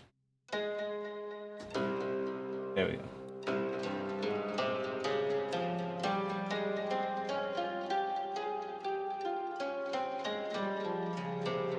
What are we gonna do there?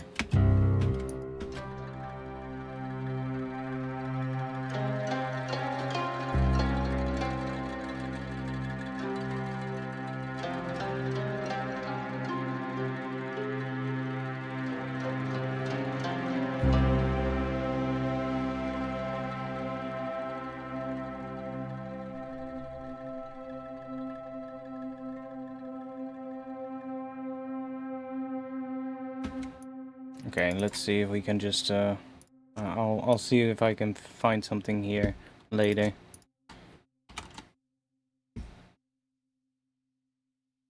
I guess we can just put this one here for now.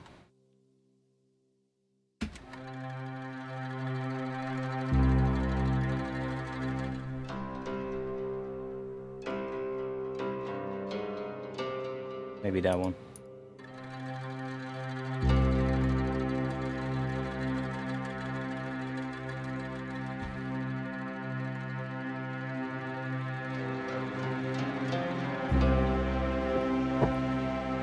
I mean, I grew up listening to the original Diplodocus track, so for me, this shirt reminds me a lot more of that track.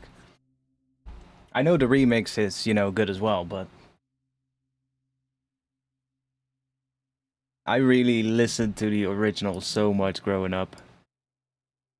Not that it was the track I listened to the most, I think, because I listened to Noisia really early on. I remember their track Monster, which was like one of their really old tracks. I played that one so much, and then that was around the same time when there was also, well, I think Stigma was a little later, I think, but also one of those old ones. Like those are just, I love those tracks, man. Still these days, still to today, you know.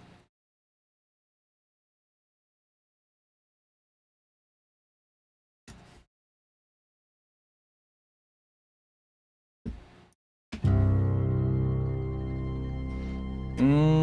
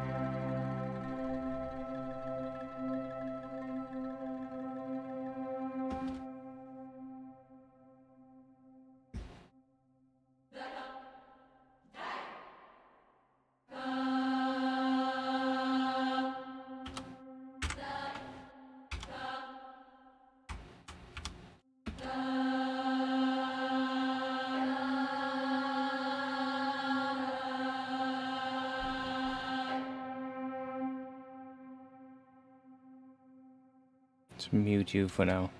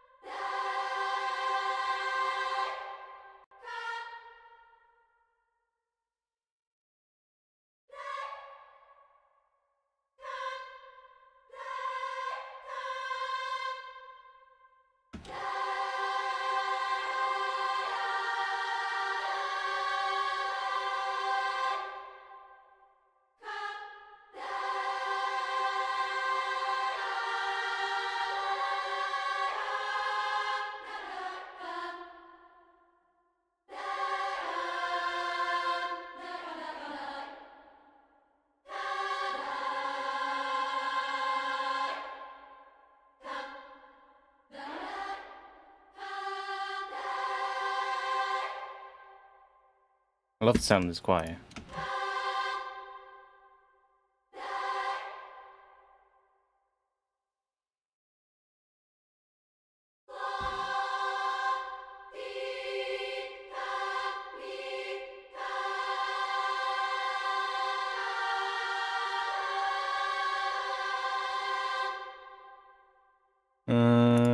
like that.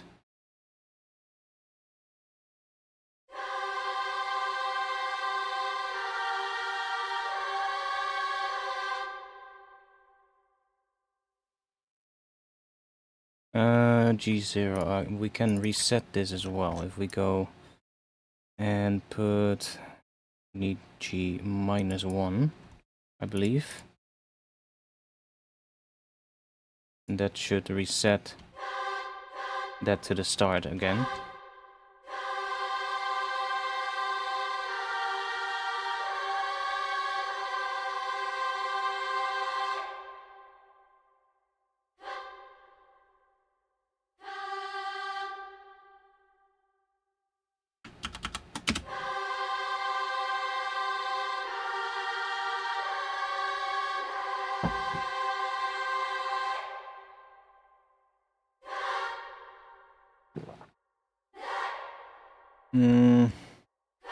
It sounds a lot like Ghost in the Shell.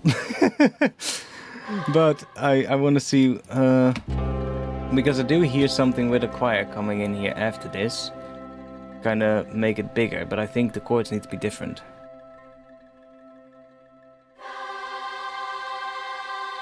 I mean, that could work, but what if we go...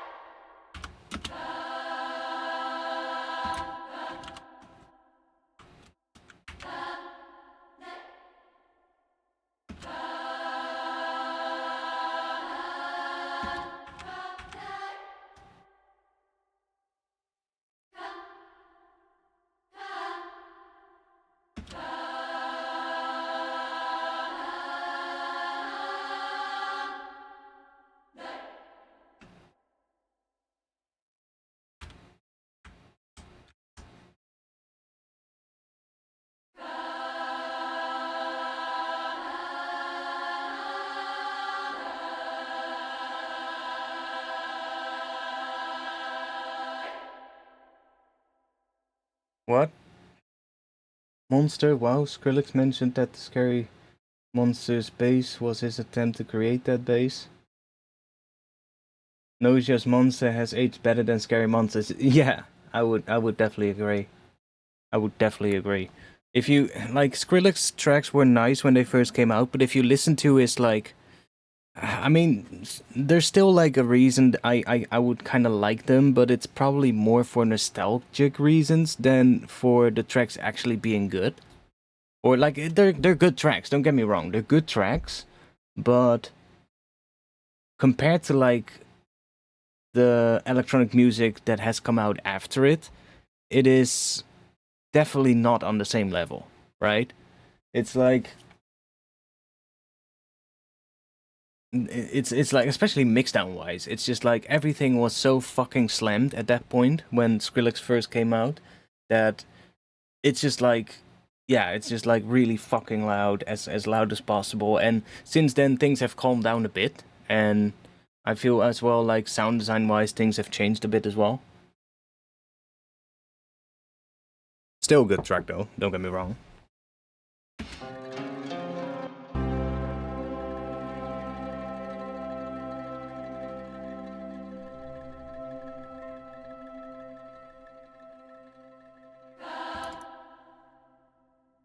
It doesn't want to start on that.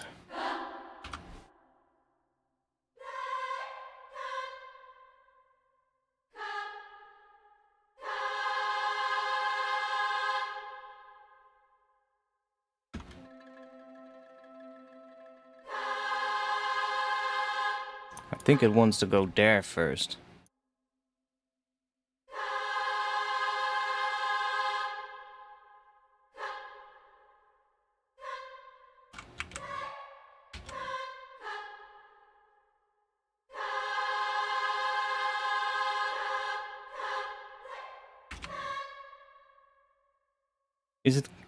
Does it go that high? Ooh, it does.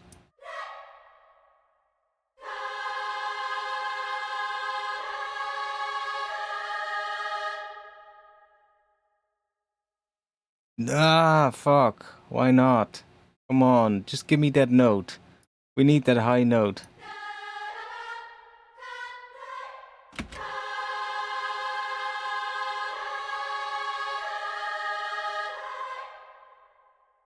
Ah, damn it. How far off are we? One fucking semitone? Really? Okay. Pitch you up one semitone.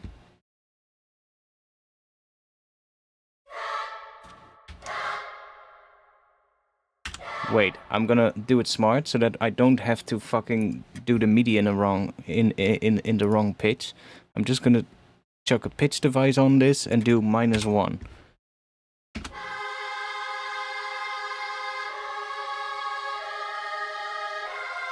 Okay, that sounds like shit. Huh? Which note is it then? Is it E that I'm hearing?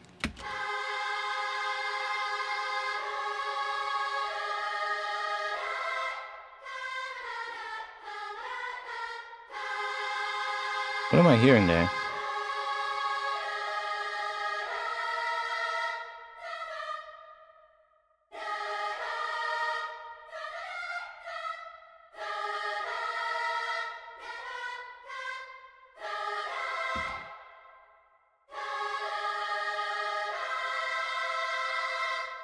I think that is what I'm hearing as like sort of like...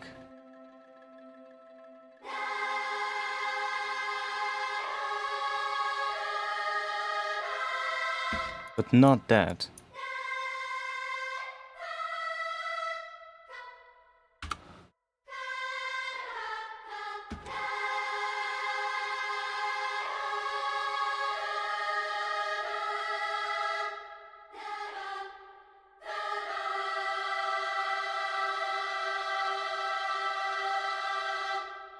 I think that.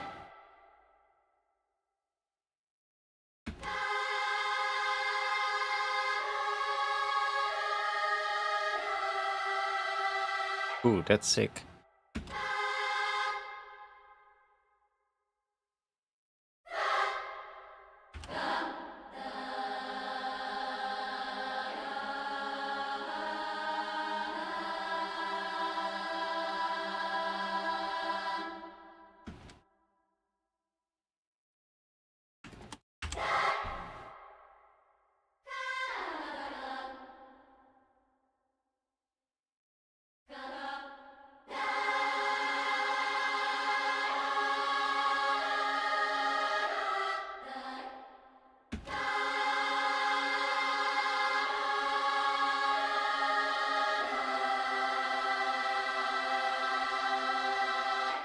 That's an interesting thing.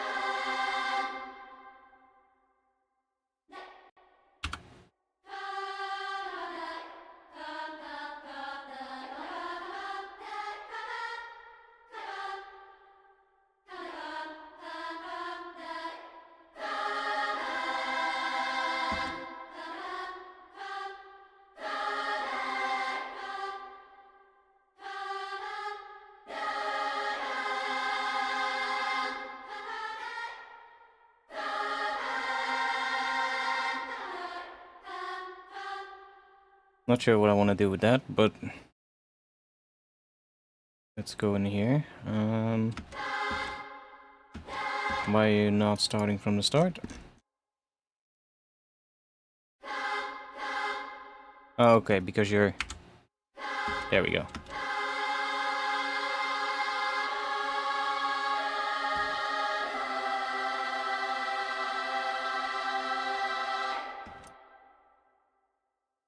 Hmm.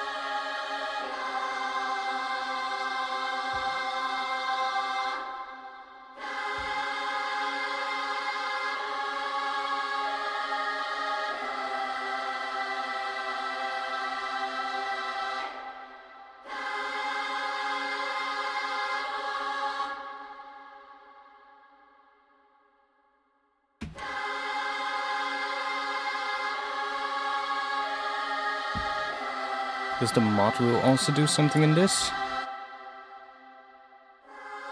Oh yeah.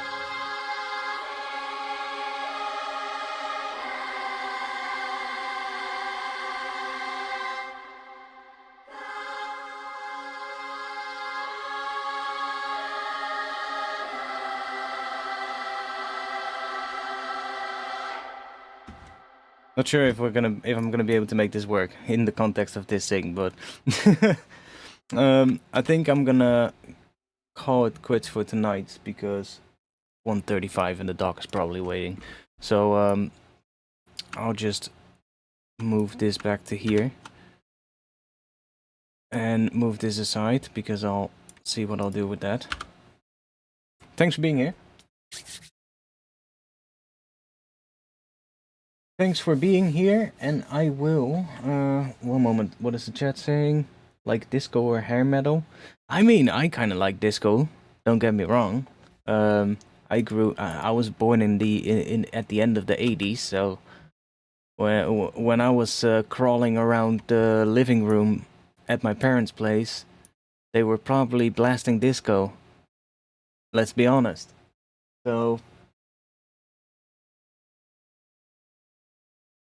like my first ever CD that I bought from my own pocket money that I had saved up with my newspaper round that I had as a kid growing up was the Daft Punk Discovery album when it came out. The day it came out, I went to the store to buy it with my dad. I still remember that. I should still have it. One moment, let me check.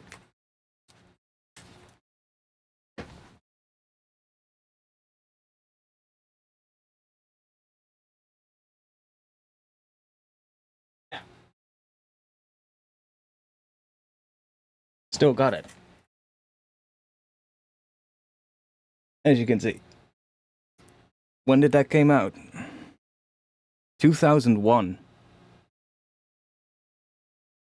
So 2001, that was when I bought my first CD.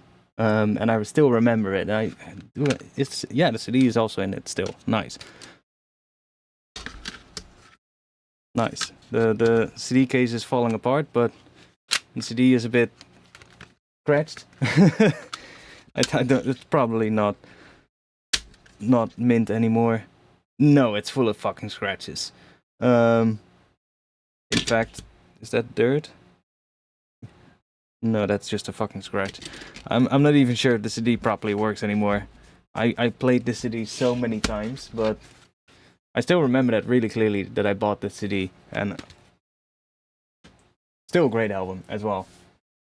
It was the one that came. It was like especially for the time, like it was a CD that you could also put into your computer, and then on the CD, because it was kind of like well, yeah, just a CD with data on it as well, right? And on the CD, it would have the entire sort of like all the music videos that they made for the Discovery album. Because if you're familiar with Daft Punk's Discovery album, the entire sort of like music videos of the album sort of like make up this sort of like anime kind of video. And the CD actually contained those videos as like a movie, basically. So I still remember that. Which was kind of like this little gimmicky thing that you know you wouldn't normally see with albums. And then they came around and I was like, oh, I want to buy that. It's actually funny that I still have it.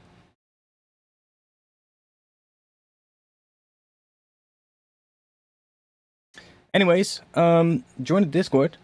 Link will be in the chat. And if you wanna support me, you should probably support me on Patreon, because there you can get samples and wavetables and Ableton racks and all kinds of other stuff. I will be dropping the new racks on Patreon as soon as I have the delay one done, which I'm not sure when I will have the time to set that one up, but it should be pretty easy because I already have the other one, so I can just swap out the reverb for a delay. But then I have to also do the macros and stuff, so it's a little bit of work. But when that one is done, I will put them on Patreon, because they're they're interesting racks, even though they well, they come with a little bit of a user manual, but they are definitely interesting. Especially, I like the distortion one for drums a lot. If you have like some acoustic drums, like let me just find an acoustic break. Do we have an acoustic break real quick before we end the stream? Do we have some acoustic drums? I mean, I know I have some stuff in here. Drums.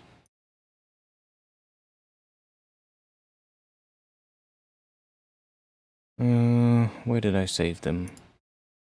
In here, probably. Classic breaks. So, if this is the end of the stream, so if this creates a copyright claim, I can just cut the last part of the stream off, and then we won't have to worry about that. But let's just grab one from here. I think we should be able to find one like that, because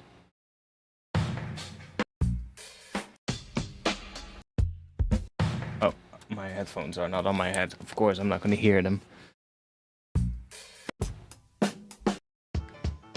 Do we have a bit of a break that sounds good? Let's just grab one.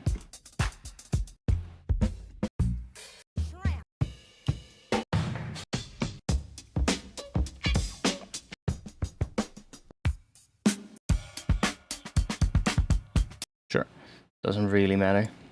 But like if we just grab a break, and it's probably gonna go, yeah, it's gonna go into a different tempo, but let's just do 175, and then that, yeah.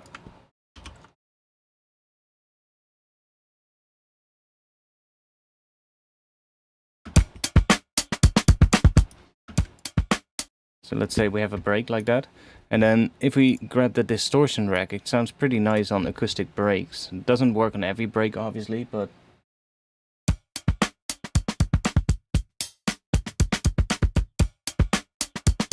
kind of works best if you have some nice tails.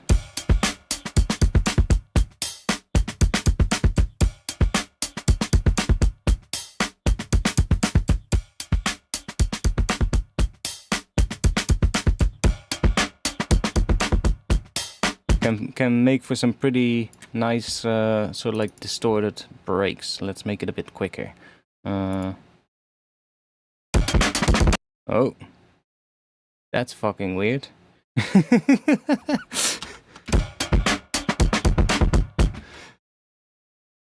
That wasn't what I thought I wanted, but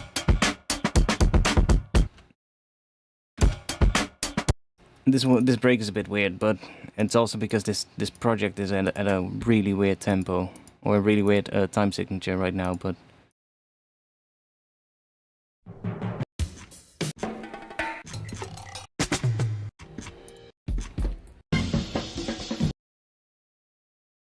anyways, just like some nice acoustic breaks usually work well. If we...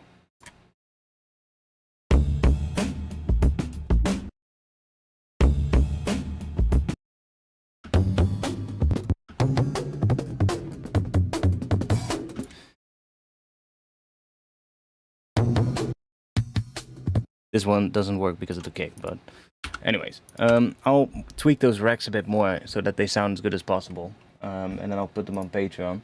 I did already do some stuff because I made sure that, you know, there's in the racks there's like multiple distortions and stuff like that, so I made sure that when you pick one of the distortion types, all of the other ones are turned off automatically so that they don't use any CPU, and only the one that you're using is using CPU. Which is something that I never knew Ableton did, but apparently when you bypass a device in Ableton like that, it doesn't use any CPU.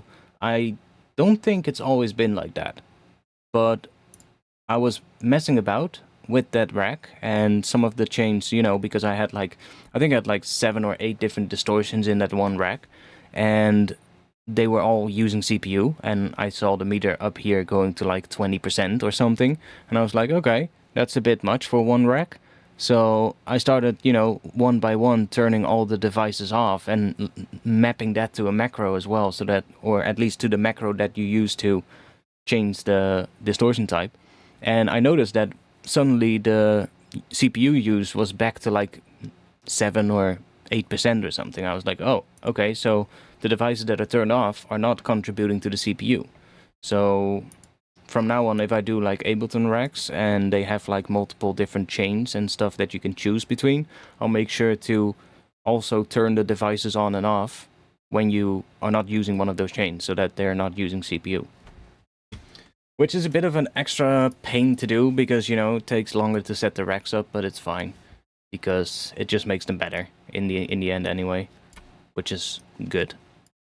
So, thanks for being here. I'll be back next week, Friday, 8:30 p.m. Amsterdam time. And I'll be in Discord after I come back from walking the dog. So, if you have any more questions, just join the Discord. Thanks for being here. And I hope to see you on the next one. Peace.